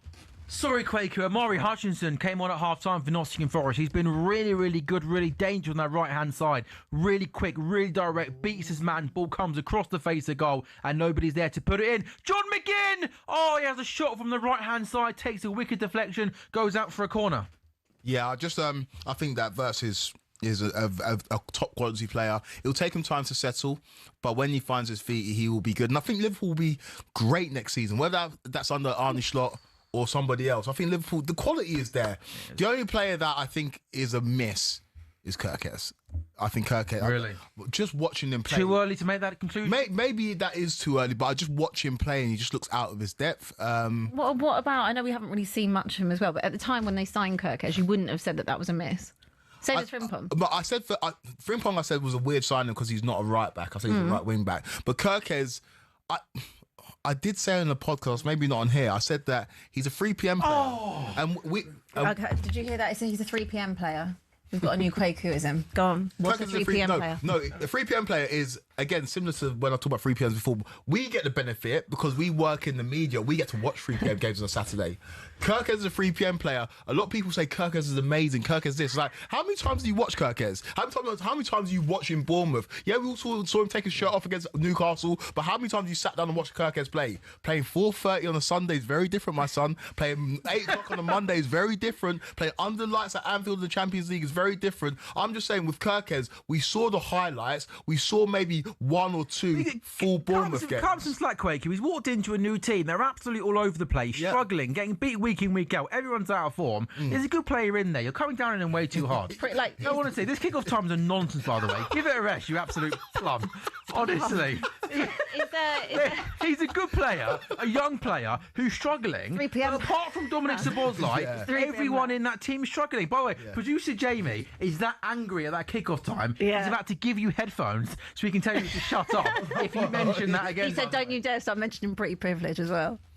I was going to mention free privilege when it came to John McGinn, but I held myself back.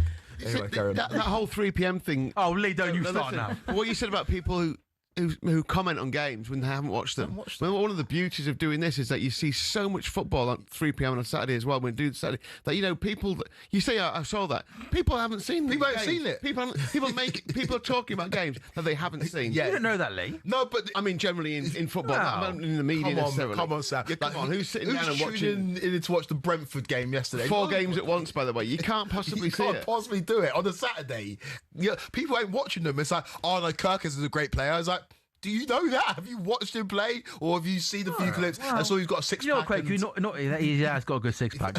Not everyone's as lucky as us, as privileged as us, to be able to watch games on a Saturday. Exactly. People can watch games in their own way and form an opinion. I'm of the opinion. I think Milos Kirkes is a good player. Yeah. I think he showed that at Bournemouth. He's a young kid at the moment in a team that are really, really struggling, getting beat game in, game out. Confidence is low, and I think he's going to come good. No, and that's why do you like picking on Milos Kirkes? No, that's totally fair enough. But there's a group of players that I call 3 p.m. players. Yeah, you mentioned it 800 times. And you thought Bremo was as well. If you want United's best player, that is such a good point. Thank you. He was a typical. Honestly, mate, you're talking absolute 3 p.m. player.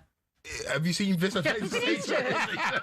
He's been injured. So are we saying someone like an Alexander Isak? Thomas Frank, 3 p.m. manager. 3 p.m. manager. Okay. You say Isak? Isak's 5:30 on a Saturday. That's what Isak is. So where does that Newcastle are typically 5:30 on a Saturday. We're watching Newcastle. We know how good Isak is. But these 3 p.m. players. Brighton's 3 p.m. players. They're 3 p.m. Okay, so we don't really rate anyone at Brighton then because they're 3 p.m. Let's see. Like everyone talks about Baleba being 100 million. How many games of Baleba have you watched? Also, this season Baleba's really. He's not even starting today. He's had a really, really poor. I just wanted to just round off with: didn't Caicedo come from a 3 p.m. 100%. And Cucurella. 100%. And Sanchez. Well, I'm not saying the 3 p.m. players can't be good. Get rid of it. Liam Delap at Ipswich, 3 p.m. player. Big chance there, guys. As fun as this is, I better tell people what's happening in actual live games of football that we're watching with our eyes. 205 players. You need a lie down, mate. 205. The Sunday 205. No one wants to sign a 2 o'clock. Lucas Paqueta with a cross on the right hand side. Fulkrug made a good run in front of Ibu Konate, and the header went wide. Well, you were talking absolute nonsense, mate. So I don't know what they're checking. That's a red card. Is it? Do you not think so? Look at the way he jumped in. Look, watch. He just jumped for no reason. 2-footed jump. He just lands on the. No, he lands on his foot, doesn't he? Lands on his foot. Yeah, he's. I think he might.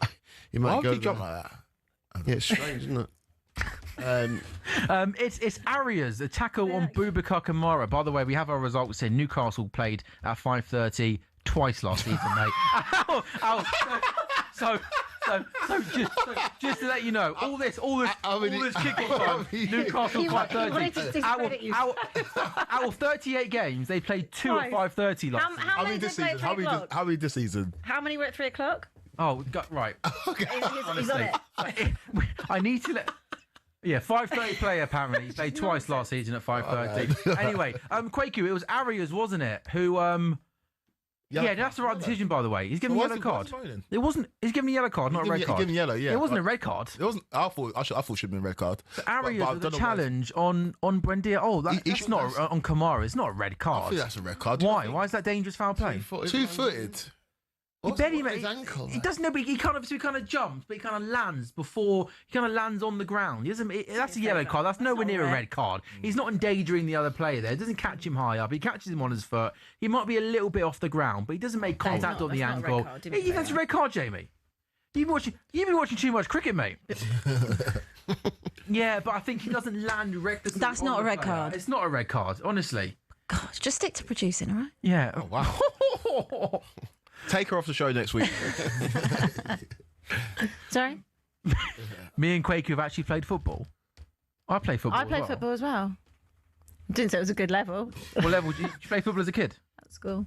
Did you? What position were you? Centre mid. How bad is that? I don't know. What sort of centre mid? If you can compare yourself to a centre mid footballer. We played 5 games. I lost all 5. I was racking up those. Those losses. Anyway, Wolves have got 11 men, not 10 men. Arias was rightly given a yellow card, not a red card. So entering the final 10 minutes then, Villa 1, Wolves 0, West Ham 0, Liverpool 1, Nottingham Forest 0, Brighton 1. The early game today in the Premier League saw Manchester United go to Crystal Palace and win by 2-1. Chelsea versus Arsenal to come at 4:30. The big news today is that there is no William Saliba for Arsenal. Both Gabriel and Saliba out injured for Arsenal. Esteval starts for Chelsea. Cole Palmer is back in the squad. He is on the bench in the Scottish Premiership. Another big win for Celtic. They're now just 2 points behind Hearts at the top of the table. They won 2-1 at Hibernian. Rangers 0, Falkirk 0. Just 2 minutes left in that game. Livingston 0, Aberdeen 0. Where's the drama going to come then in the final 10 minutes in our 205 games? Lee, Forest are pushing super hard, aren't they, against Brighton? Yeah, they really are. In the second half, they've had 9 shots to 3. Forest, 2 on target. 5 corners to 0. Really trying, but there's not a lot of quality up there. Brighton are just starting to sit back and trying to hit on the break. But yeah, I remember we went Villa to win, Liverpool to win, draw in this game. 2 of those are happening, obviously. Forest just need a bit of quality, get the foot on the ball and get some decent quality into the box.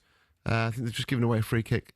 So Brighton got a free kick. I don't know what's going on in the West Ham Liverpool game. There's something going on with the Jared Bowen talking to the ref. Did you see that? I'm not sure what happened. Yeah, Paqueta was booked for West Ham after a foul on Szoboszlai as Kirkes goes down with cramp. And I tell you what, Lucas Paqueta here. Lucas Paqueta, oh my goodness me. Oh, what on... Oh my goodness me. I tell you what, I've got to say one thing. What an idiot. Idiot.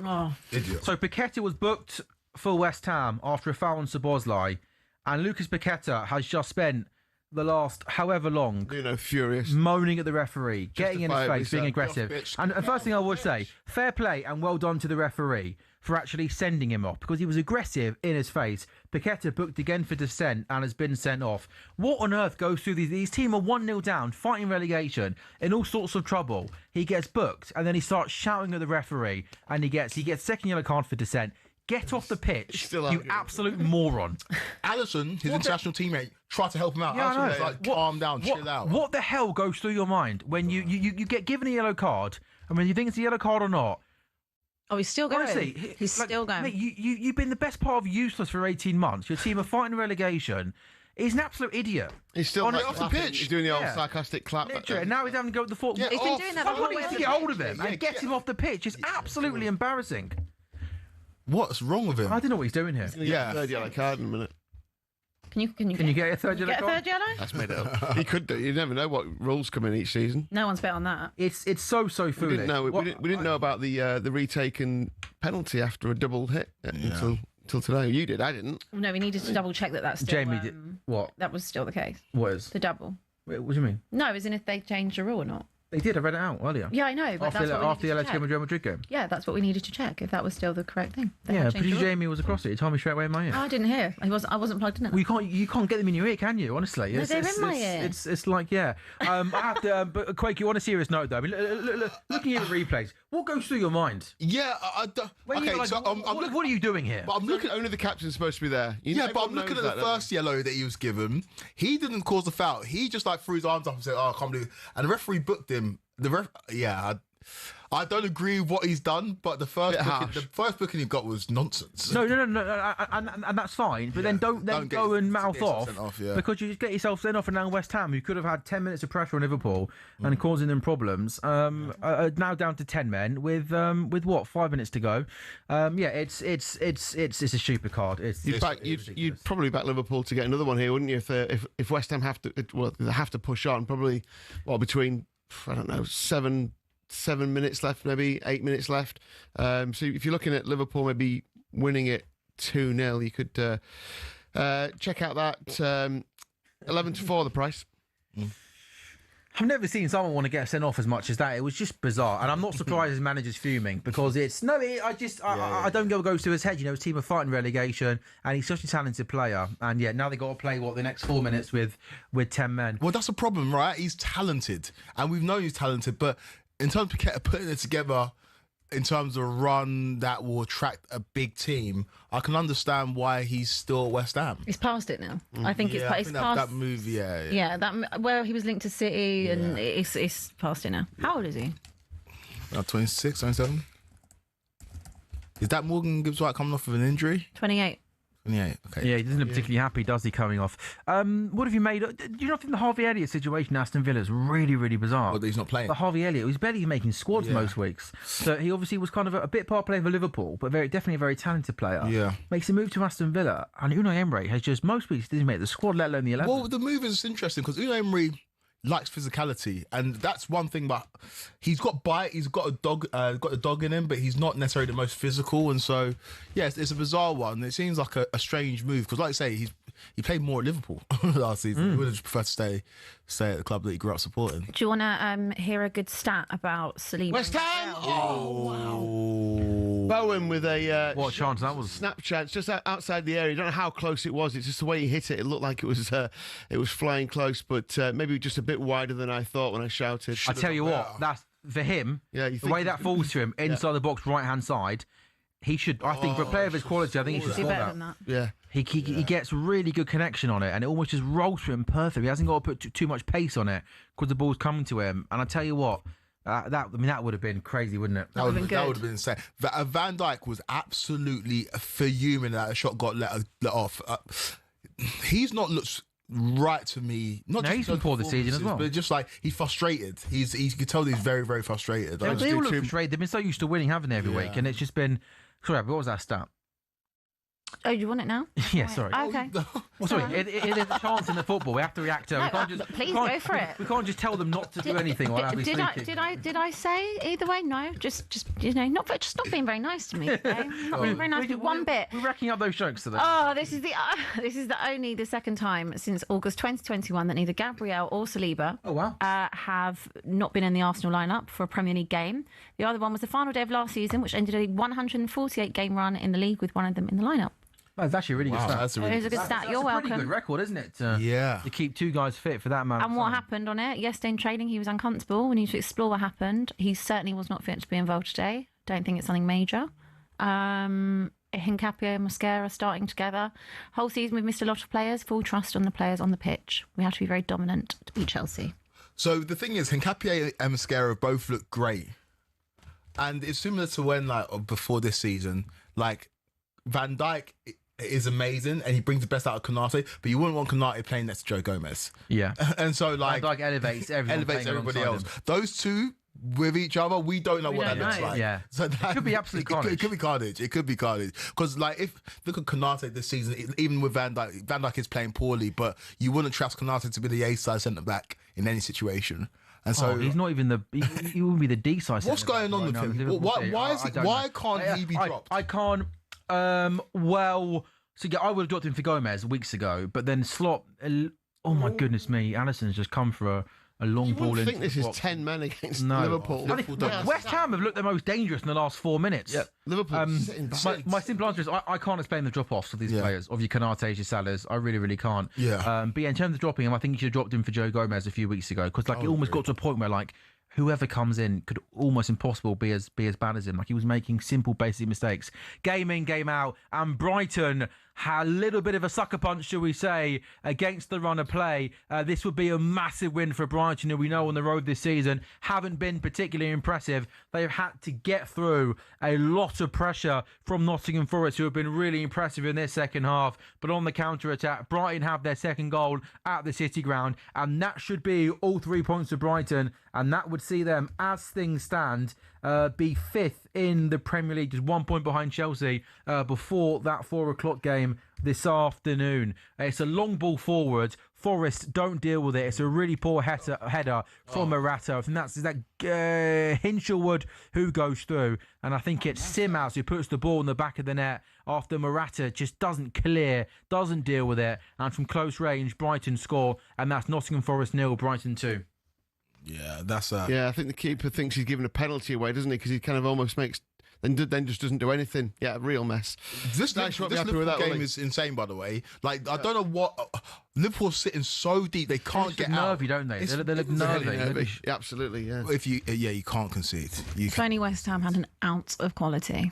Yeah, 4 minutes. They've got 5 added on in that game. West Ham 0, Liverpool 1, Aston Villa 1, Wolves 0. We've got 9 minutes to go at Villa Park, and Forest 0, Brighton 2. That should be all 3 points. But they're a hard team, aren't they, to kind of judge and assess Brighton this season? Right. They can really, really blow hot and cold. Stephen Gerrard's there as well at the Grand Prix today. Wow, it's big. Yeah. Very big Grand Prix today. It's a big one. All this golden generation hanging out with each other now. Can you not do anything in 2006? They're all best mates now. I'm going to jump on your podcast. I'm going to go to this Grand Prix with you. 2006, they weren't talking to each other. That was when Yes! Oh, wow.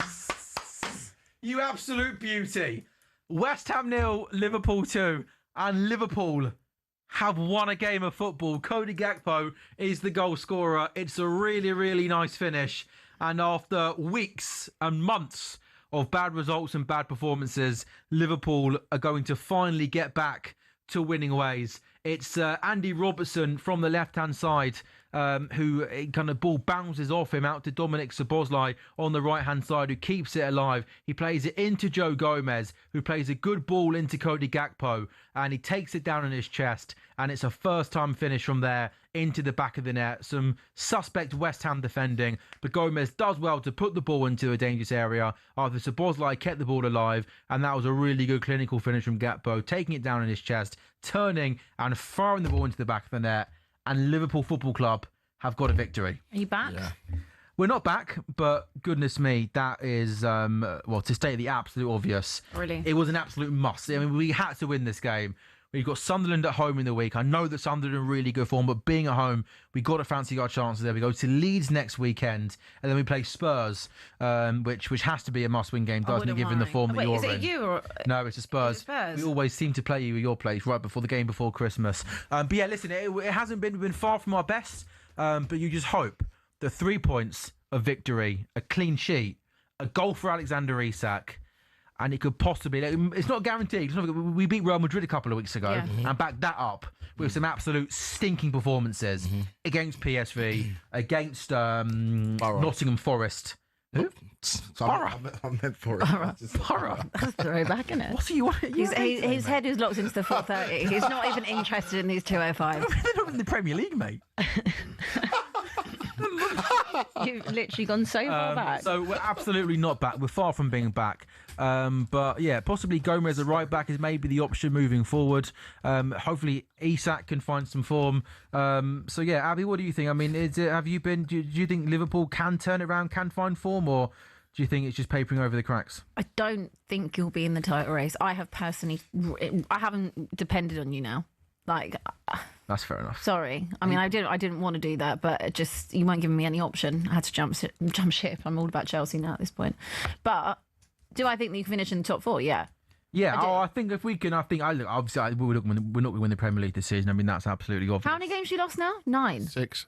Six, sorry. In the Premier League. Yeah. 6 in the Prem. Feels like we lost Seventh win. To be fair, Blackburn lost 7 and won the league. I think we're probably going to lose more than one more There's game more between games, now and the end of the season. I'm just trying to be optimistic for Teams you. as well now. I think. Yeah. No, Yeah. I think the fact that they're not drawing is a plus in a way. That if they get on a winning run, so any team who's going to beat Arsenal to the title now needs to go on a winning run, not an 100%. unbeaten run, 6-8 pure winning run. Yeah. Like City could do it. We know that. Yeah. Liverpool. Do can we know it. that? Well, we've seen old them do City. it. Maybe not this yeah, City. Yeah, that's a fair point. Yeah, we've seen the club City do it, and so Pep Guardiola has managed those kind of runs. But this team, unproven. Chelsea, I don't think they can go to the weaker teams and win consistently. They seem to need to play they're like the opposite of a flat track bully, aren't they? At Chelsea, it seems. We'll see about that this afternoon. Yeah. Liverpool, I think, can go on a winning run but they need some confidence, and this will help. And confirmation.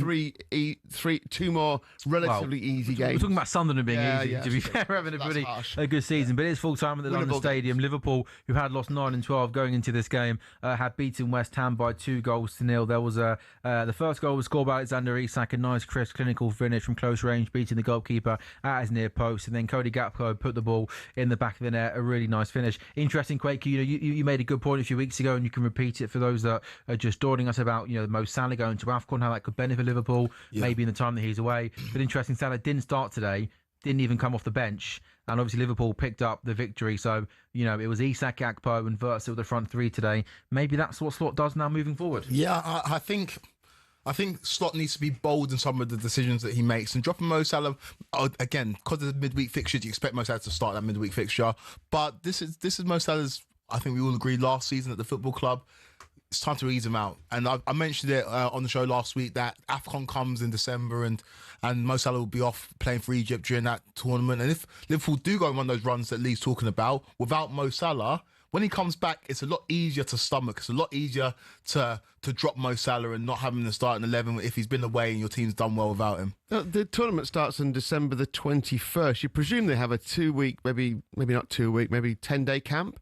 So it's not long before. I mean, we're on December. He's not going to get 2 weeks. I don't think. I think you'd be surprised. I don't think Liverpool will give him 2 weeks before the tournament starts. 10 days? A week? A week. Yeah, I think it might be. So he would leave Liverpool probably around the 13th, 14th then, of December. So, And also, really important here as well. Just seen, obviously we haven't got the sound on here, just seen Ian Doyle, right, the Liverpool Echo, just tweeted, huge chance of Arne Slot from the away end.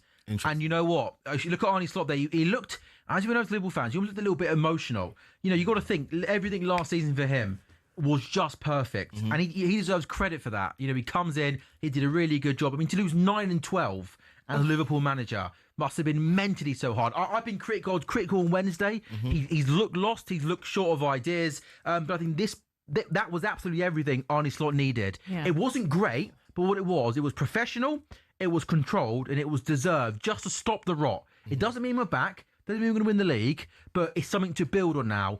And we often we've spoken about Thomas Frank, when the fans turn on the manager, it becomes toxic. And social media is one thing, but the match-going fans there who have spent lots of money on Liverpool losing 9 and 12, home and away, how much would that have meant, Quaku, to Arne Slot to hear his chant from that away end? Yeah, it would have meant the world.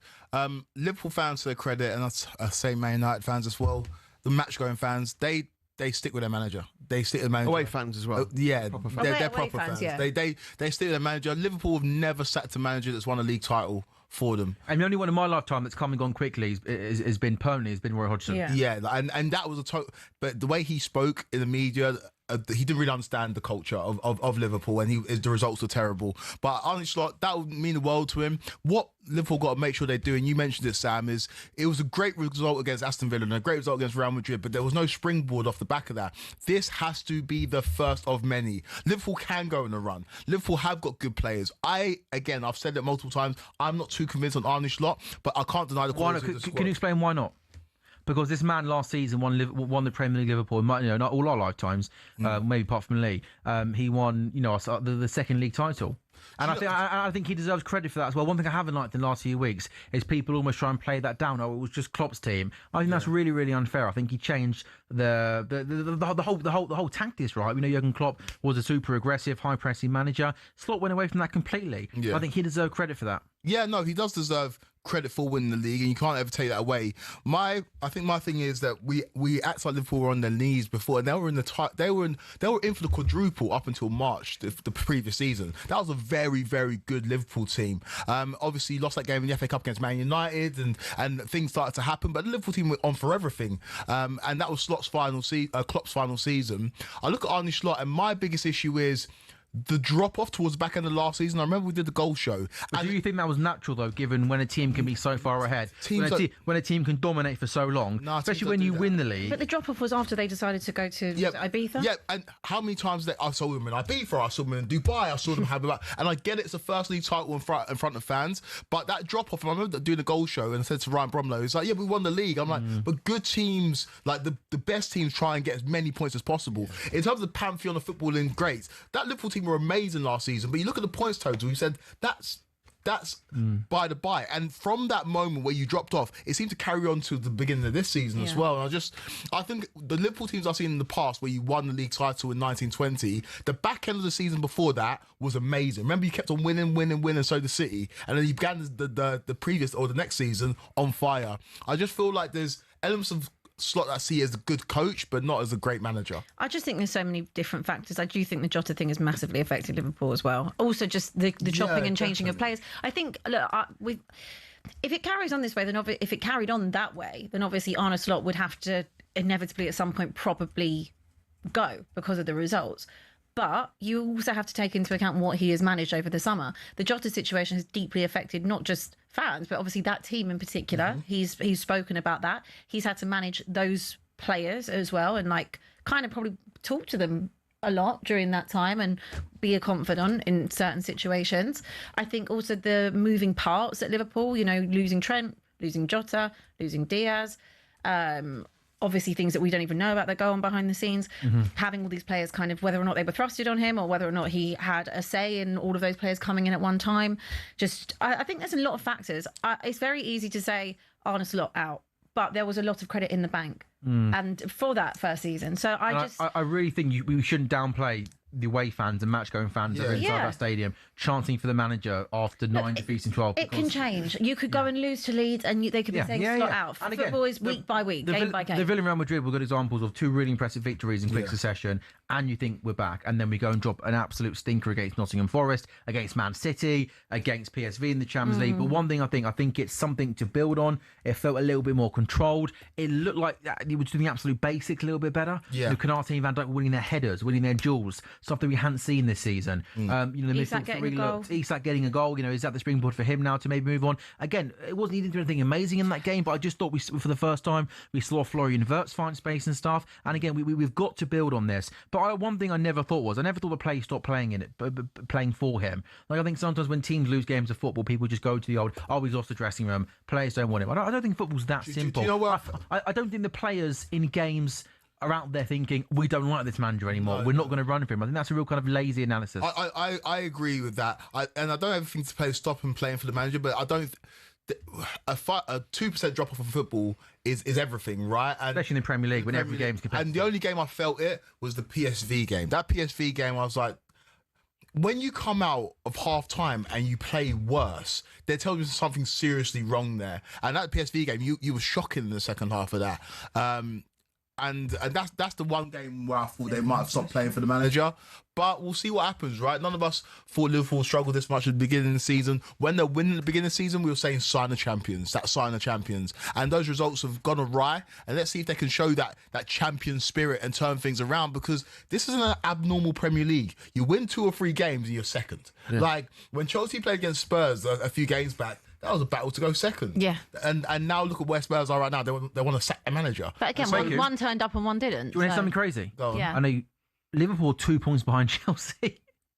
Is that right? There's only Arsenal who are consistent, though, aren't there? That can't be got right. 21 points. Yes, yeah, And it Chelsea got 23 This points. league is So we're building today's game up as Chelsea being the only team that can stop Arsenal, the big title decider early in the season. We're 2 points behind you, which is crazy, So right? That's why consistency will win the league Yeah. in the end. Yeah. You have good to play. win today. My So, yeah, God, you have to win today. If Chelsea, More than anything, you have to win today. from a Liverpool point of view, if we beat Arsenal today and you are 7 behind Arsenal. 7 behind Arsenal, 8 behind Arsenal, apologies. 8 behind Arsenal, but you still got to play them, right? So you win that game, then it's 5. And that's early in the new year, by the way. It's quite early in the second half So- of games. Emirates. No, Emirates. But Oh, yeah. if we beat Arsenal today, will you say to yourselves, you know what, we're not out of it? Honestly, I never say never, but I think we would need an absolute miracle. I think 8 points behind a really, really good, strong Arsenal team is going to need Liverpool to be incredibly consistent in the last 25 games. And also, it's going to need a big drop-off from Arsenal. I would love for this to be rolled back at the end of the year, and I'm completely wrong. But you talk about going on winning, like it's going to need Need 8, goals. 10 game winning So runs. question then. So then if Arsenal win the league today, or win the game today, and they go to 32 Sure. points, and they are now, 11 ahead of us. and how many points ahead of City? They'll be 7 points ahead of City. Yeah. Would you say that's title done? No. Why? Because do you think City are better? Like, if Based you're on evidence this season, obviously I've got to say City are looking stronger and better than yeah, Liverpool. I Of just- course. I don't know. I don't think City can catch them. I either. think if Chelsea beat Arsenal, I think Liverpool will be looking at that, being like, all right then. I go. think it actually all does hinge on you, because if someone can be within 4 points, maximum 6 points of Arsenal going into that second half of the Maybe. City, then second half of the season, then it gives everyone a chance. It gives you a chance. It gives City a chance. I maybe just feel like I can't sit here after one win and say we're back in the yeah, no, car. I get I you, maybe feel like I've sat here and taken so many L's in the last 6 to 8 weeks. I can't go to 9 that points one. is too far. 7 points, arguably. 8 points we are. 8 points, but within 6 points, Within 6 points. we're all in it. Within six, Ne- no, I'm you're not- not. You're No, not no, in it. I'm not. Yeah. I'm not. You Bruce, two. we're more in it than you. Yeah, we're all We in keep asking it. questions of Arsenal, don't we? We keep asking questions of them. We Yeah. ask questions after the Sunderland draw. Oh, how will they cope with the Northern Derby? They've coped pretty well. it Ticked helps it. if the other And- team turns and then- up, doesn't yeah, it? but then they still cope with it. Arsenal still have to go and do the job. And then you say, well, okay, well, they've got Bayern Munich a couple of days after that. Go and smash them to bits. So this is the next one, isn't it? Yeah. If they beat Chelsea today, then that is a huge tick. And I think the title is. I mean, it's hard to say it in November, or December as it will be on Monday. But Today does feel a bit of a big game. And even like looking to next Saturday, Arsenal go to Villarreal away. Could we maybe? I'm clutching at straws here. Honestly. Just confirmation of the other 2 results at 3 o'clock. Aston Villa beat Wolves by a goal to 0, and Brighton did go to Nottingham Forest and win 2-0. So Aston Villa, as things stand, are 3rd in the Premier League table. Arsenal top on 29, City got 25, Villa 24, Chelsea 23, Brighton up to 5th on 22. We're taking a quick break on talkSPORT goals. Then when we come back, we're not too far away from the big one, the 4:30. It's Chelsea, it's Arsenal.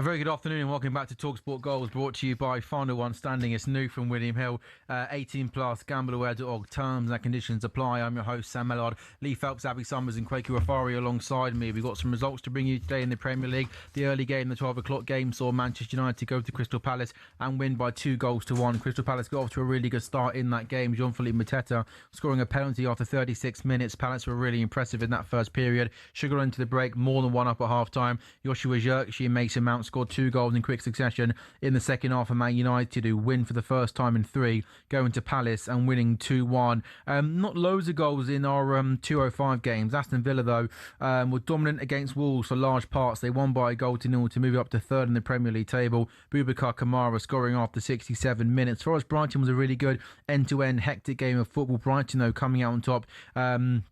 Winning that game 2-0 to Koipia and Simas scoring for Brighton, who have been pretty good on the road so far, at home so far this season. But today they go away from home and beat a Nottingham Forest side who came into this game in pretty good form, having beaten Liverpool away last weekend in the Premier League. Liverpool, who had lost 9 of their last 12 games, back to winning ways today in the Premier League, and there'll be a popular goal scorer among Liverpool fans. Alexander Isak scoring his first Premier League goal for the club after an hour. Then Cody Gakpo scored the second goal in added time. So Liverpool finally winning again in the Premier League. Is this something to build on for Arne Slot's side and Liverpool? So Arsenal and City still the top 2. Villa maybe just temporarily have moved above Chelsea in the league table onto 24 points. Chelsea started the weekend in second, down in 4th. Brighton 5th. Man United with their victory up to 7th. Liverpool up to 8th. And remarkably are 2 points behind Chelsea, which doesn't feel real given the fact that it felt like Liverpool haven't won in months and Chelsea are winning game in, game out. But maybe Quaker's Chelsea team aren't as good as what you think they are. And talking of Chelsea, in fact, I'll do the William Hill Scottish Premiership as well because we absolutely love that. And there was a big win for Celtic going to Hibernian and winning by 2-1. They move on to 29 points. That's 2 points behind Hearts, who haven't won in, have won 1 in 4 and 1 in 5, in fact, apologies, and are really struggling. Rangers 0, Falkirk 0, and Livingston Aberdeen is 0-0 after an hour. Chelsea Arsenal is the 4:30 kickoff, and we are going to put together now a bet builder, please. And before I do that, in fact, I'll just remind everybody of the team news because there is, certainly big news when it comes to Arsenal. We know there's no Gabriel. There's also no William Saliba. What is it, Abby? Just the second time in 4 years that both of them haven't made the starting 11 for Arsenal? 148 games. That's pretty impressive. Arsenal got Raya in goals, Mascara and Cape at the back 2. Timber, Calafiori will be the fullbacks. In the midfield 3 and front 3 is as expected. Zubimendi, Ezra, Rice, Saka, Marino, Gabriel Martinelli. Chelsea got Sanchez in goal, Gusto, Fofana, Chadaba, Cucurella. James will play in midfield with Caicedo and Fernandes. Then Estival does start with Neto and João Pedro. And Cole Palmer is on the bench for Chelsea. Lee, let's do a bet builder, shall we? Let's have some fun. Do you want to kick us off, Lee? Yeah, I'm looking at that Cucurella-Saka matchup, and I can't decide whether I want to go for Cucurella in terms of fouls and tackles and cards, or Saka with the assist. I think I'll go with Cucurella's had 21 tackles versus Saka in his 6 games. Oh, that arm just disappeared there. In the Premier League, that's for Chelsea and for Brighton, of course, and 10 fouls against him as well. I'm going to go for Cucurella over 2 fouls in the match.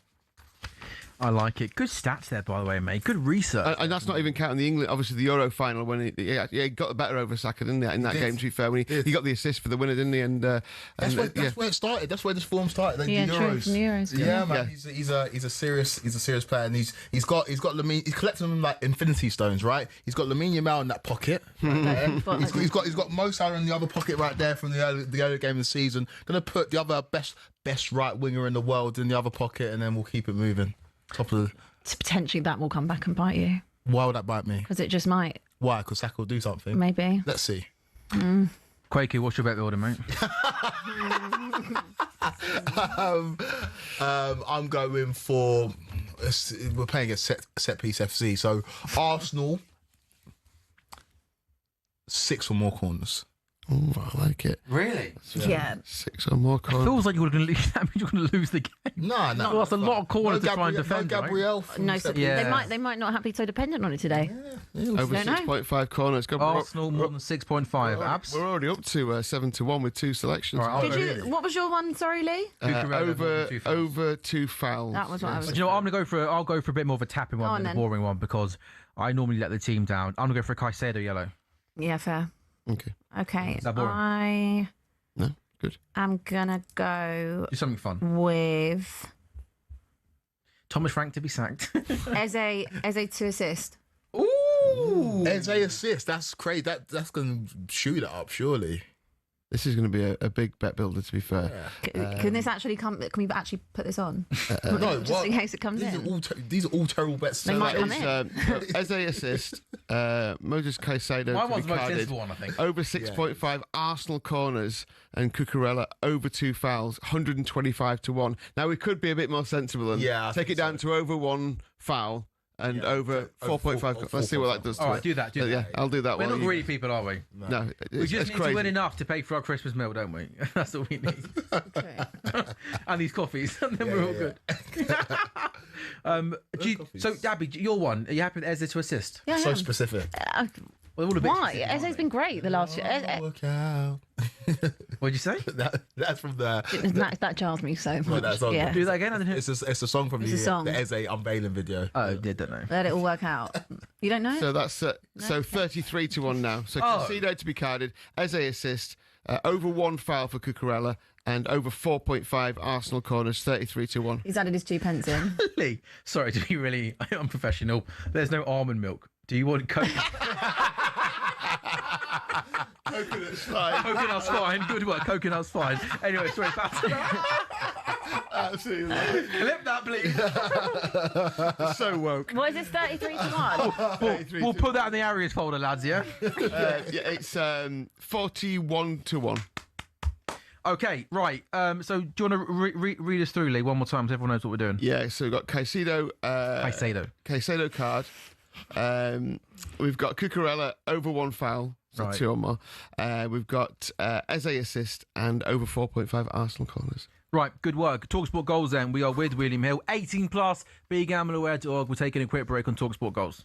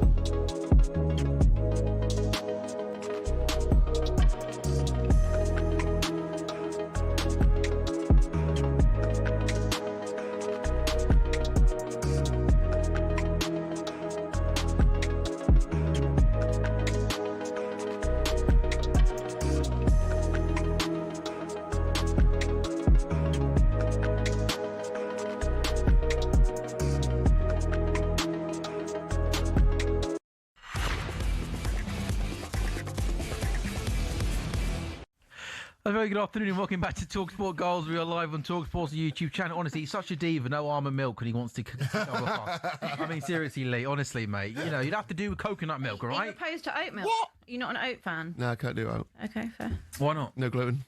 Can't do. Ah, Oh, You fair enough. celiac. No, but I'm intolerant. sensitive. Woke.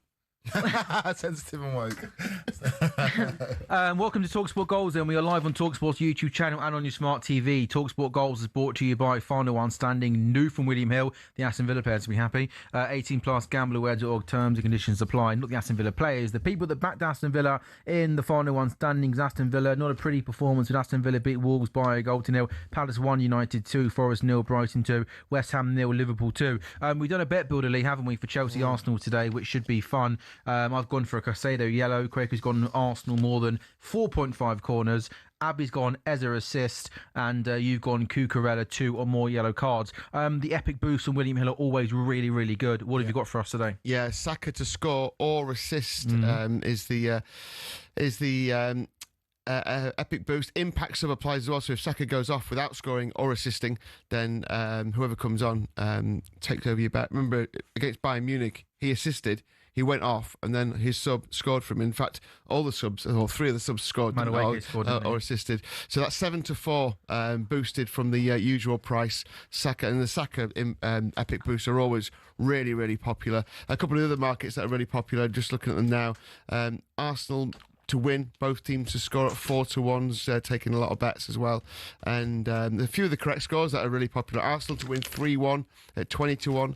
And Arsenal to win 3-2 at 28-1. Chelsea 3-2. These correct scores take a lot of money a lot of the time. One of the worst results in the book here is Arsenal to be leading at half-time and Chelsea to win at full-time, which is 33-1. These bigger prices take a lot of money because, you know, people like to, you know, smaller stakes. So Arsenal leading at half-time and Chelsea to win at full-time. Yeah, which would be a huge turnaround, wouldn't it, to be fair?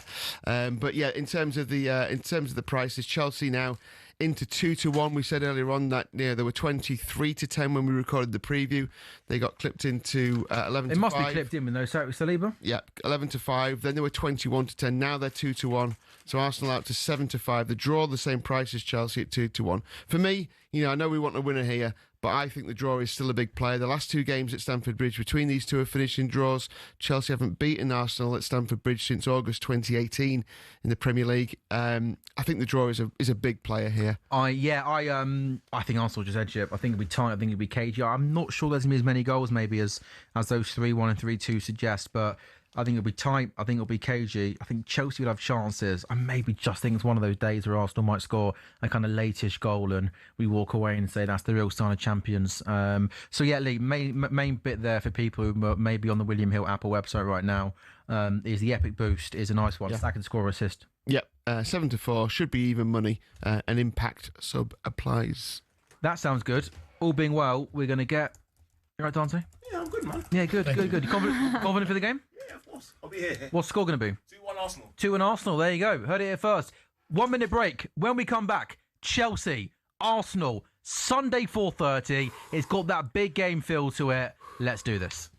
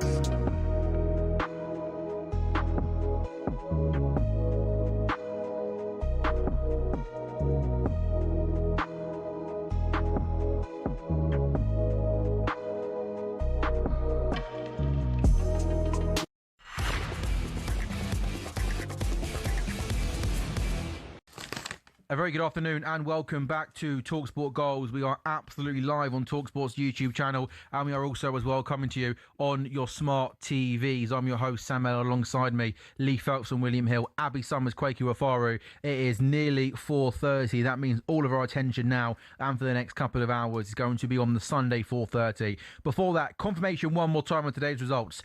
Palace 1, United 2. Villa up to third, beating Wolves by a goal to nil. Brighton, a big away win at Forest 2-0. And Liverpool had lost 9 and 12. Back to winning away at the London Stadium. West Ham 0, Liverpool 2. But now it's Chelsea, it's Liverpool. It's absolutely massive. Guys, let's do it. Let's do it. Let's do it. Well, the coffee's in. Let's do it. This is everything, right?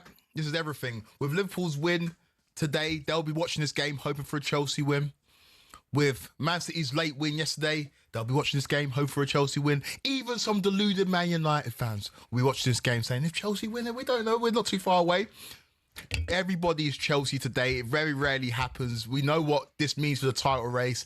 Two Pep Guardiola disciples. We see them hugging and shaking hands before the game. But I don't want to see this. This is not a Klopp and Pep rivalry. I want to see blood and thunder on the touchline. I want to see some real nastiness on the pitch. I want to see the Chelsea and Arsenal games of old. And I think we're going to get it today at the Bridge. Perfect conditions for football.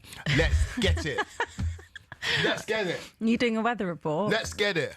All right? Let's get it. You want chest? I'm talking with chest. No, I Let's want it. Get it. I want it. Get your chest out. I want it. All right. That's Honestly. If Chelsea score, he might do. I Right? actually, genuinely, I don't think you understand how much the world needs you to win. Oh, today. of course. Like this is bigger than just the Premier League. This is just the world. You bigger actually than have football. to save The world. You have to save the world. And guess what? Who better to save the world than the world champions? That's what I'm talking than about. the world You champions. walked into that one, Abs, No, didn't you? Hey. we're world champions. Some superheroes have the cape. We've got the gold badge. Some question and they say world champions of what? So then let's show them. Up They're Chelsea. showing Caicedo. They're showing Rice. They say Declan Rice. I say no. I've got Basmati at home. Let's Oh, do it. Let's do it. Honestly, seriously, Kwaku. I think you're a top guy, mate. That was tragic. that really. I'm surprised that none of us mentioned Rice in the bet builder, though, because he has been one of the best players for them this season by a country mile. And By the way, Racing. 10 seconds in from the kickoff, João Pedro has just absolutely flattened one of the centre halves. Was it Mascara? I think that was yeah.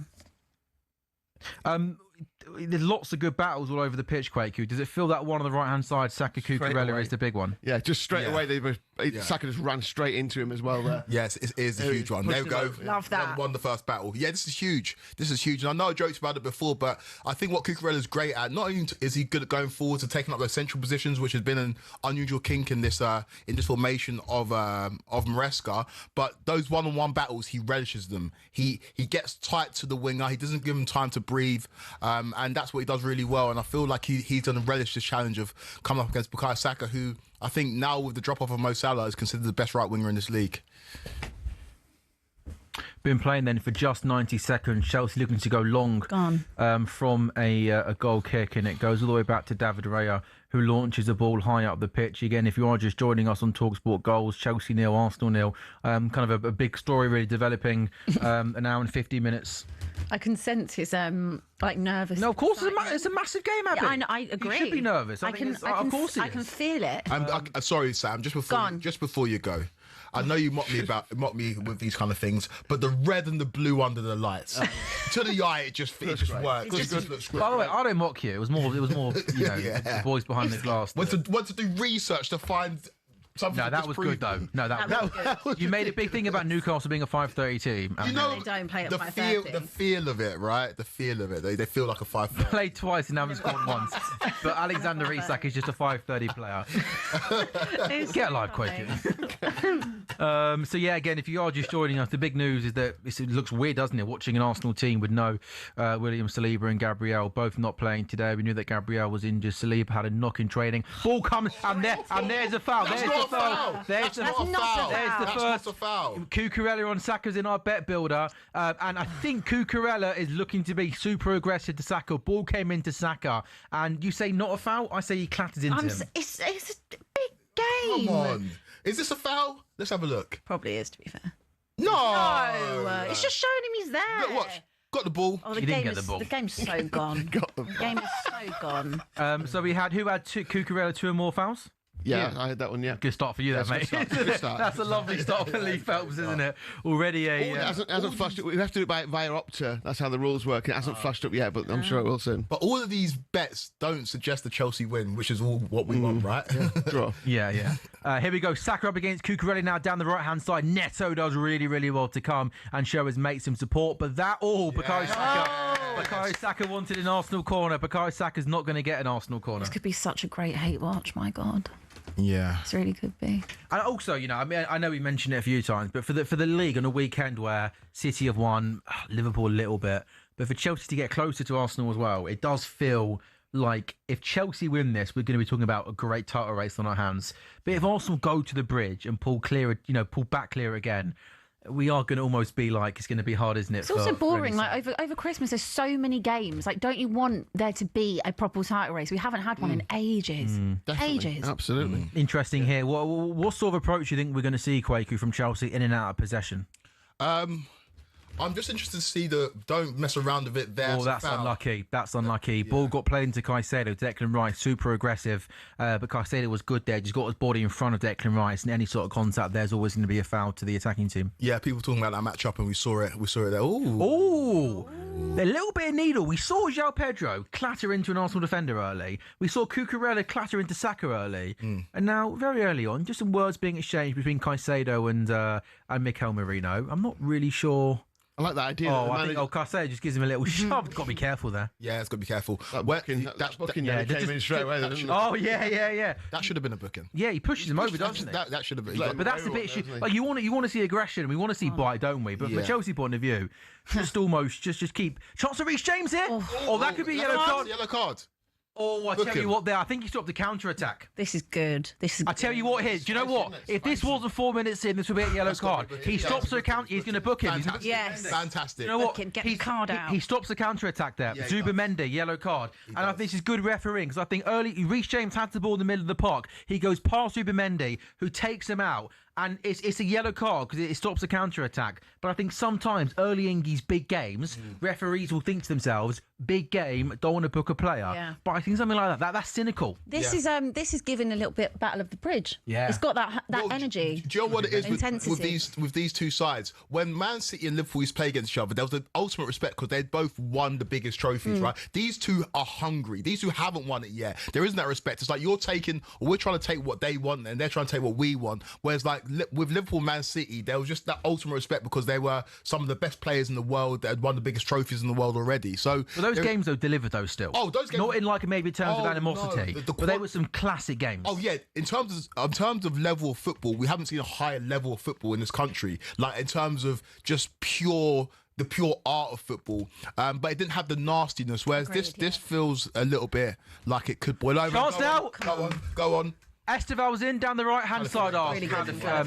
João Pedro on a flick on. I thought for a second there that Esteval was able just to carry the ball down the right-hand side, but Calafiori, Abby, showed great strength and awareness there to get back and win the Love the pace about this game as well. Too many Premier League games, just a bit pedestrian at the start. They are on it. At least 6 minutes in, very, very early stages, but Chelsea have settled the better of the two sides. Yeah. We have. It's not like they've been sent out to go and put it on them. Yeah.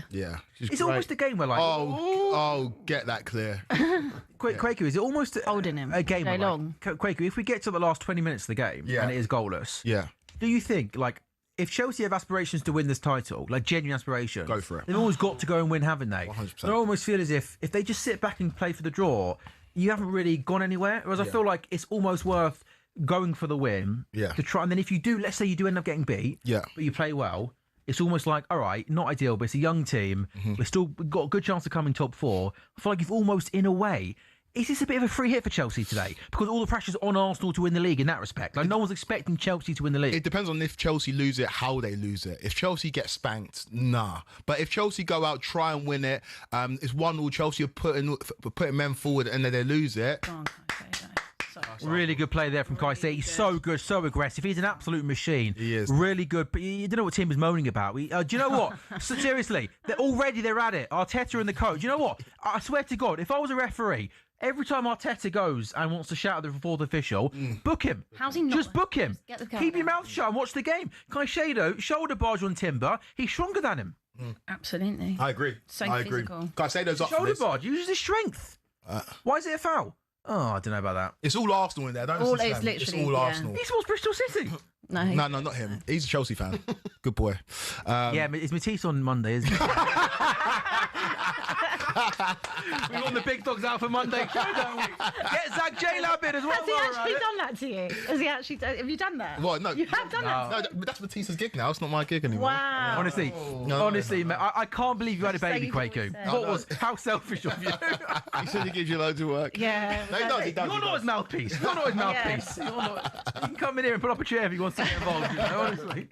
Hey, Alex Irons does that. Have you seen what Alex Irons does? Alex Irons is a tech op on talkSPORT, so he pushes the buttons and he sets himself up in there and he records himself. Yeah. He's in the sports bar pushing all the buttons and making, and you can see what Behind he's the doing. scenes content. I think producer Jamie should do Yeah, something he should. similar. He should. No, he gets He doesn't do enough. Yeah, I was going to say he does.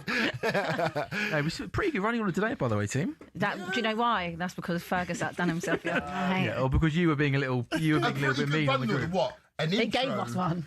Yeah, and the league table. but yeah, that's great. I'll tell you that, mate. We had to. Get Abby pouting for YouTube. Yeah, But you know what it is with what it is with Jamie? He's like an Ancelotti, right? He's a manager that lets the players play. He just lets the players he has faith in his personnel. He doesn't overcoach. He just lets you play. that is a great analysis of you. I love that. I think from that you. was very, very kind. It's really good. Very kind. One of the greatest. I want more work. I want more Yeah. work. I want to be on Inside Chelsea this week. 9 minutes gone. Then Quakey, you must be without creating any clear-cut chances yet. 9 minutes gone. Chelsea, lots of possession at the moment. Have you been happy with Chelsea's start? We've settled in, and I feel like I was worried about a fast Arsenal start. I thought Arsenal would press us. They're not pressing as intensely as I would have expected. But we need to take the lead in this game. If we go behind, I'll be a bit worried, right? This is an Arsenal team that have got an incredible defence despite the fact that they're missing Saliba and Gabriel. So it's been a good start. It's been a steady start. But let's just go and put our foot down and start to push a little bit more. Also, nice to have Cole Palmer as an option off the bench, like in those last 15, 20 Really nice. if needed a goal, right? Yeah, and a bit of kidology as well from Maresca in the press conference. Yeah, he's fit to start. He weren't ever going to start this game. No. His first appearance was never going to be a start, was it? No. That was always going to be unlikely. But you give him something to think about, right? Palmer off the bench would just be great. Oh, that'd be amazing. Here we go. Cucurella. Second foul, Cucurella, there we go. Bet builder, one done. That could be a yellow. I don't think that's... Oh, he's booked Cucurella after 10 minutes. That is a yellow for sure. That's not good. That's not good. Not after 10 minutes. Okay, well... Someone else now going to kick Saka. Lee's bet builder after 10 minutes to come in, Lee. Yeah, nice. Probably could have done a bet builder on tackles, cards, and fouls for Cucurella. Yeah. And that's a yellow card, a bit reckless, kind of... Yeah, tackling like from After the behind. first one, I think probably. There's has to no be, doesn't it? need to. Yeah. Yeah, Didn't really. Yeah. I think it's one of those. He's trying to look at. Here we go. He's at it again. Honestly, You're going to get the yellow. Why is he going so? I know. Honestly, they should. Oh, anyway. Great hair, though. Great hair. Yeah, just book him. If he comes near me, book him. Yeah. You got the power to do that. Honestly. That's worrying. That is worrying. Yeah, but also it's hard because I admire the intent there to try and get into them, but then you've got to also just be sensible. Playing against Saka for 18 minutes in the yellow card. But to be fair though, I'd say he's a sensible. He's also I don't think he's going to now do anything stupid. No. I think he's now a fullback. Yeah. I'd probably trust on a yellow card to not dive in and try and marshal Saka. Yeah. I'm just a bit. I'm worried because of what they could do. Say Martinelli is quiet in this game, or Good defending there from Chalobah. Ball gets played in for Martinelli, and Chalobah does well to get across and clear. the Noni thing really worries me, because an option Arsenal have got is bringing Noni on for Martinelli, switching Noni and Saka over, and having Noni just run at Cucurella, and you can marshal as much as you like. But when you got a winger that wants, Do you think Saka will go to the left? Yeah, because I do.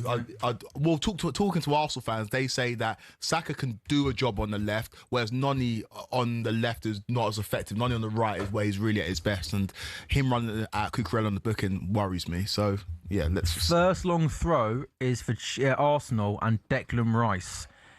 Loopy into the box. Chalobah does well, wins the header. Eza. Oh, I thought he was going to hit that. Out to Saka now. He's got space right side. Saka! Oh, he shoots to the goalkeeper. And the goalkeeper makes the save. He had lots of space there, Saka. And now João Pedro. And that might be a yellow card on Mascara. Book him.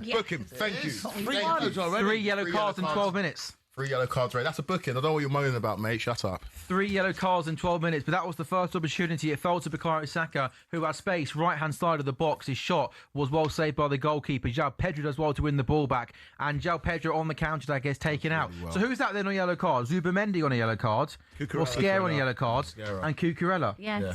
Where's what? No, nothing. Nice from Eze, by the way. That was what I was doing as well. Oh, sorry. Yeah, Nice from Eze. Obviously, I mean, he's got Eze. I thought he was for the gonna hit it. assist. Yeah, I thought he was at first. Then he just spread it out. It's a great effort. It's a good move. Is it a good effort, that? I think that's quite tame from Saka on his right foot. I think it was just a An good move. easy save from the... A good move, yeah. That's better from Arsenal there. Good... Oh, Sanchez with a really... Why would you play that ball? Offside. Yeah. Idiot. Who? Sanchez. All of them. Shouting to whatever random was. Yeah. I need to just make sure I don't swear. I'm feeling it coming. If you do swear, though, what will happen? I don't know. Jamie will dump it, won't he? Yeah. No, I mean, we're live. We don't dump. We don't do in delay on this show. Oh, you can dump. Oh, just swear then, mate. You're dumped. Yes. If you do swear, don't swear really quickly afterwards. Okay, Just yeah, dump us to No, you might get 2 dumps. On radio, you get 2 dumps. You get 14 seconds. Oh, 14 is it? 7. Okay, yeah, I think we just... Ideally, Don't swear.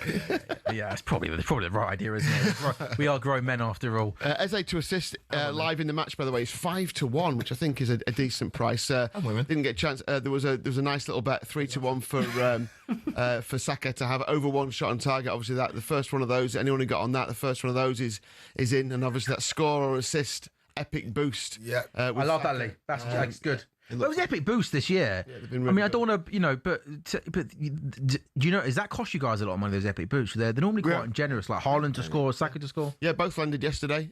Nick Voltemade to score or assist. Lovely finish, wasn't it? Yeah, and is it Kudus? Kudus. Yeah, was it? referee will take that as well. That's What? Nah. Yeah, they are really good.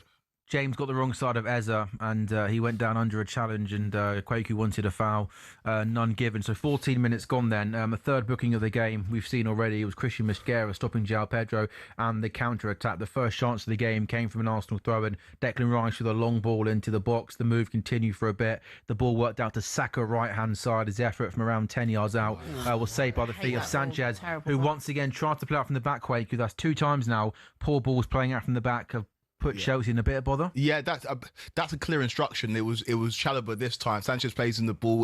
He hasn't really got that many options, but they're trying to play through the midfield by luring Arsenal in, and it Well worked. done. Yeah, well played. Really Good. Well played. And now, isolate him. 1-on-1. 1-on-1. Esteval up against Cape on the right-hand side. Into Neto! Oh, what a challenge from Declan Rice! Good tackle. The ball came to Neto inside the box, and just as I thought Pedro Neto was going to get a shot away, that from Declan Rice there is world-class midfield play. To get back in, sniff out the danger, make that tackle. Very Unbelievable. Got him fairly easy there, though. That wasn't as difficult as it is. But it was good pressing from Chelsea. Yeah, They've they been won it really, back really again. aggressive. I thought maybe you were going to sit off, let them dictate the game. I think you've been really aggressive in these early stages. Yeah, no, we have. It's been a good start. Great ball from Esteval as well. Yeah, good ball. First thing he's done in the game. Esteval. Caicedo has been everywhere as well. Absolutely everywhere. That's him. I've been. He's nearly on the pitch. That's our ball. He's nearly on Yeah, the. He nearly was on the It's pitch really- there as Neto tried to. It's so Yeah. irritating. Is that not? I thought that was off her. Yeah, he's annoying. He's very annoying. Great manager though. Great. I think he's a great coach. Arsenal throw, so Yeah, Arsenal they throw. gave to Arsenal. Great coach, but one of these coaches that if he manages your side, you love him. Cucurella, just be careful, man. He's doing a man marking job on Saka. Yeah, a little bit worried about the Cucurella booking. I don't like that at all, to be fair. Early booking against a player like Saka. There's no point to it either, was There was no Like going need. away. He was from going goal. away. It wasn't like it was like a tackle to stop an attack, was it? He just almost, He just wanted to show me it was there. Yeah. I think it's been a rather entertaining. first very 16 good. minutes. I think it's been, sometimes he's going to be a little bit dull, but it's been aggressive. Seen a couple of tackles, and both sides have had an opportunity. Saka with that shot saved by Sanchez, and half a chance for Chelsea. Well, it actually was a chance for Chelsea for Pedro Neto from close range. But it was- Well done. Yeah, And- also look a little bit loose, don't they? In the ball, the ball that they're not as Uncharacteristically for them. not as consistent as they usually are. And Chelsea are on them. You know what I mean? I think Chelsea. We can't hear here, but the atmosphere must be. It feels like it's bristling, doesn't it? Just watching the game because the tackles are flying in. You know, everyone's on edge. It seems like. I just want to see Esteval get the ball. Yeah. And then as a pure neutral here, just want to see him get the ball and see what he can do against this quality of Nice. play. Here he is, Esteval now up against Calafiori. He's got João Pedro, Enzo Fernandez in the box. Mosquera! Shoot out! Oh! No! No! Oh. No, brother. How on earth has Esteval not scored there? They work it down the right-hand side. A throw comes into João Pedro, heads it to Esteval, who plays it to João Pedro down the right-hand side. He picks out, he goes into the box. Mosquera's clearance is awful. It falls to Esteval on the penalty spot, bouncing for him. And how has he missed by that much? He's gone way over the bar. That's got to be better. That's got to be better. Score. What a chance! That's got to be better. Great Really run good, from him, though. Great run. You don't get many. They're showing the Declan Rice tackle. That was world class. Amazing. You don't get many of those chances. The way he recovered, by the way, Declan Rice, that was Unreal. He's so good, by the way. Any hate on Declan Rice right now is just tribal. Like, if you don't rate Declan Rice, Him and Bellingham in the midfield for England. yeah, just unbelievable. Can't wait to watch that. But yeah, that Esteval, I know it's on his weaker foot, but come on, mate. Like, you don't get many chances against Arsenal. You got to score that. It was a bit loose for Mosquera in terms of the clearance. Awful clearance. Yeah. Again, that's what you don't see from Gabriel and Saliba, and that's the difference. I do think we can get at them. Like, we've got in a few times, and with Arsenal, we don't even see teams get chances, and I think we can. Look at that play there, Craig. Out from the back into Gusto in midfield. He's got so much space. Esteval now down the right hand side. He cuts in field. Oh, that's got to be better as well. That's got to be better as well. Like with his left foot, but he's eager to kind of please after the other night, eager to show why he should start. Yeah, maybe, but that's just got to be. I know it's from outside the box, but that's just got to be better. Yeah, that's just got to be better. You got time. I thought it was interesting there, Kwaku. You played up from the back, 2 passes. Gusto had the whole midfield to himself to be able to run into. Yeah, that's it is interesting. It seems like we're winning the midfield battle so far. And when Reece James is in there, it adds an extra level of physicality. It adds a player that can go and collect the ball from the back four. And so, we're doing okay so far, but it's Arsenal, right? They can turn it on at any moment. And here's Calafiori coming forward to Martinelli. Have you just seen Reece James there? Just almost jogging back. Look at him. See that? It's heavy, man. That's why he doesn't play fullback anymore. Yeah. He hasn't got that. Yeah, but as one of those 3 midfield players, he needs to be better at coming back in. He is very good in midfield, though. I think in possession. He's very good in But I don't know. Do you know what I mean there in terms of? Yeah, no, he was jogging. He was jogging very slowly back. Do you think but there must be a reason for that as well. Like, do you think? James? Yeah. What, in terms of why he's playing in midfield or why he's jogging slowly back? No, I think both. I think that in terms of him playing in midfield, like you said, is obviously to counteract so much of it. So 100%. Maybe there's other reasons. When I was at the Club World Cup, I actually spoke to him and asked him what's his favourite position. He said right back. He feels like that's where he's best in terms of he can get the ball in and whip it. But Maresca's been asked multiple times. He said he's protecting him because playing at right back means that he's exerting a lot of energy and Wait. Sorry, did you say you went to the Club World Cup? Oh, did I not mention? I had no idea. Did you watch the tournament? No, I didn't watch any of it. None of us watched any of it. I did watch your content, though. Yeah. I was. Wait, as a fan? You were there as a fan, yeah? Oh no, I was covering it for a different broadcaster. Were you? Yeah. What, your Instagram account? Yeah. You've not seen it? You've not seen his TikTok? Yeah, you working for yourself for your Instagram account? No, I was working for. Oh, natural what? Really? Oh, I didn't know that. You should have mentioned that at some point. I never knew that. And you know who I did talk to out there? Cole Palmer of Central Park. Yeah, what he told me. Is that where you wore jorts? He loves them jorts. Those jorts. Guy rocks up to interview Cole Palmer, biggest day of his career. He woke up that morning, looked through his wardrobe, and thought, you know what I'm going to do? In honour of John Cena's retirement year in the WWE, I'm going to wear a pair of jorts. He loves those jorts. He loved them. Abby, seriously, he's not 9 anymore, is it? Touch! Go on. No, it's a great tackle from Timber. Ball gets played into Enzo Fernandez, takes a really good first touch as he gets a shot away. That's outstanding defending from Jurriën Timber on the cover to stop the shot. But we're getting through. We're getting through. There are chances. Very unlike Arsenal. Very unlike them today. They look loose. Yeah, do look loose. And I'm not gonna say it. Yeah. Say it. When Chelsea are in these big games, right, and then we beat these teams, and I'm saying we're going to beat Arsenal, but it's still 0-0 right now. What we get afterwards is, how good were that team in the final of the Club World Cup? It's like, oh yeah, but PSG had a long season. How good can they be at the end of a long year? In midweek, it's like, yeah, but Barcelona aren't the same, really. I think Chelsea have got this weird thing where they make good teams look a little bit average when the game plan's right. And right now, this doesn't look like the best team in the world. No. Right now, I know it's only 22 minutes into it, but. That's the yeah. Well, we are world champions. We've got the gold badge, and so I think there's something to be said about the way that we make opposition look when Maresca gets his game plan right. I think you've been in these first 22 minutes. I think you've been absolutely bang on the money. Definitely. I think you've been really good, really aggressive. You've had a couple of chances. Well, you should like almost wear a bit of gold on your top or something like that. No, Yeah. you not think? Oh yeah, should. Matisse has actually got every single badge on his Chelsea shirt. Yeah, that's That's why he not gets for me. gigs on Inside Chelsea, mate, and you don't. That's Ask him to wear it for tomorrow. That's absolute dedication. Are you doing an Inside Chelsea tomorrow? You are. They do Inside Chelsea all the time. Every week. Other club shows get like one a month. These lot do it. Honestly. You know what? I'm going to have a meeting tomorrow with the big boss. Go on, play it. Let it go. Now do so. Oh! He's struggling a little bit. Okay. We don't have time for Esteban to struggle today. We don't have time for him.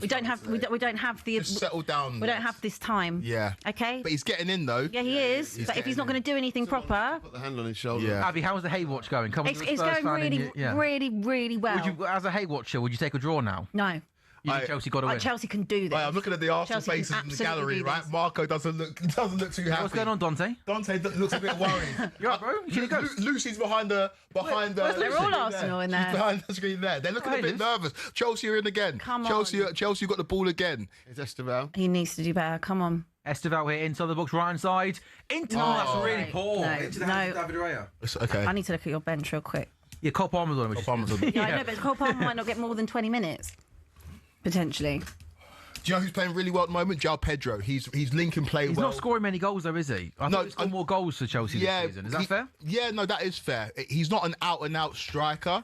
But in this game, he's dropping deep, he's linking play, the touches are good. We saw a passage earlier in the game where he drove us out of trouble and drew a book in as well. He's doing really well in this game. I can understand why Maresca picked him, despite the fact that when we saw Arsenal starting 11, I think Liam Delap would have... Oh, no. You wanted that, didn't you, for that physicality? Yeah, when we saw the centre-backs go out.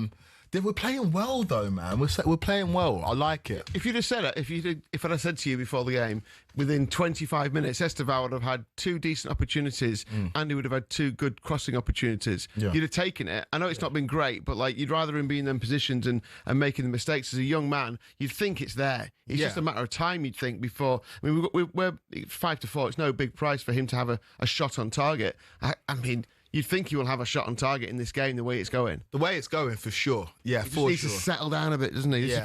This might be the biggest atmosphere he's ever played in. Probably is. Yeah. I mean, I know he plays for Brazil, but no, he hasn't played in a World Cup. He's played in qualifiers. He hasn't played in a bigger atmosphere than this. Yeah, no, this is hugely consequential. This is huge for him, and I think he needs to settle down. He's getting to good positions, but yeah, they could have been a bit better in terms of decision making. But it's been a good start. He's already a fan favourite, though, isn't he, Esteval? He's that sort of player that just gets everyone off on the edge of their seat, right? Yeah, man. We don't see it very often. These Brazilians, they go to Spain, like Endrick or Vinicius or Neymar. They go to Spain. They don't come to England. And an interesting thing that I heard from Tim Vickery is that the biggest kind of convincing factor for Esteval coming to Chelsea was the fact that long term Chelsea committed to playing him as a number 10. And I look at this Chelsea team who've got Cole Palmer playing at number 10. I'm like, I wonder how that works long term. But the reason why he didn't go to Real Madrid or some of the other teams that are courting him is because Chelsea promised him that obviously when he first comes in, he'll be moved around, but his long term position at the football club will be at number 10. So I want to see how that works. Is that Palmer from the right hand side then? Well, I don't know how you can make those Palmer promises. moves on, or Palmer move. They think Palmer may well move on. You've got to have a succession plan. Right. Yeah, maybe. I don't know what it is. I don't know how you can make those promises when you don't necessarily know if it's going to be that manager. Do you know what I mean? But I think the talent was so overwhelming that you make those kind of promises for that type of player. So let's see. Really good there well from played, Reece James. Brilliant. He does so well there to win the ball back off Calafiori, and now he comes That's a forward yellow card. and Calafiori pulls him back. That's going to be the fourth yellow card of the game. I'd love to see it. that's You know, gonna be a yellow card for Arsenal fans Calafiori. are going to say they're so hard done by. Wait for today. That was definitely. at And now, Reece James. and now Brilliant. Esteval can attack Calafiori. There can't have been a shout there, and then he's got a yellow card. It's terrible, really, isn't it? You think about Reece just James- basics. Reece James caused them loads of problems today. Yeah, he is. He's been quality the last few Very weeks, good. hasn't he? Yeah, this is the frustrating thing for Chelsea fans, right? Because let's not forget, Reece James has won the Champions League. Reece James, being an integral member of that Thomas Tuchel team, playing right wing back, it's the injuries that have really set him back. And we used to have a conversation about Reece James and Trent, and I was like, you can't compare the two because Trent actually plays and Trent is world class when he plays. But Reece James is showing when he's fit, he is a top level player. I just need to see him on the pitch way more. There's never been any doubt about that, has there? His ability as a footballer. It's always been about his ability to stay fit. That free kick came to nothing. Although João Pedro's got the ball back on the right hand side. Calafiori will win a goal kick there. So Arsenal in the first 27 minutes have got 3 players on a yellow card. Mosquera, Calafiori and Zubamendi all been booked. Cucurella has been booked for Chelsea. Out of interest, boys, would you, Arsenal fans, yes or no, would you take a draw right now? I've offered it to you. You say no. Marco would. Marco would. Would you take a draw? Marco would. All right. Marco would, Dante wouldn't. Lucy? I can't see her. She's hiding. She said no. No, she wouldn't take a draw. Interesting. What do you think, Abs? From an Arsenal point of view, Kwaku, you always sort of, you always say on these shows with Arsenal, you got, to win the league, you got to go with these places and win. But do you think with the lead they've got at the top, a point wouldn't be a bad result for them? They wouldn't take a draw. I think when the Saliba news came out, I think Arsenal fans, if they're being honest with themselves, if the game ends right now and it's 0-0, Arsenal will be like, yeah, done a job. Stay 6 clear of Chelsea. It's not. It's a pretty healthy place to be in, isn't it? Going into December. I think Chelsea would be more disappointed with we need to win this game for ourselves, for the league. We've got the whole league on our back right now. Everyone's a Chelsea fan. No one's ever liked Chelsea this much. I know. I feel the pressure. I feel the pressure to deliver. You don't feel as this goes on, you might be the only hope. So you're going to carry everyone. But it's so interesting, right? Like Man United, when I was growing up, were always the most hated team. Arsenal are just the most hated team. Nobody wants Arsenal to win this league title, and we've not seen a different winner of the Premier League apart from Liverpool and Man City since 2017. The people should want to see Arsenal win the league to see something a bit different, but it seems like neutrals just don't want to see it. It's because they're insufferable. That is why. Yeah. They are they're insufferable. But the team's actually very likeable. It's the fans. And the manager. Yeah, and the manager. Which they are a perfect match. I don't get this whole Arsenal fans insufferable thing. I know you don't, but they are, man. They're weirdos, man. They're not normal. What does that mean they're weirdos, No, they are. Come on, mate. They're not normal. They live their life online as well. Yeah, they live online. Not every fans. No. Different. I'm not having this, Arsenal. I feel sorry for Arsenal fans. They don't need you to feel sorry. Oh! João Pedro's in! João Pedro! Oh my gosh, what are they doing? Oh. You're an idiot! You're an idiot! Come on, man. You're not an idiot. I'm sorry. But, you've got to do better there. What are you doing? That's yellow. Book him. Free kick. He hasn't given a free kick. Oh, man. Unbelievable. Enzo Fernandez goes down on the challenge of Yuri and Timber. I thought it looked like he pulled him back. It looked like it from where the camera angle was, but I'd love to see it again. I mean, that chance, pull the trigger. Pull the trigger. Just pull the trigger. but we're seeing the centre backs, right? Hincapié, little mistake there. Yeah. Look a bit nervy. They're good centre backs in their own right, but they're not Saliba and Gabriel. No, of course not. You are going to see a drop off. Come on, man. He knows. Yeah, I think he knows. Do you not think? But I think his centre forward is lacking a little bit of confidence in front of goal. There, I think that one at Brighton, BAC and Hincapié just doesn't deal with that. And Pedro takes it. What? Or even there, can you get a shot away? He takes too many touches. And the pass to Enzo Fernandez is really poor. He should have hit it rather than taking that first touch. You'll see it. He just looks up and just takes that. Maybe that from Hincapié is all over the place, isn't it? Yeah, maybe it just wasn't quite right. No, well, I think you're rightly. I think that was the right moment to take a shot and try and test the goalkeeper, but just takes too many touches. But you'd have to say that Chelsea have been the better of the two sides. I'll be annoyed if going to half time 0-0. I will be annoyed. Chelsea to lead 1-0 at half time is 11-2. So have the outright odds changed to the match? Yeah, Chelsea a bit shorter, 19-10. The draw's a lot shorter, 17-10. Arsenal 13-8. You said the draw, didn't you, Lee? You like the draw? Yeah, it's getting. That just gets shorter as the game goes on. Oh no! Calafiori into Saka. Don't book him. Don't get book him.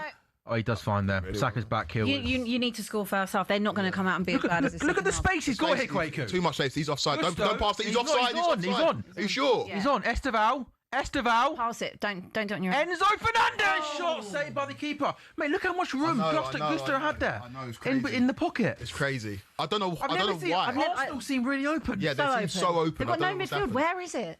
I have no idea. You can just walk through it today. No idea. They changed that at half time, I think. Yeah, you've got to make these chances count. Yeah, I know. You just look, even Declan Rice there trying to get it back is struggling, and that's a couple of moments. I guess Esteval probably picks out the right pass, doesn't he, to Enzo Fernandez? Yeah. Great run again. They're just backing off him. What does he change? Who? You said Arteta makes a change. There's no control in this game, right? And I think Eze gives you more of an X factor. I think Odegaard gives a you bit more control, maybe. That's a good Yeah. that's a good look, because they can't get their foot on the ball, they can't really do anything, and there's so much space. Whereas Odegaard, not only is it look at that again. Look at the space. Make this count. Make this count. No, Oh thing about Chelsea was so wasteful in front of That's a free kick? No, I think he won the ball then. He won the ball. That's really good. They're making poor passes. They're looking rash, Arsenal. You're final 30 seconds. Don't get booked. Don't get. Oh, we've got to be careful. Cucurella's just fouled Saka, and don't give him a yellow card. Don't ruin the game, referee. It's not a yellow card. The Arsenal players are calling for it. It's not a yellow card. I think this is just a foul. But Cucurella's got to be careful there. Yeah, he has got to be careful. I think the ball comes into Saka's feet, and he comes in from behind. But I don't think that's a yellow card offence. It's not. Do you know what we saw from Maresca during the game against Barcelona? At half time, He might take it. He might take.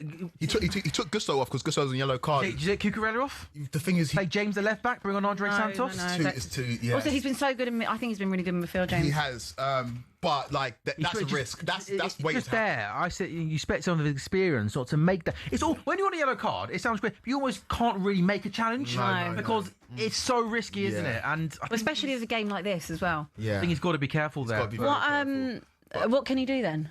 Who? Maresca. You just got to trust the I players. don't think he starts Cucurella. You got He's one of your better players. I'd be shocked if he made it through the second half. Yeah.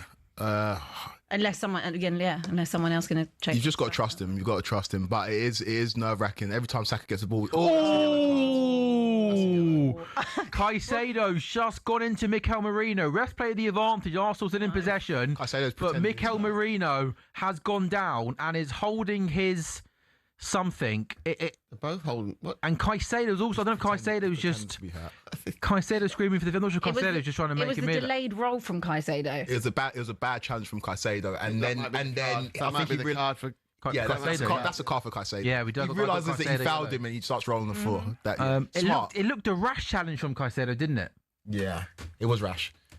That's just yellow though, hopefully. But he knew that it was a foul. I just think Chelsea got to be careful here a little bit, Quaker. Yeah, no, we do. The concern. Do you know what? No, because I don't want to. I like the aggression, the intent, but like this didn't look a great tackle. Oh! I tell you what, his right foot.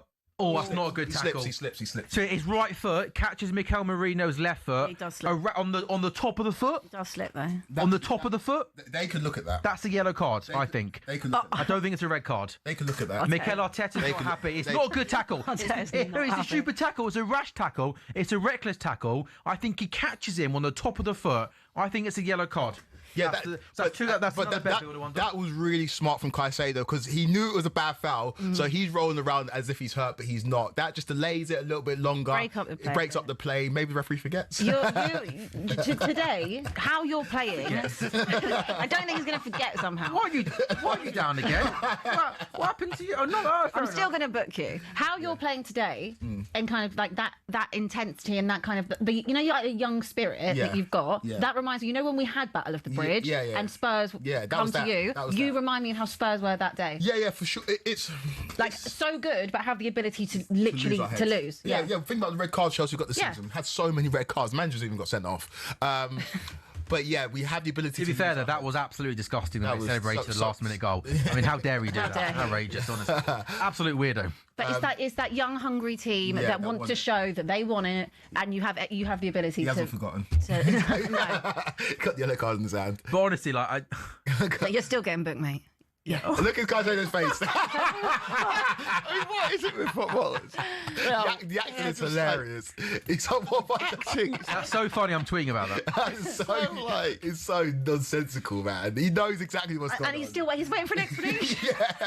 What's the explanation for? Oh, he's looking at another.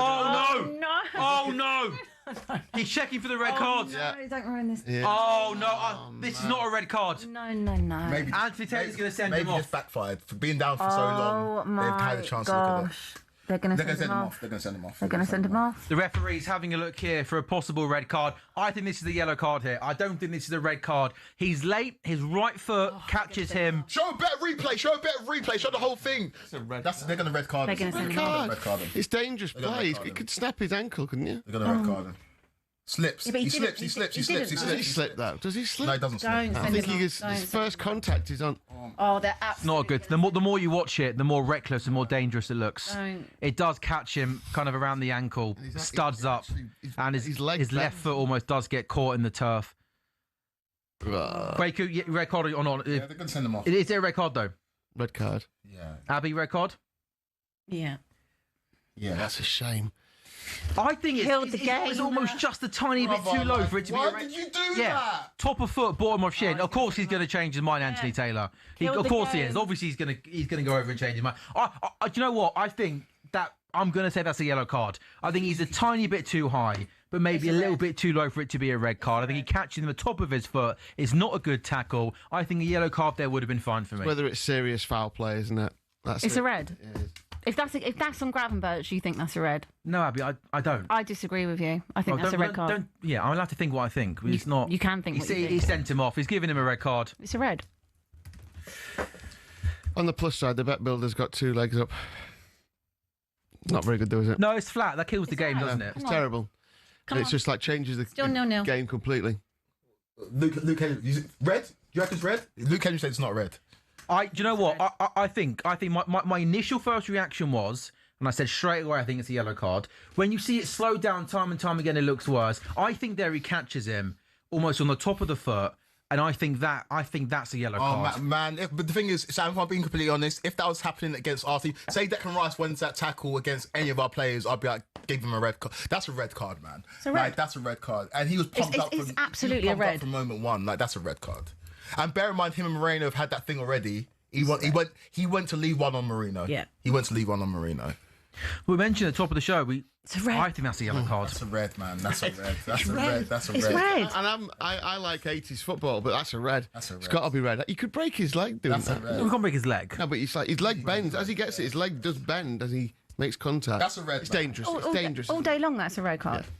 Yeah. Let's see what game. But the thing is, like, he could not have given a red. course You know what I mean? yeah. He could have not given a red and carried it. Once he gets sent over, he's giving VAR a red. got- But remember, this has been one of Chelsea's problems. They've managed to arrest the disciplinary issues recently, but this has been a constant through the season, hasn't it? The red cards against Manchester United, wasn't it? You know that they seem to have levelled it out a little bit recently, but it seems to be in those big games. It's a real shame. It's a big shame. It's so annoying because you've been by far the better team. Yeah, by far. but the thing is, we could see like how over aroused they were in terms of flying into challenge. You could see something was kind of bubbling. Of course. No, we Either said a that at the goal top of the or- show. From the first 3 seconds, João Pedro just smashed into it. one of the But now, defenders. now you've got the problem that do I think that Cucurella is going to last the whole second half? Well, that's the problem. Probably man. not. That's the No. problem. Take a point now, Quaker. Yeah. Yeah. But like, oh man, that's so annoying. Ruined it. That's ruined it. That has ruined it. And Chelsea fans will. He'll try to even it up. He'll try to even it up. You're a He'll try to disgrace. even it Your up. team's a With the yellow, disgrace. though. He'll try. With the yellow The for thing is, they'll Arsenal. try and even it up.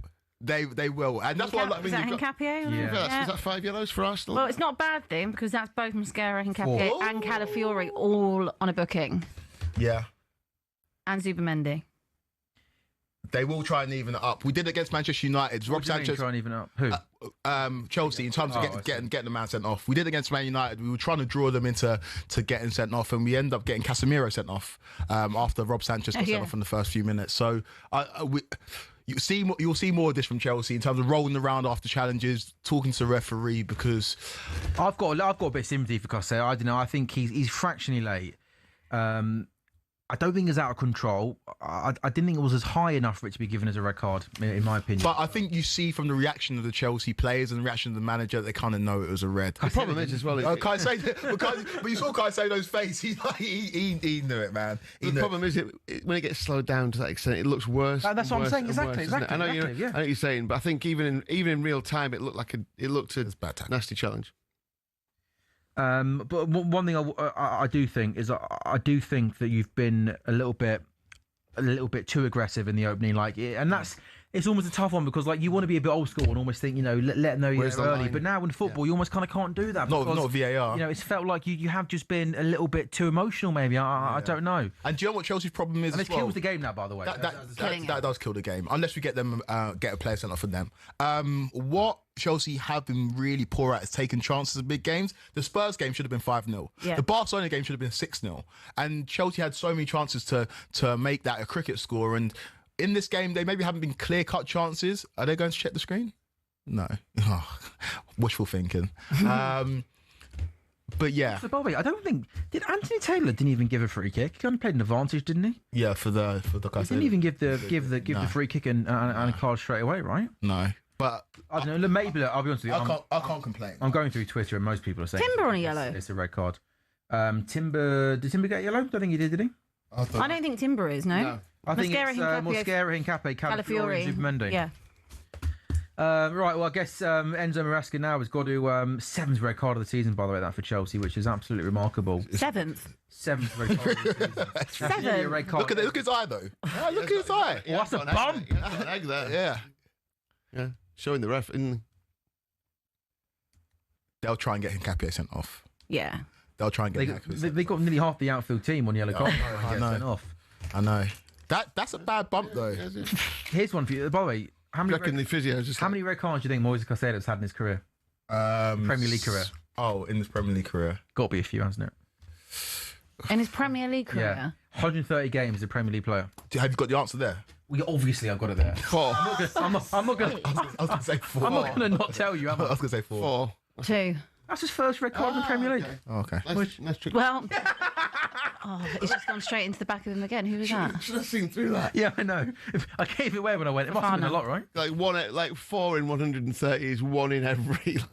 That's a bit stretch, isn't it? To be fair, It's like 1 every 30. Well, that's not 30 too games. much, actually. Yeah, he received his first red card in the Premier League in his 130 appearance. How many He's yellows? I don't know. He's the 7th Chelsea player to be sent off against Arsenal in the competition, and first since David Luiz in 2017. Thank you very much to Joe for that, who finished off by saying studs. It was stud. It was it like just a tiny bit like... Babe, It's just killed. It's killed the red. game for us though, man. That's really killed the game. 25 yellows for Chelsea in the Premier League. Just for Chelsea, a lot of yellow cards. Yeah, Brighton, he had a few for Brighton. How much at a time are we going to... I hope you haven't booked trains, by the way, guys. It feels like the game hasn't been playing for the last...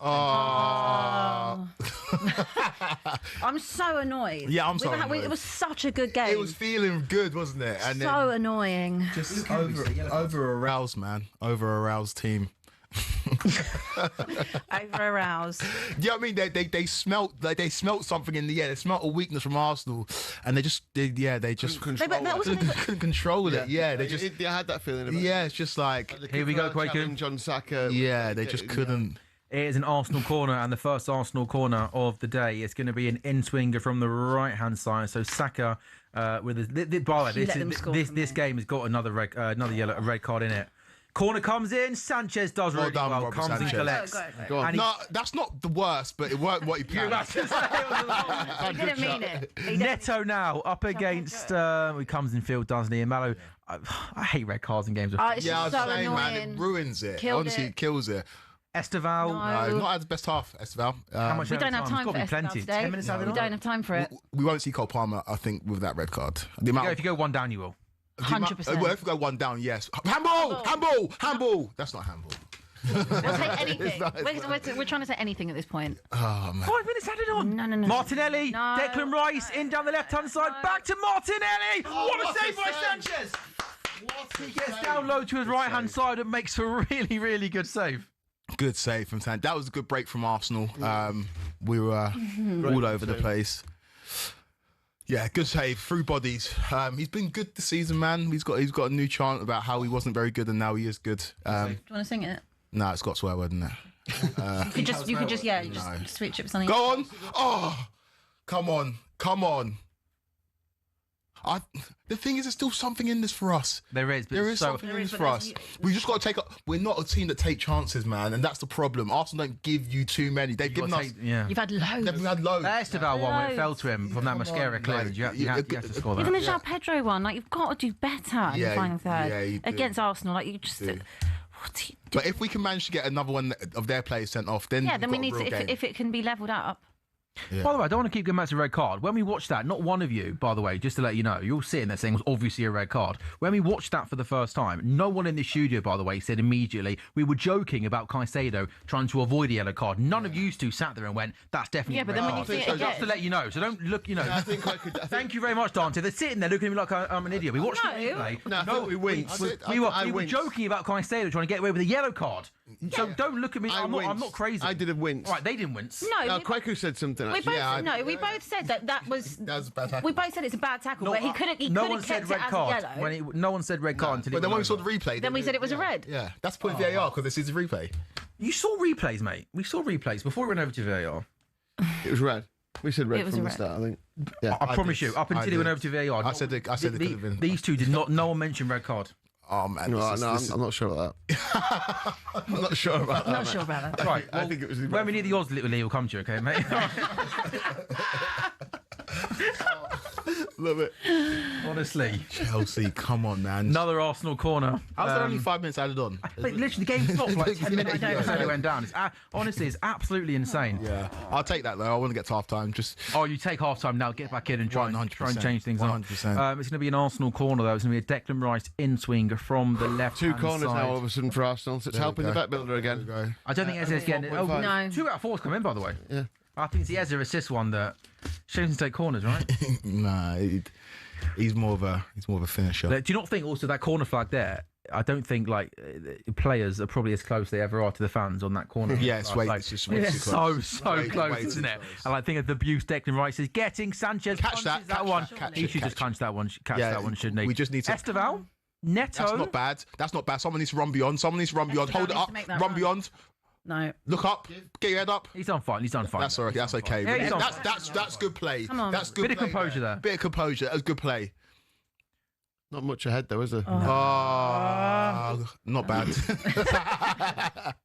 Neto on the right hand side, up against Martinelli. Gusto on the overlap. Crosses. Oh, someone get your head on it. Get that ball in. Head on it now. Oh man. That's where you need. If Liam, Yeah, maybe Liam Delap for those crosses into the box. You need. That was a really good ball into the box. Don't foul. Don't Do foul not him. foul. Foul him. He's gonna foul. Get your arms He's away. gonna foul him. He's gonna foul him. He's gonna foul him. No, he's not. He's not. He's not. He's done what he's done. I think the right thing's to let him out. Don't foul him. Yeah. That was a really good cross from Neto from that right hand side, and no Chelsea player. Arsenal have been poor. Arsenal have been poor. It's been played straight out, They've been poor. Even now, You've there's you've let us down. No man, can't say this. Let us down. That was such a rubbish tackle. It wasn't a sensible tackle, but Reece James has been dictating the midfield. He's been by so, the he way. was he's been so good. That's a yellow. Book him. No. Nah, I ain't booking him. Ain't booking him. Oh, What's that for? Steady Come on. on. Mikel Marino's just an idiot, mate. He's a little worm. He's a typical Arsenal player, isn't he? why is it suddenly all right to shove people? A little slug. Why is it okay to shove people now? Like why would Reece James shove him there? You just put yourself in danger of like getting a card. There is no need. There is no need. Stupid. But the thing is that the reason why I think the Caicedo one is a red card is because we saw him and Marino earlier on. He went to lead one on him, and he did, and he thought he was going to get away with it, and he didn't. Come on, Chelsea. half time is 10 seconds away. Ball into João Pedro. Now would be a great time. Come on. Oh. Quick, it's enough. Going nowhere. Yeah, I think we're going to half time. Oh, he's done okay. Well done. I love Well his done. aggression. Well done. Win a corner. Enzo Fernandez. Can he get across? Yeah, I think his referee's going to blow here, isn't he? Well done. Done well. Oh, shut up! Get up! You idiot! Disgrace. Get Sarah's up! gone down holding his face. Disgrace. And honestly, these He things, just get up. they should. Look at that gallery. They're embarrassing. Arsenal fans asking for what? You want another red card? Do you? Play football. Play football. Half time. Half time. Chelsea 0, Arsenal 0. Oh, do me Oh, a do me a favour. What is That's what? it. If VAR could come in and give yellow cards for one thing, it should That- be no sort of instances. Yeah, like Embarrassing. Embarrassing. Embarrassing team. Embarrassing. Embarrassing. Didn't even touch it. It is half time though. It's Chelsea 0, Arsenal 0. Chelsea down to 10 men. Moises Caicedo sent off. We'll take a very quick break then, shall we? And talk sport goals. And when we come back, we'll get Kwaku's thoughts and we will watch the second half. Goalless at the bridge, people.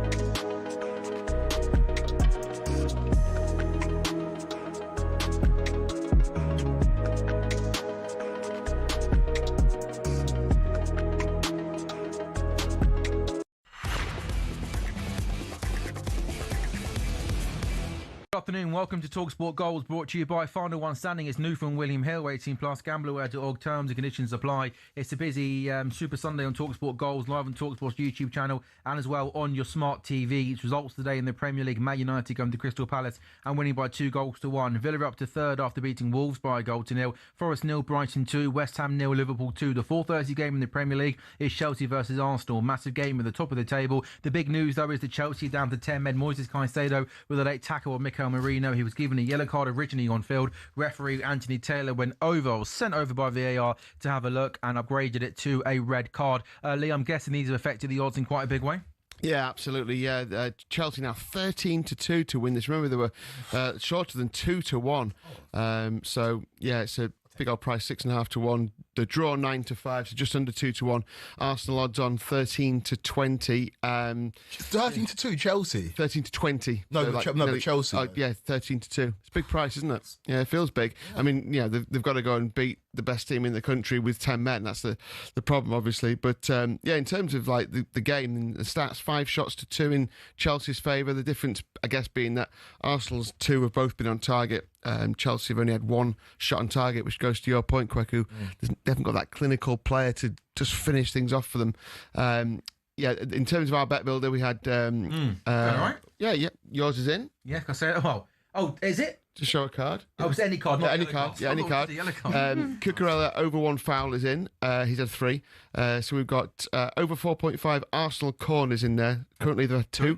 There are 2 so far. And Eberici Eze to assist a goal. You get impact sub on that one as well. So if he goes off without doing it, then I mean, I don't actually think that was particularly wild. That is so specific. No, Abby, you ruined it for everyone again. Well, no, but he laid the ball into Saka, and Saka had that shot. So it's you know, it's not out of the beyond the realms of possibility. at all. He's also had a great week. It's 11. It's a shorter price for him to assist a goal in this game than it is for Chelsea to win. He's 11-2. Oh, there we go. How about this one? Esteval, at least 1 shot on target in the game, is 11-4 now. Now he's getting himself into better positions, but since the sending off, obviously he's not going to see as much. It's of the just ball. Abby racking up those awful bet builder decisions once again. You know, honestly. Chelsea have been racking up the red cards, and I went out there. Listen, go on. What's the consensus in the office, mate, on that red card? Talked to Luke Henry, big Arsenal fan, big Una.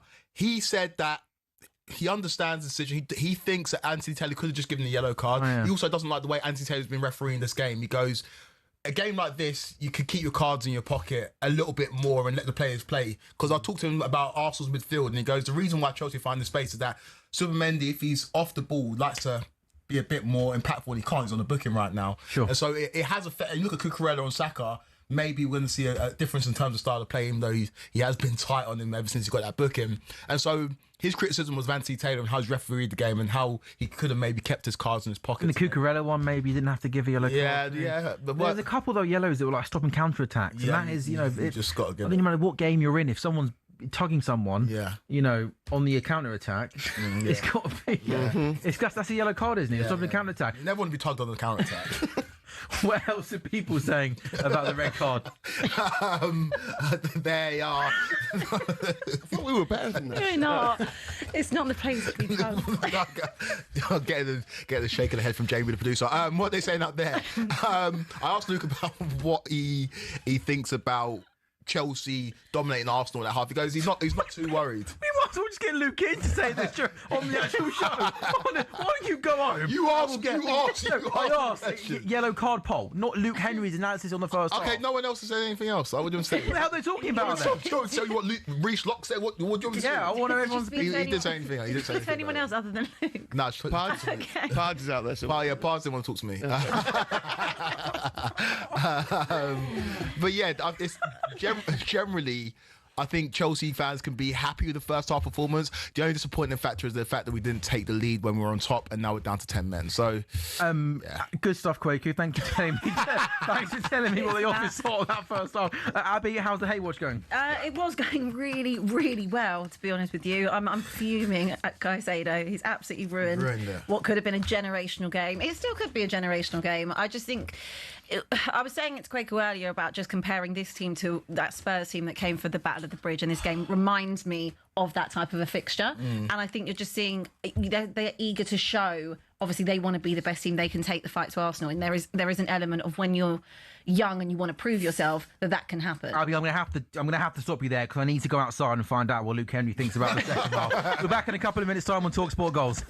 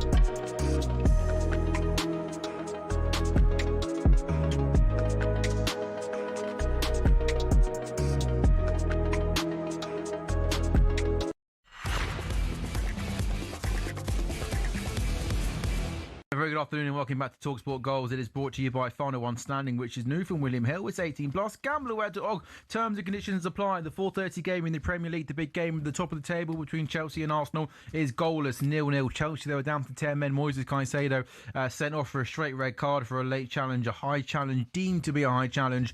Mikel Merino, the results today in the Premier League: United won 2-1 at Palace. Aston Villa 1, Bournemouth 0. Aston Villa 1, Wolves 0, I should say. Nottingham Forest 0, Brighton 2, West Ham 0, Liverpool 2. Liverpool getting back to winning ways in the Premier League today. And Alexander Isak was on the score sheet for Liverpool. But really all our attention now is on the Chelsea-Arsenal second half of the big game at the top of the table. Chelsea for the first half an hour I thought were really impressive. Had a couple of good opportunities. The best one falling to Esteval. A close range shot went over the bar. But really, Kwaku, the game turned on its head when Moises Caicedo was sent off. Yeah, 100%. And those people who had their stocks invested in Declan Rice, when you're talking about the Rice and Caicedo battle, probably laughing now. It was... The thing about it is that I know that he was trying to leave on Marino, and so I can't just... Like, even if you think it was yellow card, ooh, Garnacho coming on. Who for, do you reckon? That might be for Esteval, maybe. And the reason behind that would be? Defensive work. You reckon bit more consistent? Yeah. I'm assuming it's for Esteval. But yeah, it's I can't justify it. I can't back it. That was a red card to me. If Declan Rice had done that to one of our players, I'd be calling for a red. 100%. So like it, yeah, I've got to be fair. I understand this move. It won't please the Chelsea fans and Stamford Bridge who want to see Esteval on the pitch constantly. But I think for the benefit of the team, someone like Garnacho who does track back, yeah, we'll see if it's for Esteval. I'm not too sure if it is for him. But this might be being ultra positive, but on the red card, I mean, you would say that of all the teams, Chelsea know how to play with 10 men better than most. Yeah. I mean, obviously, they had the Man United one where it was levelled up. They ended up losing the game.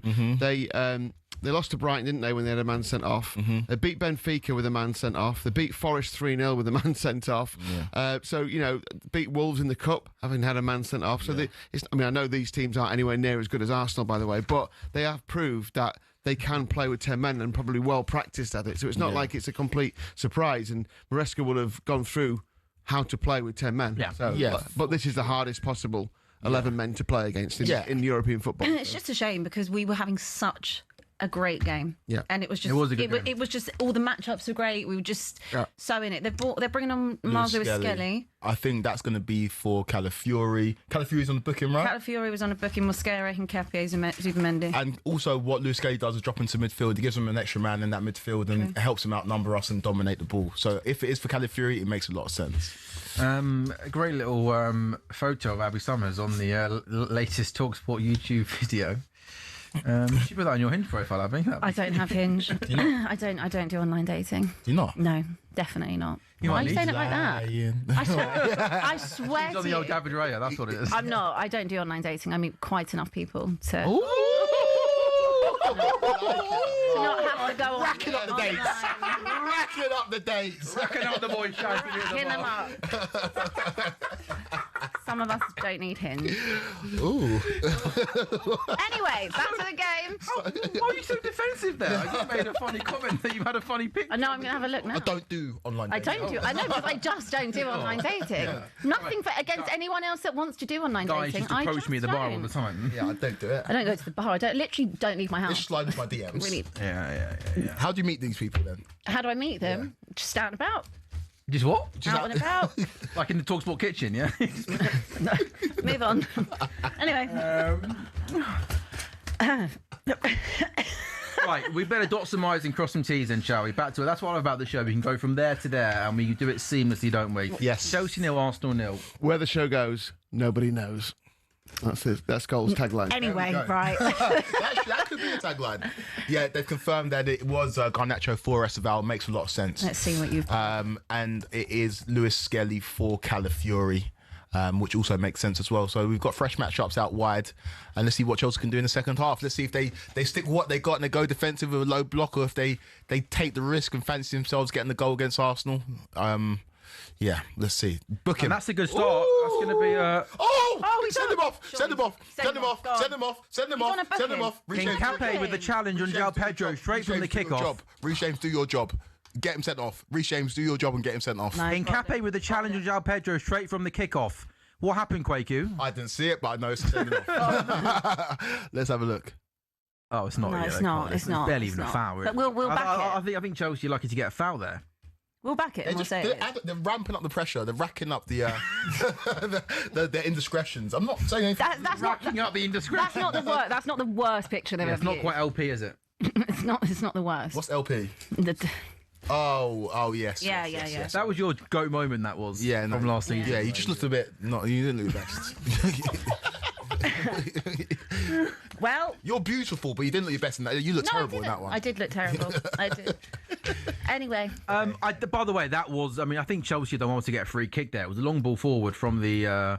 I tell you, the more I watch that red card, I don't think that's a red card. Long ball forward into João Pedro, and Hincapié almost just tries to win the header from behind him. I don't think there was enough for it to be a. João Pedro's fuming. Kwaku, I don't think it was even a free I kick. don't think it was. But João Pedro he's a bit hot-headed as well, and he needs to calm down. Just confirmation of those two changes. Got Garnacho for Esteval, and Luis Skelly is coming on for Calafiori, who's one of 4 Arsenal players on a yellow card. Kwaku, these are the big moments for Chelsea. Of course. Reece James, Not bad. free kick. Oh, what a save! What a save! It comes to the back post. Raya comes out, and I thought Raya misjudged it. So did I. Free header for João Pedro. João Pedro gets his head on it. Oh, and Raya with a great save. Good save. Great save, It's a good Quake. save. But you're right, Sam. Those are the moments. It might have been going wide anyway. But set pieces where we need to capitalise. And behind Arsenal, we've been the best team from set pieces this season. Go! Yes! Come on! Yes! Come on! We love that. We love that. We love that. We love that. We love that. Come on. Heritage. Chelsea down to 10 men and getting the job done. That's heritage. Absolutely. Let's get it done. Flush their heads 13 down to the 2, you toilet. said. Go on. 13 to 2.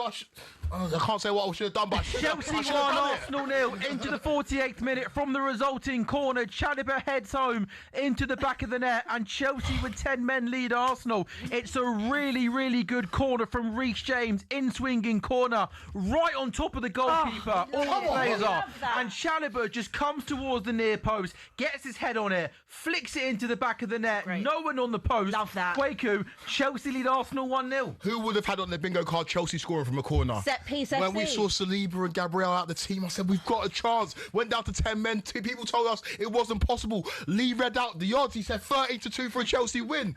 I know it's only the 48th minute, but this is a good position to be in right now. That was great. That was great. And you said it, Sam, just before that came in, set pieces. Set piece, most important thing for you. You're not going to have many chances from the ball on play, and the set piece is so important. I mean, the save Ray made from the João Pedro header was amazing, and that from Trevor Chalobah. I mean, it's literally almost teams are copying Arsenal, aren't they? They're getting bodies on top of the goalkeeper. The delivery, good flight, good trajectory, and Chalobah's clever. Comes towards the near post, flicks it on, and it goes past everybody. What a moment, Lee. And fair play to him as well. Timber was shoving him forward as well, and he was so strong to maintain his position and then give that flick. I mean, it's just a flick on, isn't it? But it just goes past everyone. This really sets it up. Now Chelsea no longer 13 to 2, now 13 to 10. Arsenal 11 to 5, and the draw 9 to 5. With Sam, a 1 goal Did advantage. you do me a favour? As the leader of the show, can you ask those people in the gallery if they take a draw right now? Take a draw right now, Dante. Take a draw right now. No, he says no. Go on, D-Dog. Marco take a 1-0 defeat now, wouldn't he? So negative. He's playing for goal difference, that one, hasn't he? Honestly. Do you know what? He's been giving the big one all season, Marco. All so season. great being part of talkSPORT Goals. Now you're on talkSPORT Goals, pal. Welcome to the big time. There's so much more football to be played in this game. Saka cuts in, gets his shot away, and Sanchez Keeps it in. just Done keeps well. it in. This would be, on a serious note, for the title race, for Maresca, for Chelsea to beat Arsenal with 10 men. How big would that be? I can't even begin to explain it right now. Let's just keep it calm. But if we win, I'm out tonight, baby. I'm painting the town red, or painting the town blue. Actually, sorry, I didn't mean red. Yeah, no I'm way. painting On a the town Sunday? on a Sunday. I'm out on a Sunday? We're out on the Sunday. out. We're out on the Sunday. Wait. We're going out. If Chelsea win, the title race is on. We're having a title party. Is Lee invited? Yeah. Of course. Everyone's If you want to invited. come. Don't say you want to come. No, it's Arsenal. Marco, you want to come? Lucy, you want to come? I don't think Arsenal fans probably can't attend that then. No. No, I can't hear you. All right, we've had a good weekend, haven't we? Well, I haven't. But Chelsea that would won, make a good Liverpool won, Grimsby got a point, Bristol City won yesterday on the road. It's been a good weekend. I mean, I lost. Yeah, but you just suck, don't you? So I just suck, so, you know, you're all To be lost cause fair, happened. I only really care about this. Yeah. So You'd, this will you'd say- rather Arsenal lose than Chelsea win, wouldn't you? That's where you're at in terms of your hate for Arsenal. don't want to admit that. No, probably not. Anyway, there was a lot of football still to be played.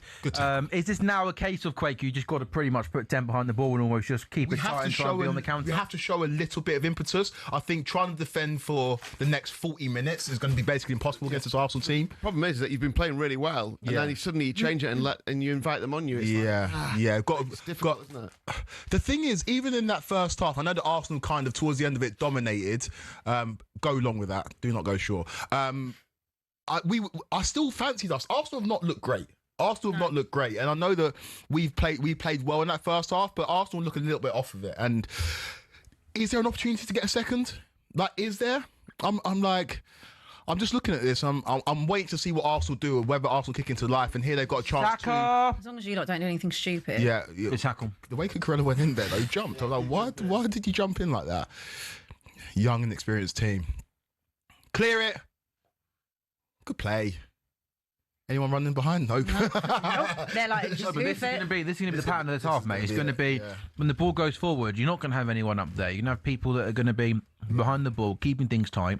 Yeah. And when you're winning, it's almost hard to kind of, Yeah. not play like that, right? Yeah. It's This is an example of what you're talking about, but maybe it's not. I thought Enzo Fernandez went down for us to like have a breather and kind of reset, but I think he might have got hit in the mouth. That's something Arsenal and loads of teams do it, and Arsenal do a lot as well. It's something that I noticed happening in particular this weekend. Chelsea won, Arsenal 0, and what does that do for nothing for our bet builder, right? No one had that, did they? Liam Delap, this is not a bad shout. This is not a bad shout. When those balls do go long, it's not a bad he shout. offers that physicality. Yeah. Who would it be straight shot for João Pedro, do you think? Possibly, or it could be for Enzo Fernandez, and then João Pedro drops in. Attacking team. No, I'm not sure about that. No, possibly. I think you want to keep that midfield three together, James I think Caicedo and Fernandes. Possibly, yeah. I think it could be a straight swap for João Pedro. Probably right. Probably That's quite an right. attacking change, isn't it? Yeah, like it's. I don't hate. We need an outlet though, because João Pedro's inclinations to drop kind of deep anyway. If you've got Arsenal who are going to play a high line, are going to be in our half. Liam Delap's threat on the break, on the counter attack is more lethal than that of João Pedro, who's better on the ball. Also, someone to kind of press Hincapié or Yeah, Mascara. exactly, exactly. They're both on a yellow. Both in yellow, rough them up a little bit. They look a little bit scared. Hincapié's on the yellow. Come on, just They're both on a yellow. both on the yellow. They're both on a yellow. Yeah, and Cappy and Mascara both on yellow cards, yeah. This is where Chelsea dark arts need to come out. Oh yeah, man. Bit of housery. The housery needs to come out. No team down. Yeah. I can't believe we're winning 1-0. What do you mean you can't believe it? Like down to 10. That's good ball. Nah, Sanchez does well. Crossing from the right. And here comes Chelsea. I don't think we need to do that. That could be a booking. That could be a booking. That's Lewis Skelly. Book him.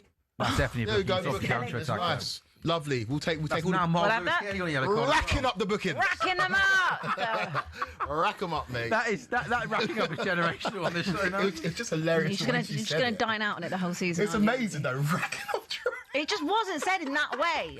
It wasn't. It was. It wasn't. We'll find the clip for next You week. can find the clip. Find the clip. It wasn't said in that way. It was. Abby, earlier on, you said that after Spurs now you want to just rack up the trophies, don't you? And me and Quake I saw the said- funny side You're of right. it. Yeah, but Enzo Fernandez take on. That's an awful shot from you. That was.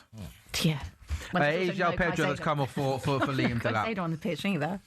Yeah, and I think that makes sense for Chelsea because they're going to sit pretty deep here, and when they're clearing, lots of balls are going to go long, and Liam Delap is going to be that target man. So just before that substitution, Miles Lewis Skelly, who came on for Calafiori, has been booked for stopping a Reece James counter-attack. So Mosquera, Hincapié, Lewis Skelly, and Zubimendi all on yellow cards for Arsenal. Cucurella still on a yellow card for Chelsea, and of course Moises Caicedo has been sent off as the ball comes out to Timber on the right-hand side.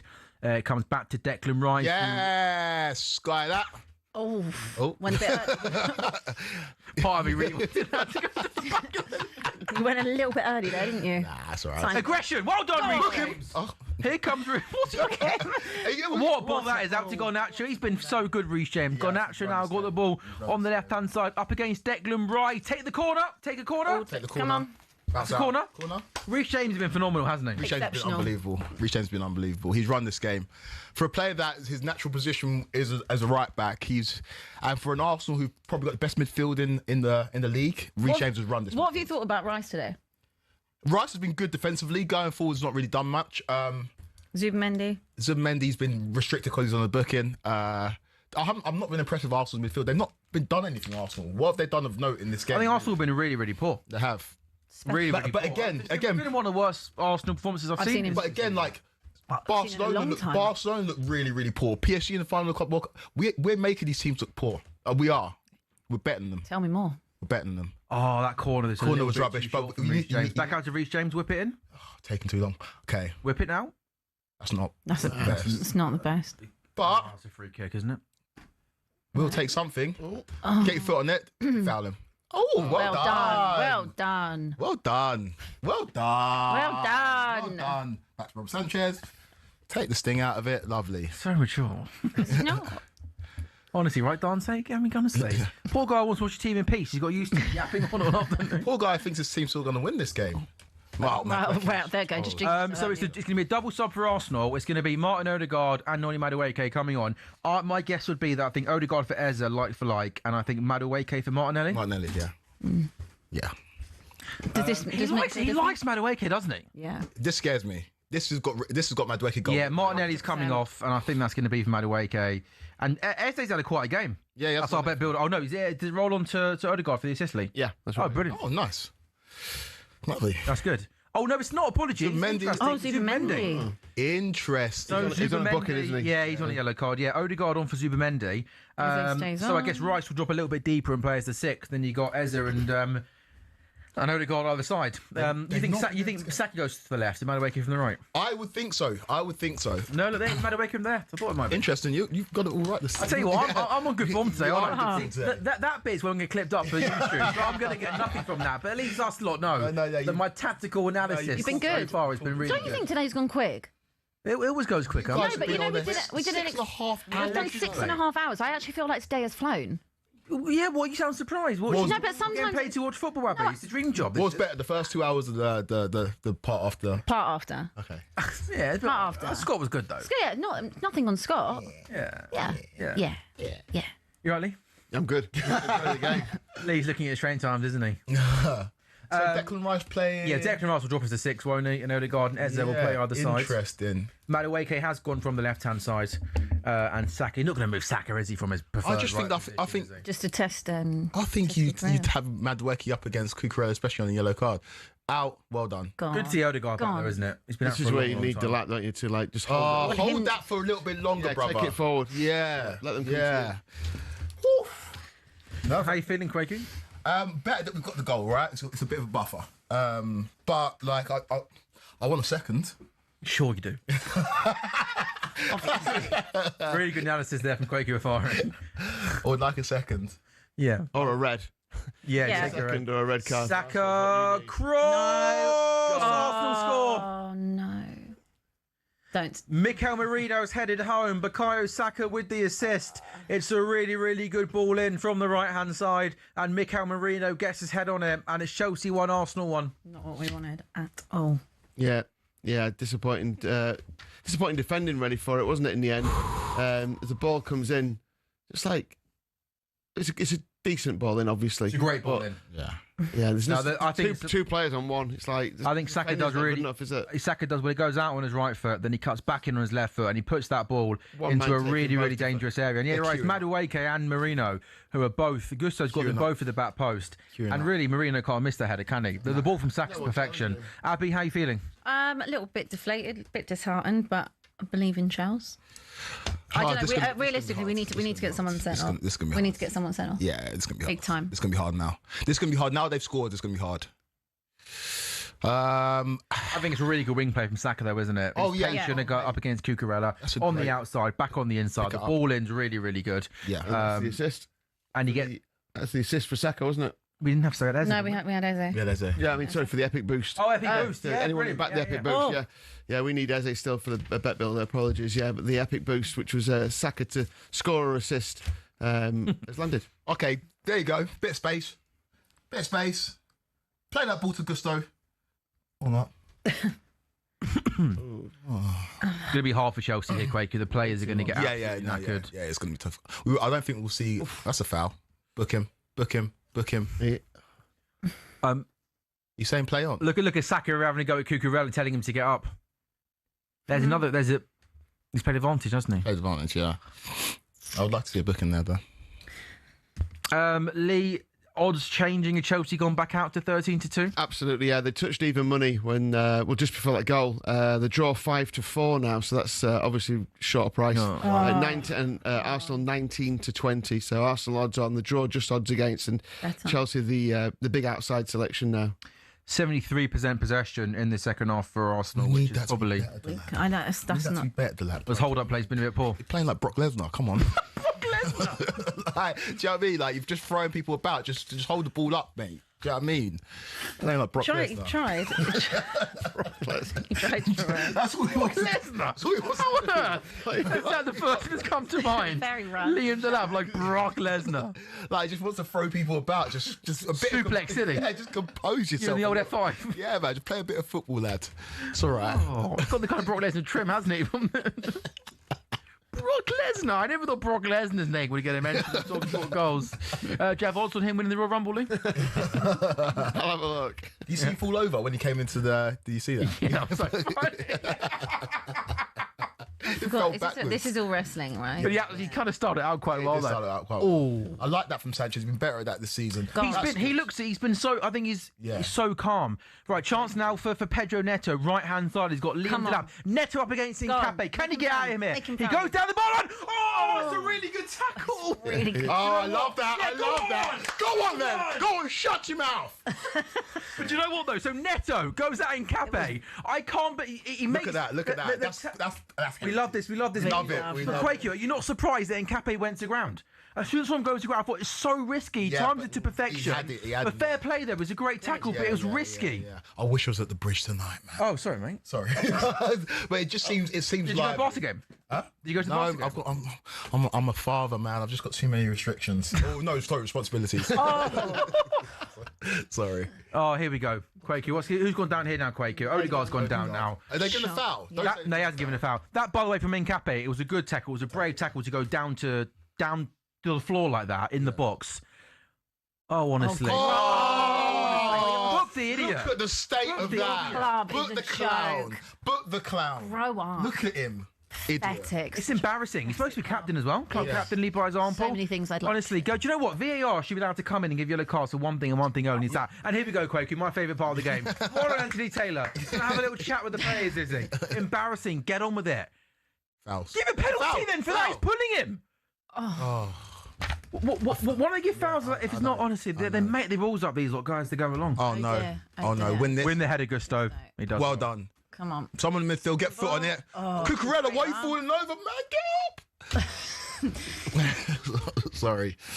You know Arsenal winning this game, Yeah, by the way, don't you? yeah. This just feels inevitable, doesn't it? They are. Like, who's going to score and how they're going to score? Madueke. I think. I wonder if he's getting booed, you think? Hopefully. Oh, you want him to get booed? Yeah, come on. It's football. Well, you think a player that gave everything for the club should come back and get booed? Yeah, but he should get booed. It's just football. Like, we don't mean anything by it. It's just tribalism, right? Yeah, he should get booed. Matt Law, by the way, in the Telegraph, Abby, has done a piece saying club sources have acknowledged players discussed their relationships with supporters and post-Chelsea meeting. Insiders believe it would be more damaging if such an obvious issue was being ignored. It's also understood this is not the first set of Spurs players who have held concerns over their relationships with the club's fans, and there has been an issue in previous years. So I guess the players are almost sort of aware that there's kind of maybe a little bit of a bad relationship between the both, and the players have discussed this in meeting. I'm not sure exactly what that means, but Matt Law, who's quite well connected with the club, is just. Do you know what I would? Do you know what I would argue? Do your job better. And then that would probably help, wouldn't it? Right? It would help. Pedro Porro, I didn't even read it to you in the end. He put on his story something like... That feels a long time ago. It does. He put on his story something about... I think he was emotional, or something happened at the end of the game last night. To be honest, I turned it off. I think he was shouting at one of the players. Yeah, I turned it off at that point. I was back on line of duty, but How many times going to mention line of duty? How many what? How many times going to mention 50. line of duty? Okay. 50. It's bingo today. Okay. But he basically said something he won't accept, like one of their own being booed or something like that, which is fair, fine, stand up for him, okay. But like not true Spurs fans, all that stuff, kind of what we were saying before. Like that's fine if you guys feel that way, but then Spurs fans can also feel the way we feel because we also pay your wages. Yeah, I think that's fair. Go on, you obviously got something fun to say, Craig. Go on. No. It's just producer Jamie just giving me some. What is it, Jay? Ezra! Oh, I thought he was going to have a shot there. What was it? Go on. Let me show. No, nothing. We're on a break here. We're on a break. Brock Lesnar running through the middle. Look at the space. Neto's got. Look at the space. Neto's got. That's a good pass. That's foul. We'll take. God. Oh, Noni, that was. Neto's. I love Neto as a player. He gives us all, doesn't he? Same. Neto now infield to Garnacho. Your touch isn't good, but he keeps it alive to Reece James. I think it's been fantastic. Malo Gusto, Pedro Neto, and Chelsea. Brock Lesnar.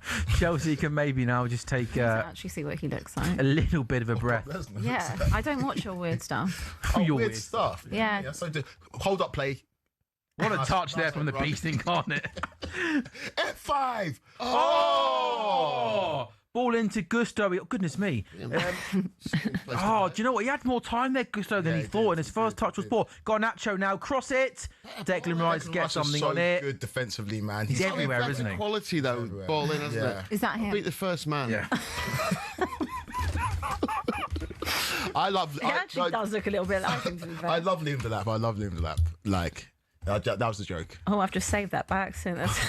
You'd be like, why is that in my saved pictures? I like how all our IPs for this studio will be Brock Lesnar. Why have they been searching Brock Lesnar? What would you do if he approached you in the street? Eh? Brock Lesnar. Paul Heyman's walking beside him, being like, "My client has a request for you." It's not really my type. Not your type. I tell you what. Do you know what? One thing I would say, Kwaku. Yeah. I think since Chelsea have been down to 10 men, I think they've managed the game quite well. It's just going to take one moment. That's the... No, that wasn't what I said, though, was it? Yeah. Yeah, no, you're right. You are right. But then all this doesn't matter. I need a full-time whistle, basically, because like we managed it well until Arsenal scoring and no one cares how well we played. Yeah.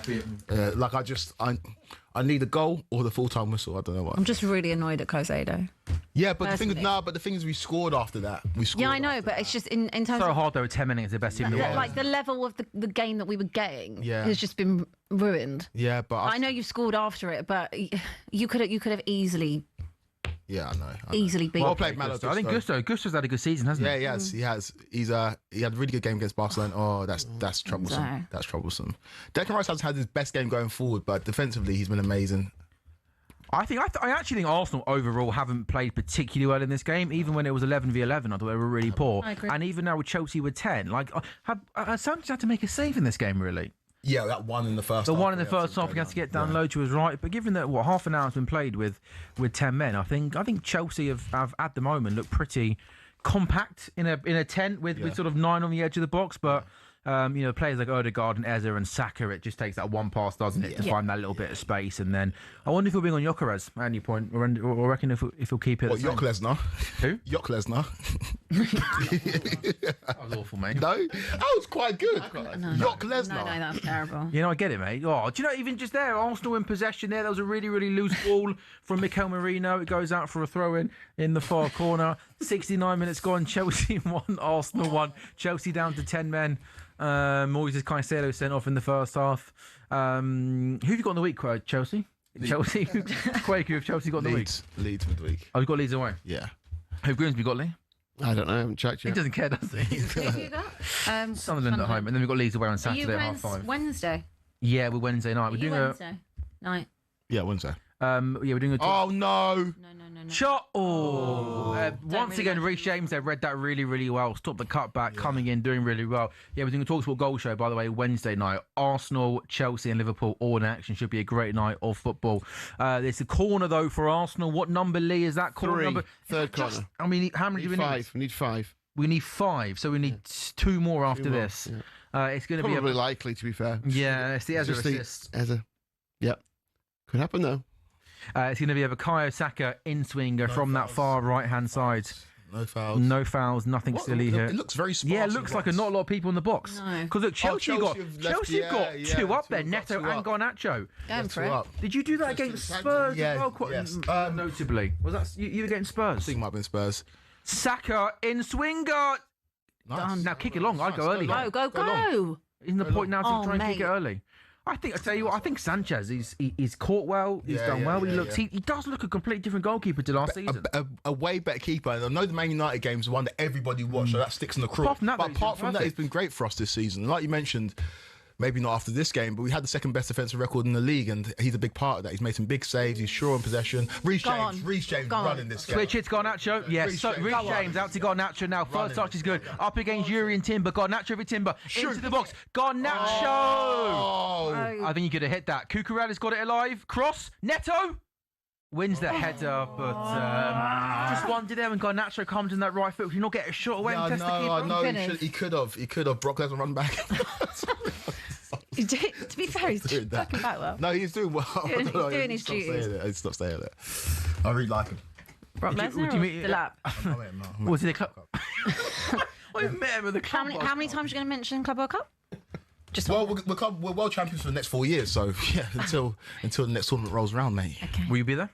Of course. Well, you Of will. course he will. The defending champion's got to be there. No, I meant you personally. Yeah. Saka on his left foot. Oh, that was a good effort there. Ball played into Saka. That was much better. Quick touch. Got it out of his feet on his left foot. Quick shot with his left foot. Just goes over the bar, but a little bit more crisper with Arsenal. That's something they got to do. They got to try and move the ball a little bit more quicker. Put Chelsea under a little bit more pressure. There is Victor Gyökeres. Is it going to be straight? It's going to be Eza. Eza's coming off. So we'll need for the bet builder, we'll need a Victor Gyökeres assist, which, hey, who knows? I think Eza's been a bit quiet today, hasn't he? Hasn't really been able to impact the game, affect the game. No.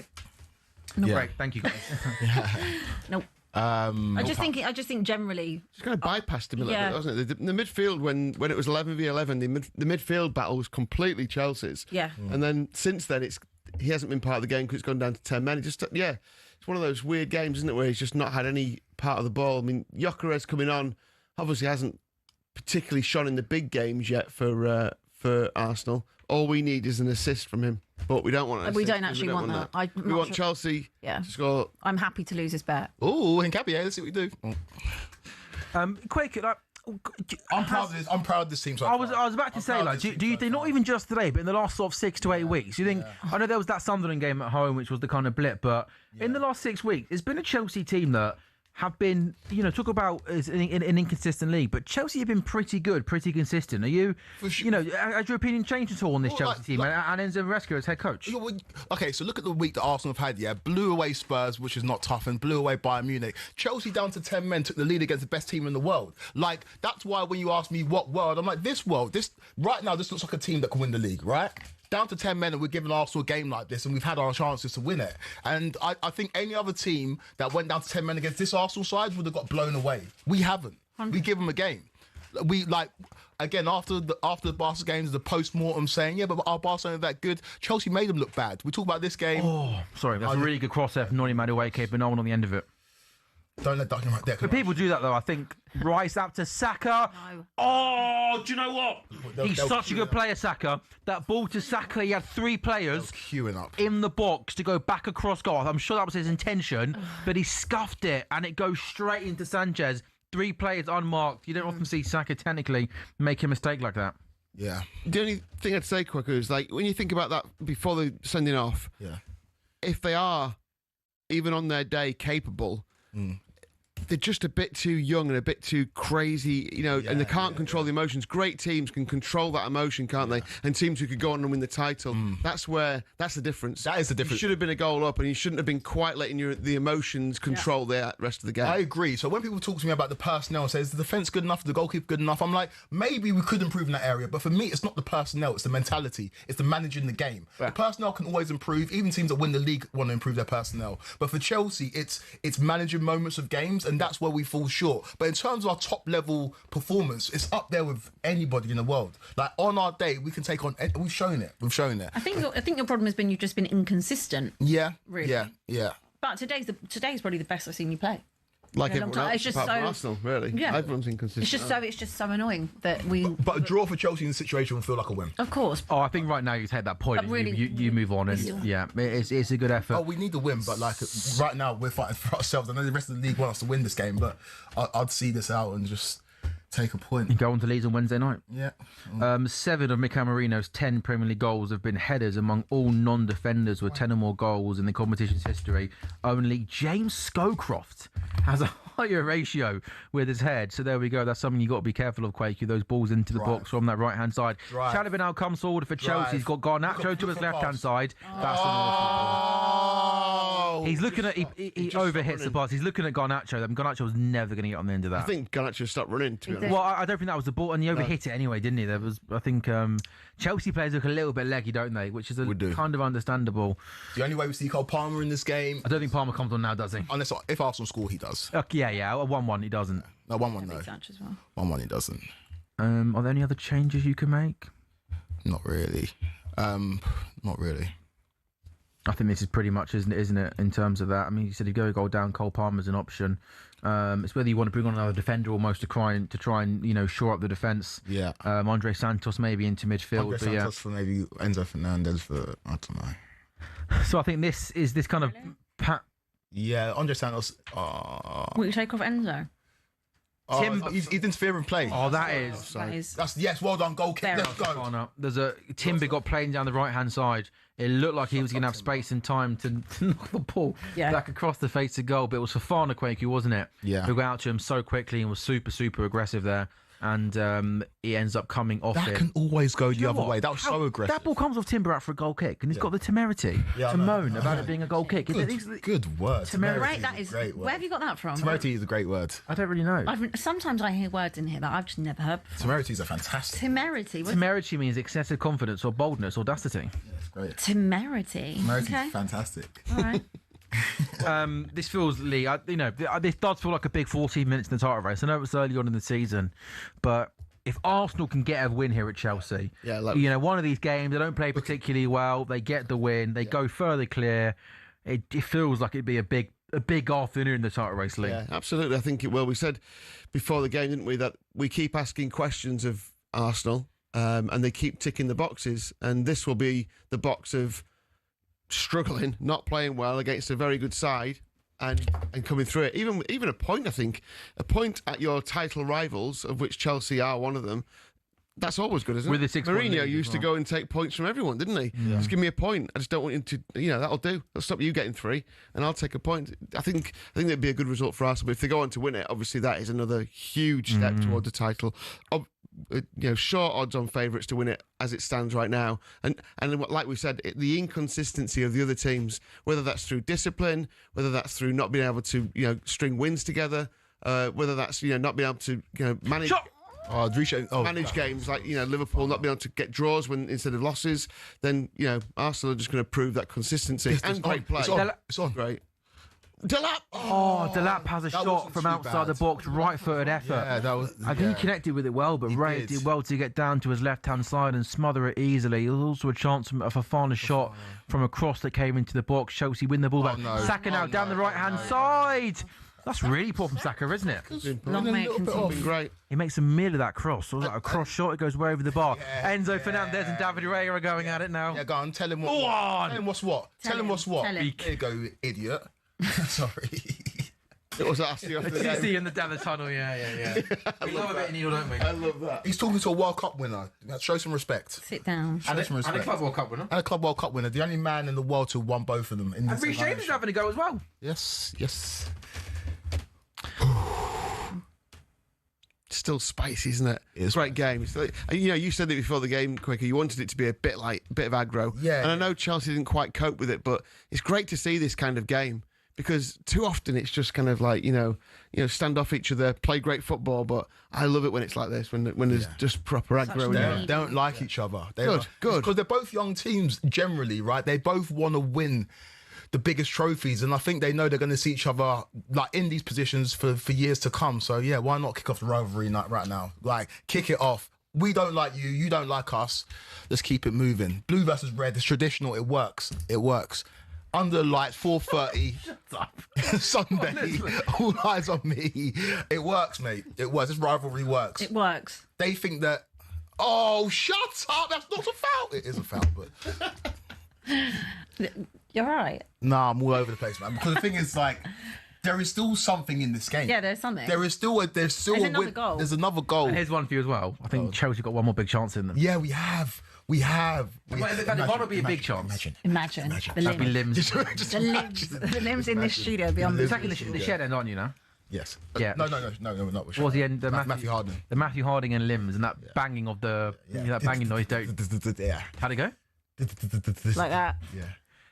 Really, really good tackle. I tell you what, Enzo Fernandez is up for this. He's just clattered into someone and then stood over them. He's got to be. He's not on the yellow card, is he, Enzo? No, he's not. This is a proper good game of football. And I think, you know what, Chelsea with 10 men. I know that some Chelsea fans are unsure about Enzo Maresca. Oh, Reece James, what a performance from our captain. He's been unbelievable. Hey, you told me during him play the ball. So much space. He had so much space and time. That was a chance. That was a chance. I hate Mikel Moreno. Hate him. He's been exceptional today, Reece James. A little slug. Sorry. No, I'm supposed to be a broadcaster. I can't be calling people. You know, 6 months ago you were interviewing Cole Palmer on Times Square. Now you're calling football players a slug live on national YouTube. In fairness, I can't be doing that. well, it's a bit like, you've done it. I've done it so many times. It's all right. I say far worse. I don't think you've said worse than calling someone a slug, have you? Not today. Not today.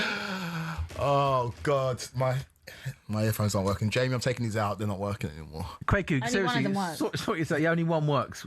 No, like you can hear it crackle because the port's kind of broken. All right, let's have the conversation off there, Quaku.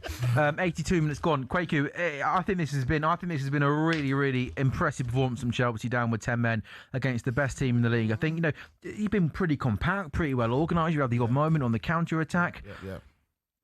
I just wonder, is there any point in bringing on Cole Palmer for Neto for the last 10 minutes? Because he could find spaces, maybe. I don't know, just maybe if there's that one chance to fall, you want it to fall to Cole Palmer? I mean, the only reason I bring Cole Palmer on is if we get a penalty in the last minute, then I'd say bring him on to take it. Well, his first touch in 3 months of football is going to be a penalty. That's pretty. So that's bold, isn't it? The draw's gone nearly 2-1 on now, so the draw, the big favourite here.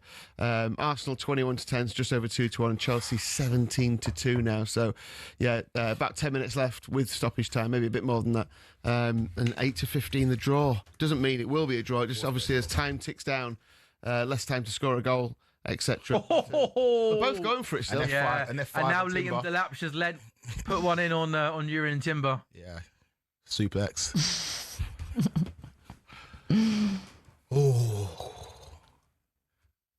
I do love the fact that Liam Delap embraces the physicality of the game. He talks about that's what we've been brought on for, hasn't it? Though, to show that physicality, to hold that ball up, and to leave a challenging or so. Could Cole Palmer do something?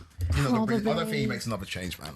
Would I like to? I don't think you bring on Cole Palmer now, do you? In this game, in this moment, I'm not sure. Not now, because you've got to do so much running off the ball. And he's a walker, isn't he? Oh yeah. He's a stroller around the pitch. He's a stroller. He strolls like the referee stroll when they're no rush, lads. It's absolutely fine. We'll just wait for you, yeah?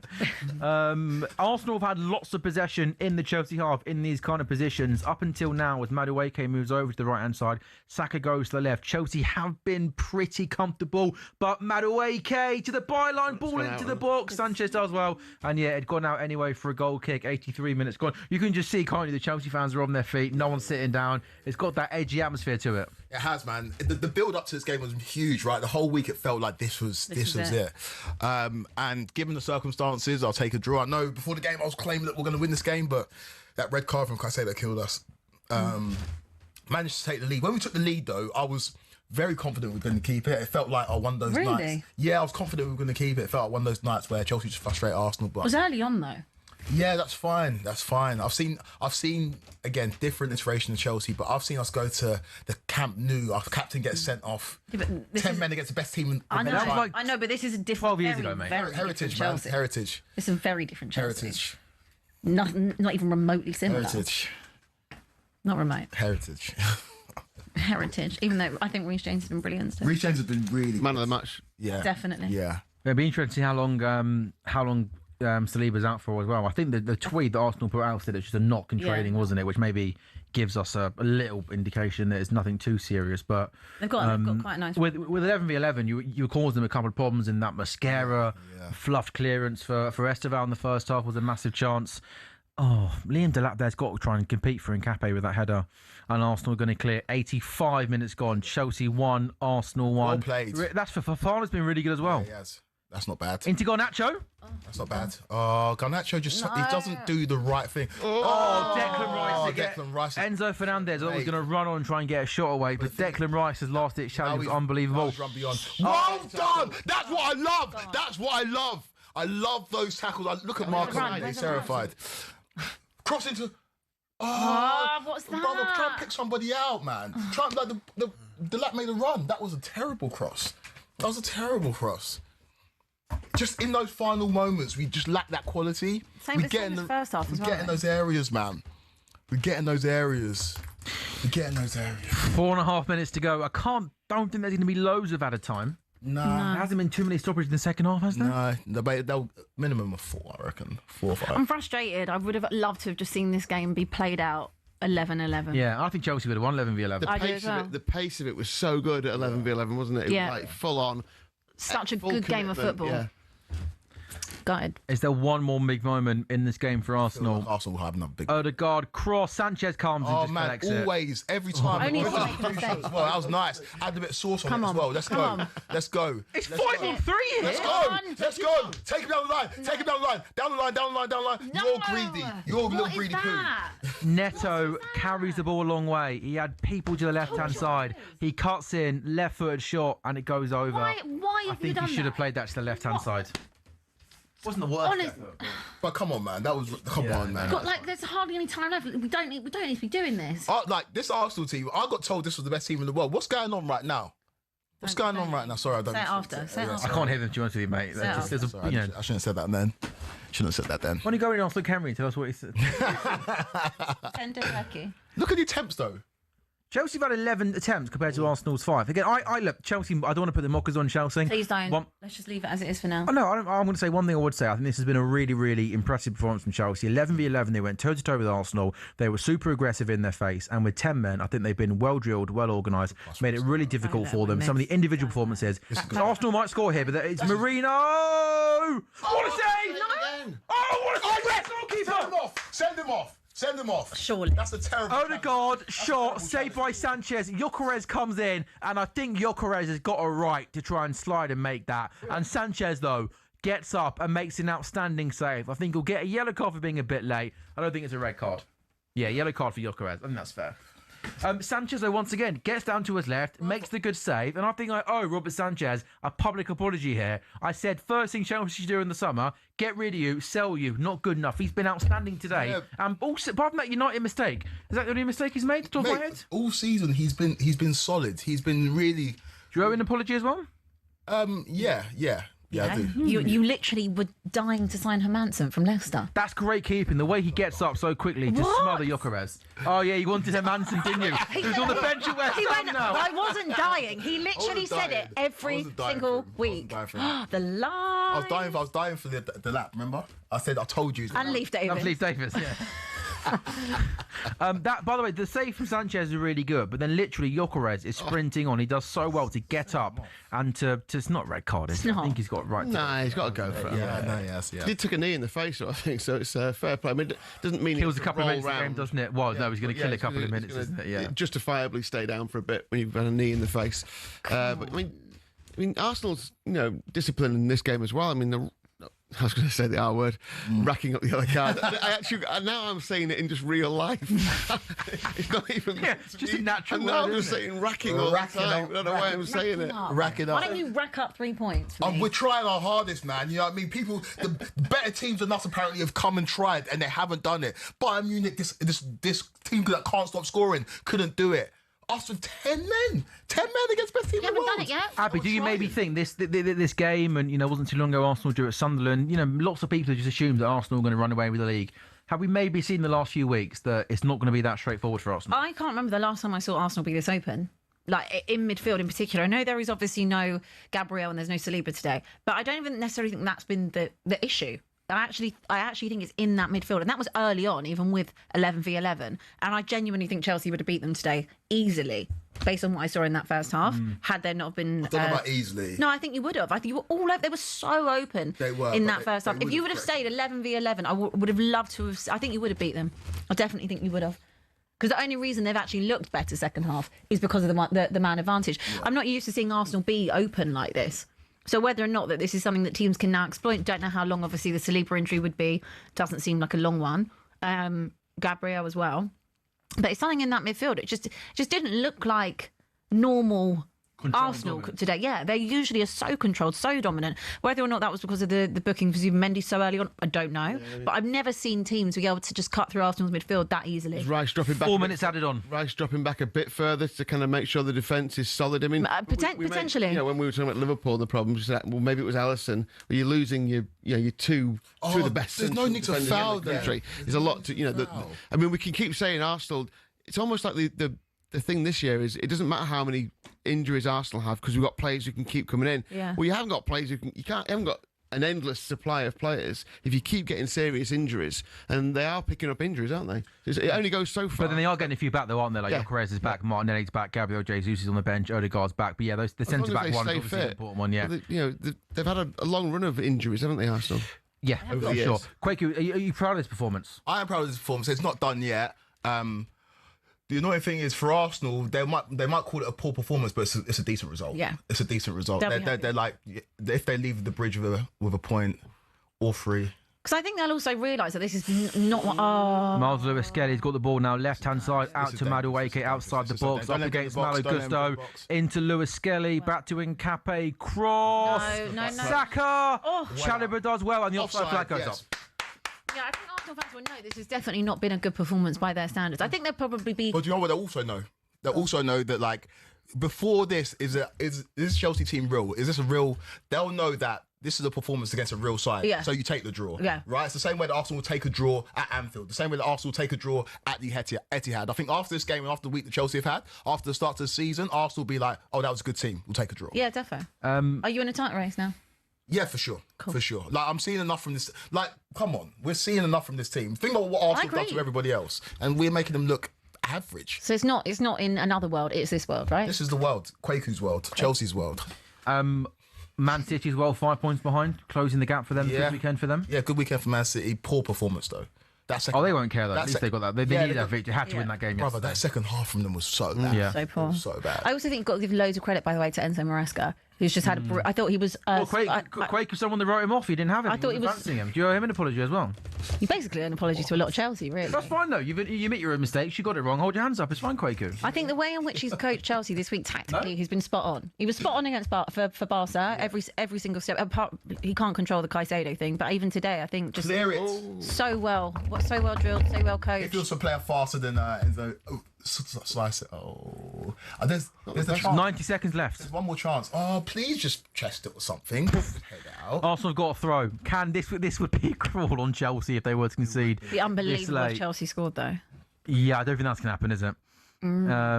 Chelsea have got everyone behind the ball. Bit of like Torres energy on the break. I'm not sure someone can run at the moment. They look knackered on their feet, and you know why. Try. Lewis Skelly's got the ball now. Out to Madueke. I get the ball in the box here, Madueke. To Nkape, to the byline. Cross! No. What? Who hit that?